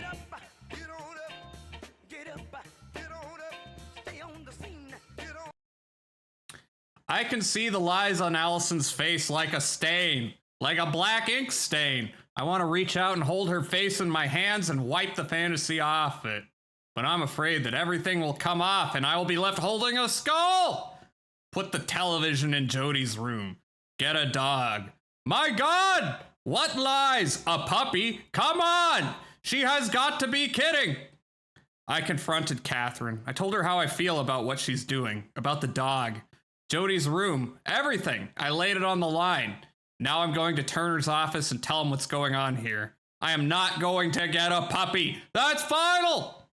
She was there. She was in Turner's office. Why was she dressed like that? Were they on a date? What were they talking about? Me, probably. I don't feel like I can trust either one of them, but Allie seems so happy. God, I'm confused. I'm so confused. When Catherine was sitting there, she gave me that sexy smile of hers. God, she's a tease. Dr. Turner has been trying to get me to go to this group therapy thing. The other day, I finally went to one of the meetings. I sat in the car up until the last minute, trying to decide if I really wanted to go inside. It was held at a grade school. All of the little kids' drawings were hanging on the walls in the hallway. There's something so amazing about children's drawings. So free and unself-conscious. It's like every child is born an artistic genius. Nah. I used to stare at Jody's drawings with awe. I used to wonder what she was thinking about at the time she did them. Why did she chose that particular color? What did they mean to her? I was so proud that she was my child because part of her thoughts and dreams came from me. That's pretty selfish, pretty narcissistic. But that's kind of Michael's modus operandi. I could hear the therapy group talking in the classroom. A woman was telling about her grief, how it was so overwhelming it made her choke. She said she didn't want to speak to anyone. She couldn't even stand to have people look at her. She wanted to go to a desert island and be alone until she died. I stared at the drawings, then I walked down the dark hall and out of the building. I wanted to tell Dr. Turner about the scarecrow dream when I saw him. I wanted to ask him what he thought it meant. I guess I don't trust anybody enough to tell them these things. Not even a doctor of psychiatry. Maybe I don't trust Dr. Turner. Once years before the accident, I saw him at a concert at the Civic Music Center. I didn't know who he was back then. I mean, I didn't know he was a shrink. He was standing at the bar at intermission, gulping a glass of wine. His eyes were heavy and out of focus. His hand was shaking as he brought the glass to his lips. A young man walked up to Turner, smiled, and apologized for something that had happened between them last week. Turner gave him this cold sneer and told him to fuck off. The little scene stuck with me. I tried to imagine what their relationship was all about. Why did Dr. Turner hate this man? What had the guy done to inspire such anger? Did this exchange make into either of these men's journals, or was it just a meaningless encounter that both had long since forgotten? I don't know. I don't know. Is he fucking? Is he fucking? Is he fucking dudes? Is that what you're? I hate going to the pound. All those poor dogs. I saw a beautiful black lab. Now that's the kind of dog I would have gotten. Not one of these dumb little barking freaks. Judgmental. That stupid little mutt tried to bite me after I rescued her from certain death. What an ungrateful little bitch. What was going on with Allison and Catherine in their meditation? It looked like Catherine was naked. Was Allison naked too? I think that any normal guy would feel pretty weird if he knew that his wife was getting naked with some other woman. I have to admit, though, for a second, it totally turned me on. Oh my God. I would have given anything to see what they were doing. This is awful. This is terrible. I'm so horny. When I asked Allison about it, she seemed so coy. Why wouldn't she tell me what they were doing? And Catherine, she looked so smug, like the cat who's eaten the canary. At night, I want to hold her in my arms so badly that my stomach aches. I want to smell her skin and hold her breasts and press against her body. Who am I writing about here, Catherine or Allison? I don't know. I haven't touched anyone for so long. Sometimes my skin feels brittle, like the shell of an egg. I can't take this denial much longer. I fantasize about her all the time. What is wrong with me? Catherine was naked. I know she was naked. Was Allison naked in there too? Was she? Allison had a friend from college who was bisexual. Oh. One summer after we were married, this woman came and stayed with us for a couple of weeks. She was really attractive and funny, and she was practically a nudist.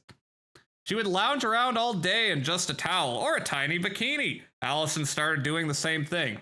Once I walked in on them lying on our bed. They were totally naked, laughing. What? They look so beautiful together. I wanted to join them. Just thinking about the two of them like that made me incredibly aroused. Oh my God. Oh my God. I don't know how much more of this game I can take. One night, the three of us got drunk. Allison's friend playfully suggested that we have a threesome. Allison actually said that it might be kind of fun. I was all for it, but then Allison chickened out. She said she couldn't do it with her because she was her friend. Could she do it with a stranger? Why do I keep going over this in my mind? I have to stop thinking about it. I have to get out of here. I called Leon and told him I was coming back to work. I can't sleep again. The crow woke me up. It's fighting with a blue jay outside our window. Okay, God damn it. So much. How much more? How much more? Okay, two more pages. 2 more pages.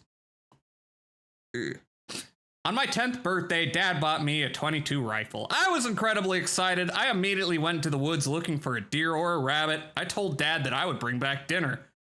So you just gave your kid the rifle and he's just running around with it? Okay. After a couple of hours, I hadn't seen anything. I was humiliated and angry. It just doesn't seem safe to me. A huge black crow flew up and landed in the branches above me. It looked at me strangely, cocked its head to the side. Then it started to caw. The harsh sound was annoying. The crow kept it up. After a while, it seemed like the bird was mocking me. "Get out of here!" I screamed. It crowed louder. Suddenly, a strange fury overcame me. I felt my spine tingle. I grabbed the rifle and fired a shot at the animal. The crow let out a screech and fell to the ground at my feet. I was astonished. I had never even fired a gun before. My first shot took that bastard down. Dad would be so proud. Then I realized with horror that the crow was still alive. Still alive, but terribly wounded. Suffering, I had shot him in the wing. He would never fly again. He was helpless. He hauled himself up and tried to flap his broken wing. Oh, so you've tortured animals as a child. That's interesting. He stared at me, his mouth open, and screamed. His black eyes were more piercing than anything I'd ever seen. I didn't know what to do. I couldn't leave him there to suffer, to be attacked and eaten by some other animal, so I shot him again. This blew off part of his leg. He shrieked louder. You're really bad at a mercy killing. A strange resentment for this creature started to overcome me. How dare it accuse me? How dare it make me feel guilty? I hadn't meant to hurt it. I was filled with a searing, hateful violence. I started beating him with the, oh my god, with the butt of the rifle. I beat him into a pulp in a wild, vicious tantrum. The .22 cracked and broke. I left them there, the gun and the crow, and I ran crying home. When I told my dad what had happened, he didn't say a word. He just shook his head. Yeah. Okay, Michael. Oh, by the way, have I checked my profile? Doesn't like routines, does not want to give opinion on question about lying, interesting, feels confident in state of good health, can accomplish tasks, is a very ambitious person, suggests that patient treat minor ailments with herbal remedies. I don't think any of this has been related to anything that's going on. And I think this is just going to be the shame boy yet again.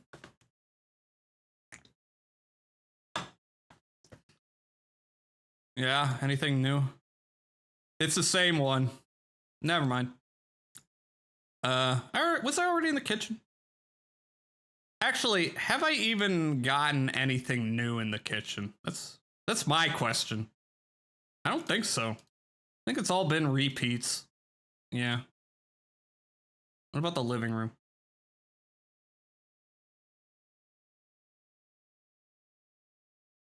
No in here, nothing here. Is that new? I think that's new. Let's see. What do we got? Shattered dreams, broken hearts, surviving. Grief, child grief. That shit's not funny. I don't care. I know. Catherine's room.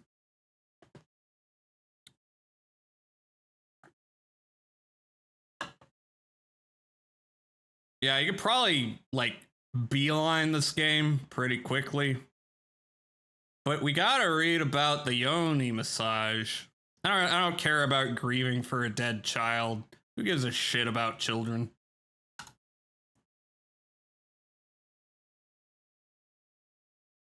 Oh, hello. There you are. There you are, buddy. Okay, let's listen to a recording. I went to see Turner today. He didn't know I was coming. I wore a sexy dress as an extra surprise. What? Unbelievably, Michael barged into the room all in a huff over my treatment of Allison. Turner backed up what I'm doing, which made me feel really good. But when he gave me a ride back to the Evertons, he wouldn't stop talking about his marriage. I wish he wouldn't do that. What the fuck was that? I still don't know. Still don't know what you were doing there. Jody's coming back to life. How many pages? Not that many. Jody's coming back to life as if part of her lingers on here, not just through Allison, but through what remains of Jody herself. As I decorate the walls with pictures she drew and sort through old homework assignments and report cards, I feel as if I'm getting to know her. I've come to see what a beautiful spiritual child she was, and knowing this makes it easier for me to understand Allison's anguish. Turner heard through the grapevine that Brian has taken a position in Chicago. I haven't thought much about Brian since the divorce was finalized. He said he was devastated. For me, the divorce had a sort of drifting, unreal quality. Emotionally, I was never quite present, kind of like our marriage. I did like Brian, though, enjoyed his company. Delighted in the sex. I never met a man so eager to please a woman, and so grateful having had the privilege, but I could never have loved him completely.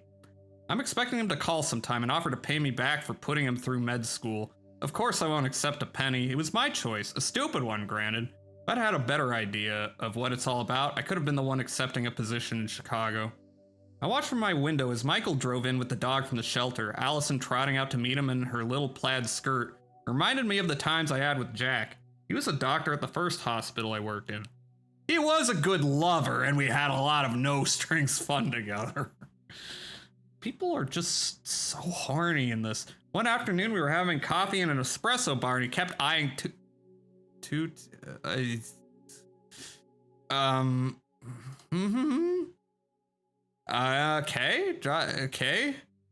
Okay, that's, I don't like that. I don't like any of that.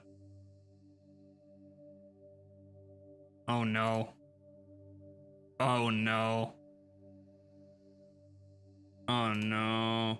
Dreams. What wondrous dreams held me captive. Okay, let's get some yoni massage. Yoni massage!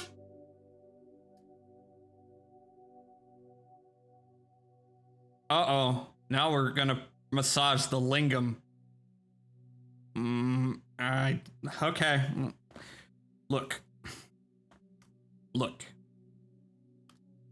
I can tell. My voice is giving up. I got 304 dropped frames. When did that happen? Not many, but it's a little concerning. Yeah, my voice is giving out a little, so I'm thinking I'm gonna go through the house. I'm gonna watch another round of vids, answer some questions, and then raid out. I think that's a good plan. Ad break. I'm gonna wait. Everyone's gotta hear this. This has to be heard. Has to be heard. When was the last time who up massaging the lingam?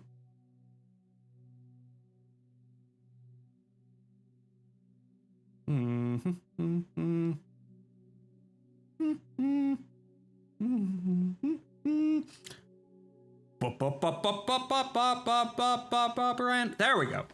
Performing the lingam massage. Ask the receiver to lie on his back, place pillows under his head so as to allow him to look down at his genitals and up at you. Place another pillow, covered by a towel, beneath his hips. Ask him to spread his legs apart and place more pillows beneath his knees. Sit cross-legged between his parted legs. Initiate deep, relaxed breathing. Deep breathing should continue throughout the massage. As sexual arousal increases, the receiver may feel inclined toward quicker, shallower breathing. At such times, gently remind him to breathe deeply and slowly.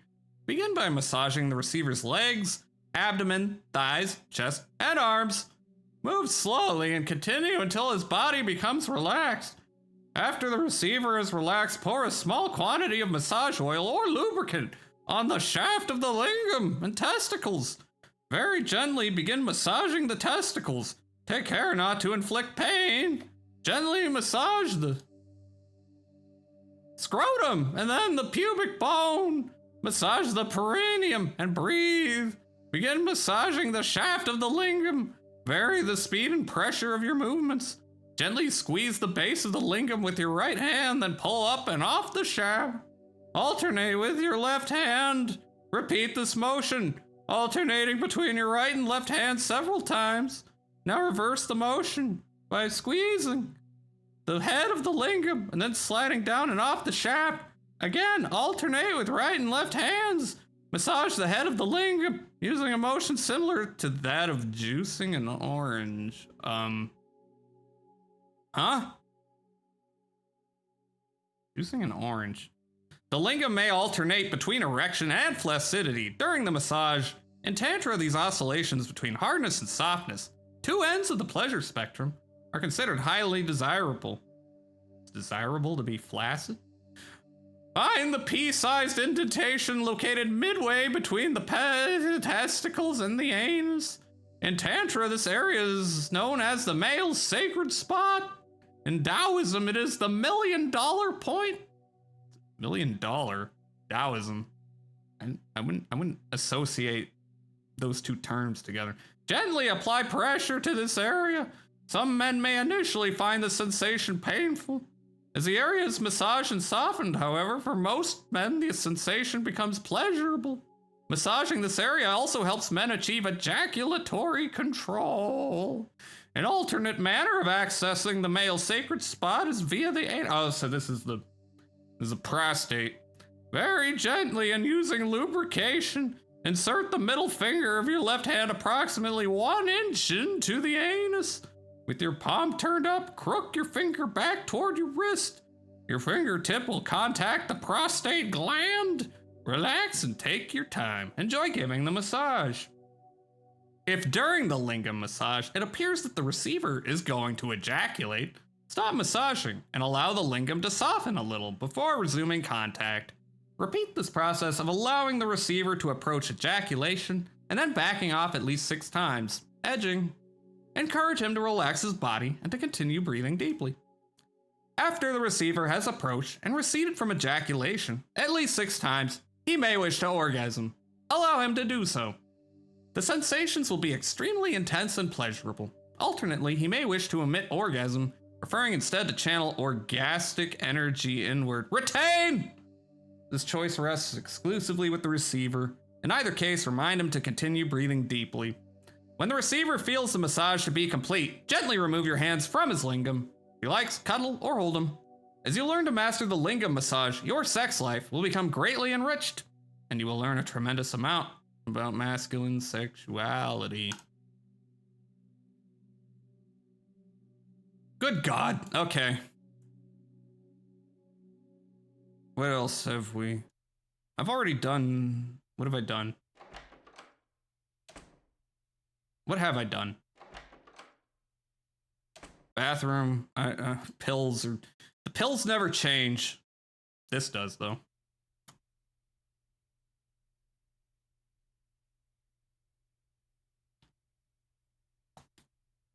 More erotic art. No, not Zeus. Not Zeus.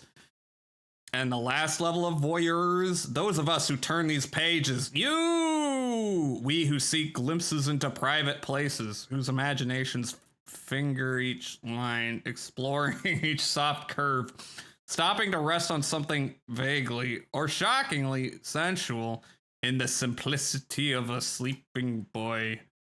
Or the inner fleshy folds of a flower in a slender neck bottle waiting to be filled. Jar. Go in the jar. The strategic placement of a hand or lips in the presence of an arch snake. Excuse me? Or a swan between her legs, all downy feathers and stiff. No. In the beauty of a circle penetrated, a sword erect, a body unaware it is being watched. We feel a primitive push and pull between pleasure and pain, a familiar stirring, touched by something we cannot touch, and wonder, who is being watched? After all, I don't know. You're all perverts. I'm not. This is all beyond me.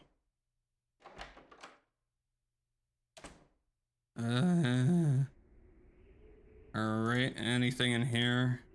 Oh, it's the radio show. Oh, okay. Alright, this is gonna be the last, this is gonna be the...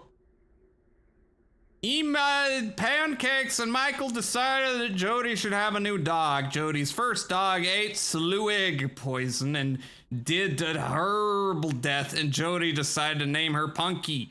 Catherine is my best friend in the world. Jody loves her too.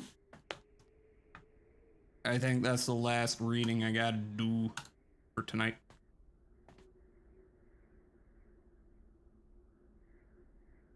Radio.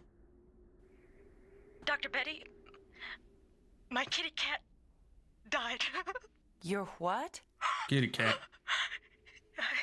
She was sick, so old. 18. She was so thin. She died in my arms. When did it die? Aww. It was 3 months ago. And you're still upset? I mean, that's Are a you little sure ways this is back. the real yeah. problem? What do you mean? I'm not sure the death of your kitty is the real problem here. Well, what is it then? Why don't you take a guess? I can't. Try for me. Am I afraid of death? I don't know. Is that it? Yeah. Am I afraid of losing people close to me? That might be it. I'm Maybe. afraid of loss. I'm too Loss! attached, aren't I? I don't want to give up anything that I consider to be mine. The kitty cat was probably just a symbol of that attachment. Also, she was really kind of it's an a irritating cat. little kitty anyway. wow. Always meowing and scratching the furniture and peeing It's a on cat. the rug. Our house still What's it smells supposed to bad, do? but I didn't want to let her go. She was so pretty and died so slowly. Why does everything I love have to die? Why? Why? Why does God have to be like that? I want to be a good person. I try to be a Christian, but I think you're onto something here. Kitty isn't really the problem. Maybe I'm the problem. Is that what you think? Maybe, What? Sandy. Maybe you're right. Let's take a commercial break. Owned. Maybe you're right. Okay. All right. All right, let's go to Jody's room. Oh boy. Oh boy. Humanity was a mistake. This game's gonna black pill me.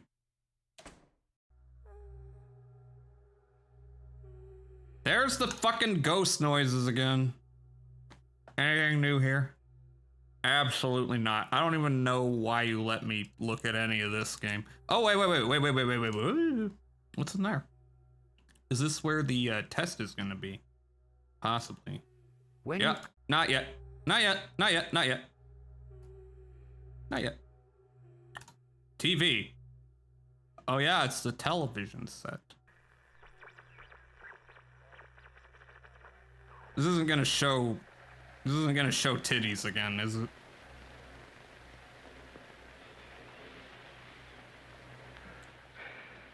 You better clear up.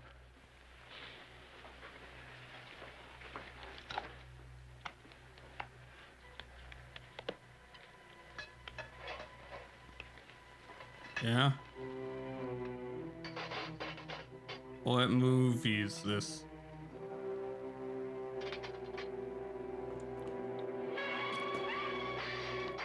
He's alive.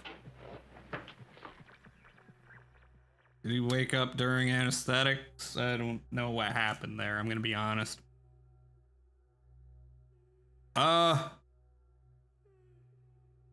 Okay. Well. Time for me to move on. Yeah.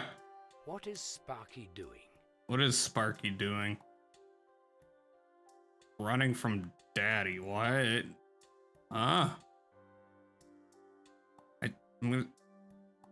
It's nice that there's an anus there on the dog. I'm gonna say digging for a bone. Would you lick yourself if you could? What?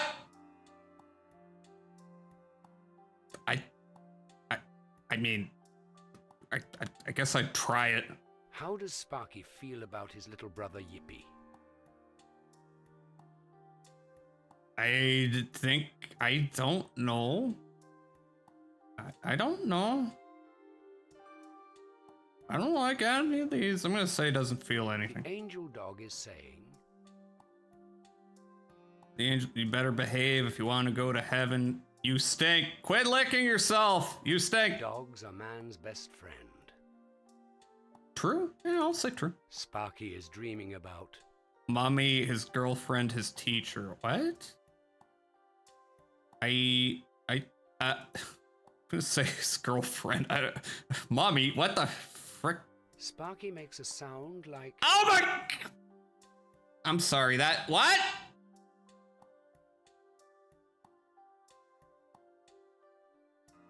I need an adult.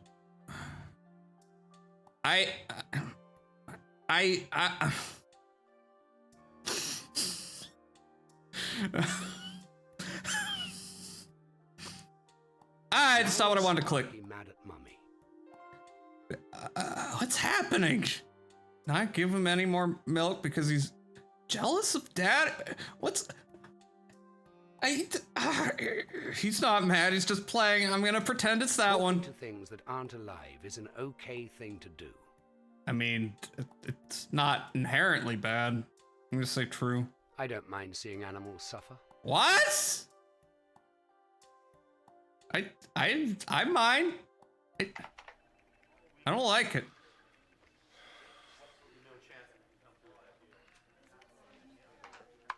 Okay.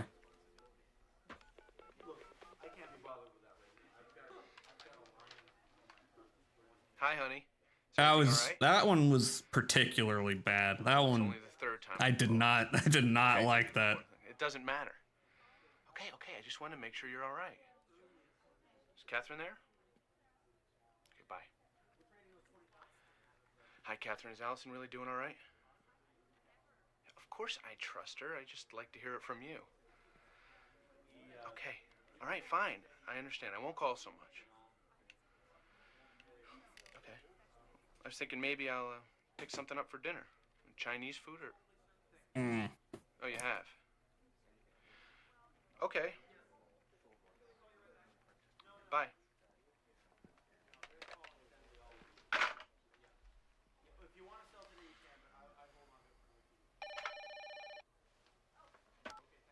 This is Michael Overton.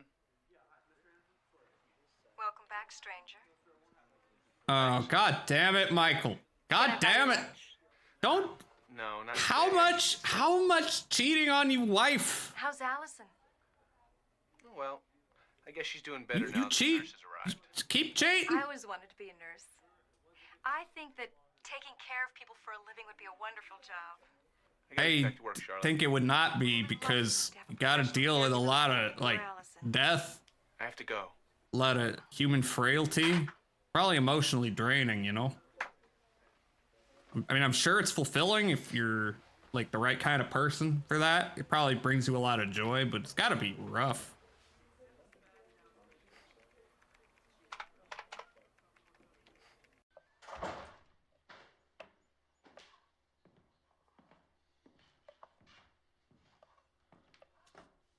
Hi. Is that pie I smell in the oven?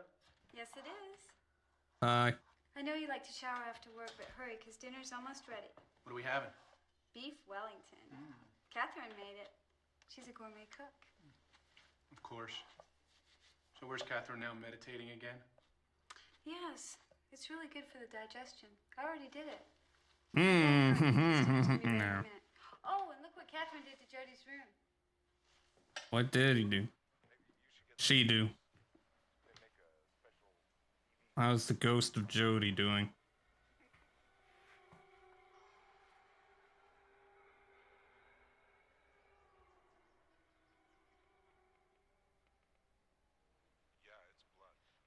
Wait, did she just decorate it?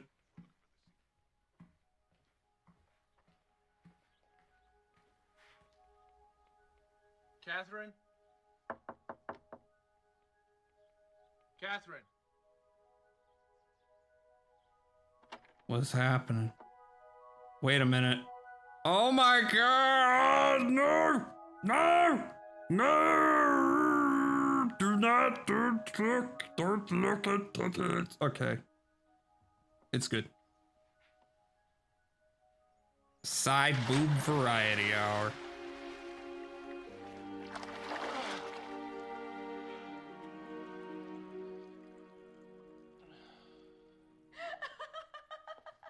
You know, this GIF is, it's a pretty good GIF. I think I might keep it around. Two laughing ladies care to join me in a nightcap? Alcohol before bed's not a good idea. She's right, Michael. You have to go to work in the morning. Well, she's always No. right. That's why she's the nurse. Michael? You name for high functioning alcoholic. Oh, look, you pussy. Pussy, you let some of that booze go down the wrong pipe.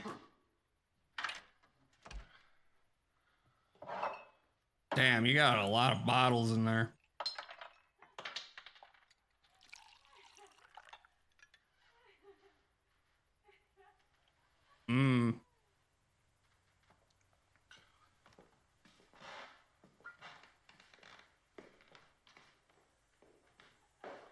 Who's downing some peppermint schnapps. Because that's the kind of bitch he is.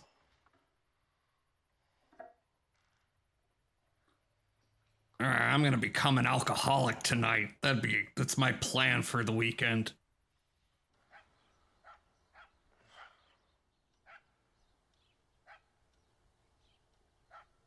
Woo! Damn dog. You better hurry, Michael. You're gonna be late for work. Really, what was with that? What was with that test? Why was it asking a bunch of like, It's time you does this dog have mommy issues? Does this dog want to fuck you, mom? Why is this dog sucking his mom's nipples? Fucking weird.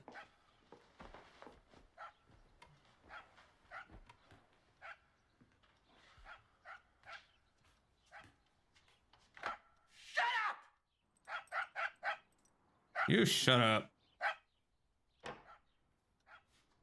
You shut up. Go pet that dog.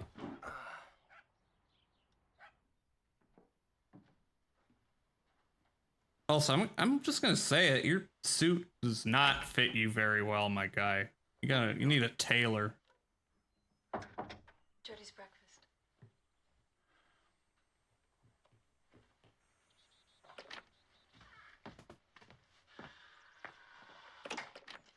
Oh, Michael, Button up your I suit. need to pick up some things for Jody's party. What party? Next week. It's her birthday. Catherine suggested that we have a party. Happy birthday. She's gonna be 6 years old. Yeah. On the donkey and invitations. You're inviting other people? Yeah. Uh-oh. It wouldn't be a party without guests now, would it? Oh, no. I guess not. Don't forget the game. We figured out a way for Jody to play, but that's gonna be a surprise. What game? What game are we playing? What game can Jody even play?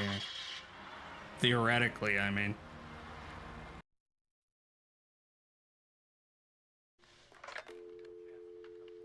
This one's going on.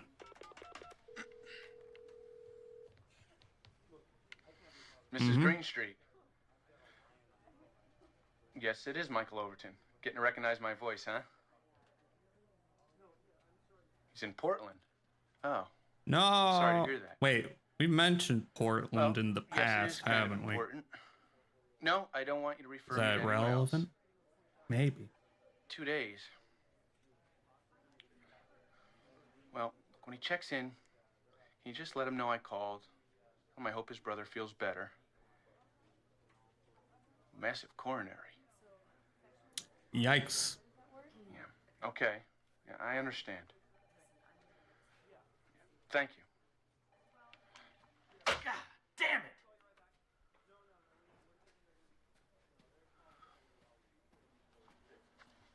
Is everything okay, Michael?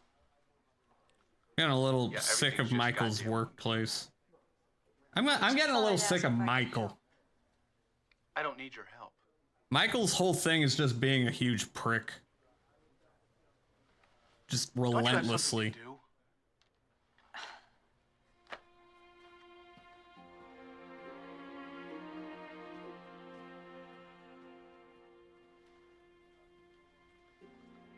Not even like an interesting, troubled character. He's just an asshole. An asshole.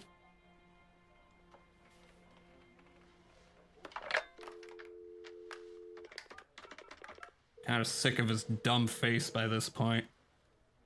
Not gonna lie. Hi, honey. Yes, I got everything you asked for. I'm sure it'll be a great party. Can I speak to Catherine?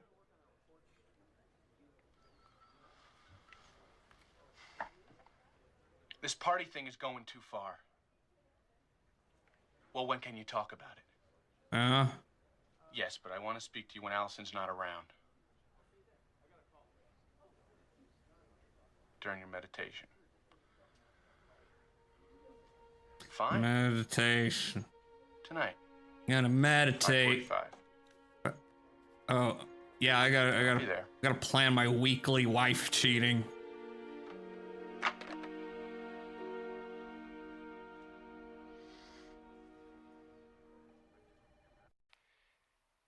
Hi. Thanks, John Hurt. Thank you for rescuing me. Going to talk. Maybe Michael will be able to get a better grasp on the process. I'm a little curious myself as to just what Catherine has in mind. The party thing seems a little risky to me. Of course, they'll have to cancel, and that might be quite a disappointment for Allison. Oh, no. On the other hand, maybe she's preparing Allison for future disappointments. Hmm. I really don't know what to think. How about you? I don't know. Shouldn't you be discussing this with her? I rarely pass up an unexpected opportunity to do something exciting.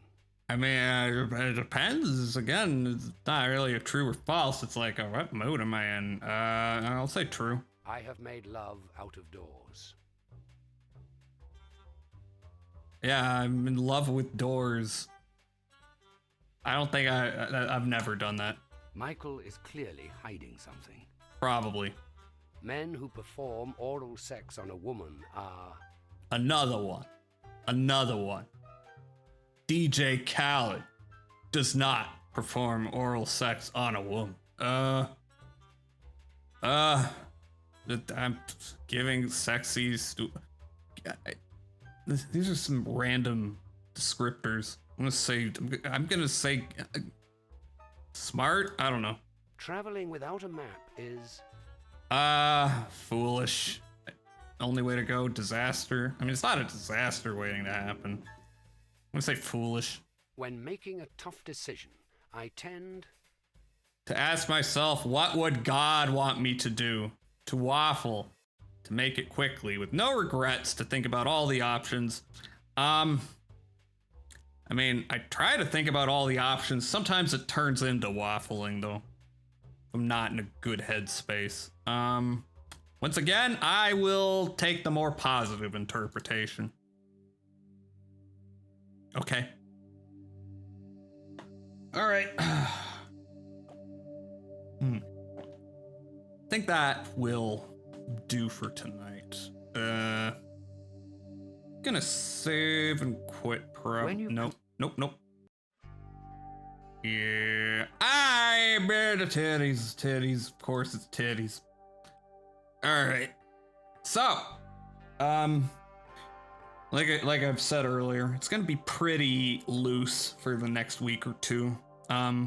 Stream times is gonna be whenever I feel like doing it for updates, because I will be posting announcements on Twitter, on Discord. Drop by, and I'll give you updates. And yeah, I think I'm like halfway through this piece of whatever it is, this extreme amount of itself kind of thing. I don't know how to explain it. 90s psychology, that's how I'd explain it. Lots of things that do not hold up, and in hindsight are deeply cringe. Yeah, that's about all I can say. Anyway, raid message. And I would like to apologize for everything I have read out tonight. I am going to do more of it, however, because ultimately, these are the sacrifices you have to make. Give me a sec. Give me a sec here. Yeah, at some point this week I'll do the second half. I might leave it for towards the end of the week. I don't know.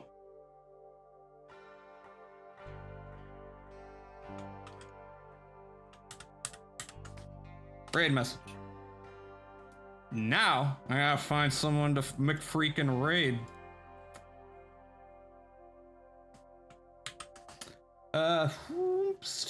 Oops is online. I gotta shut off my desktop audio while I do this, don't I?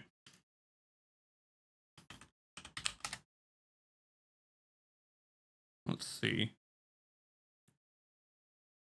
We got DJ, we got Grimmy, we got Hockey, we got oops else.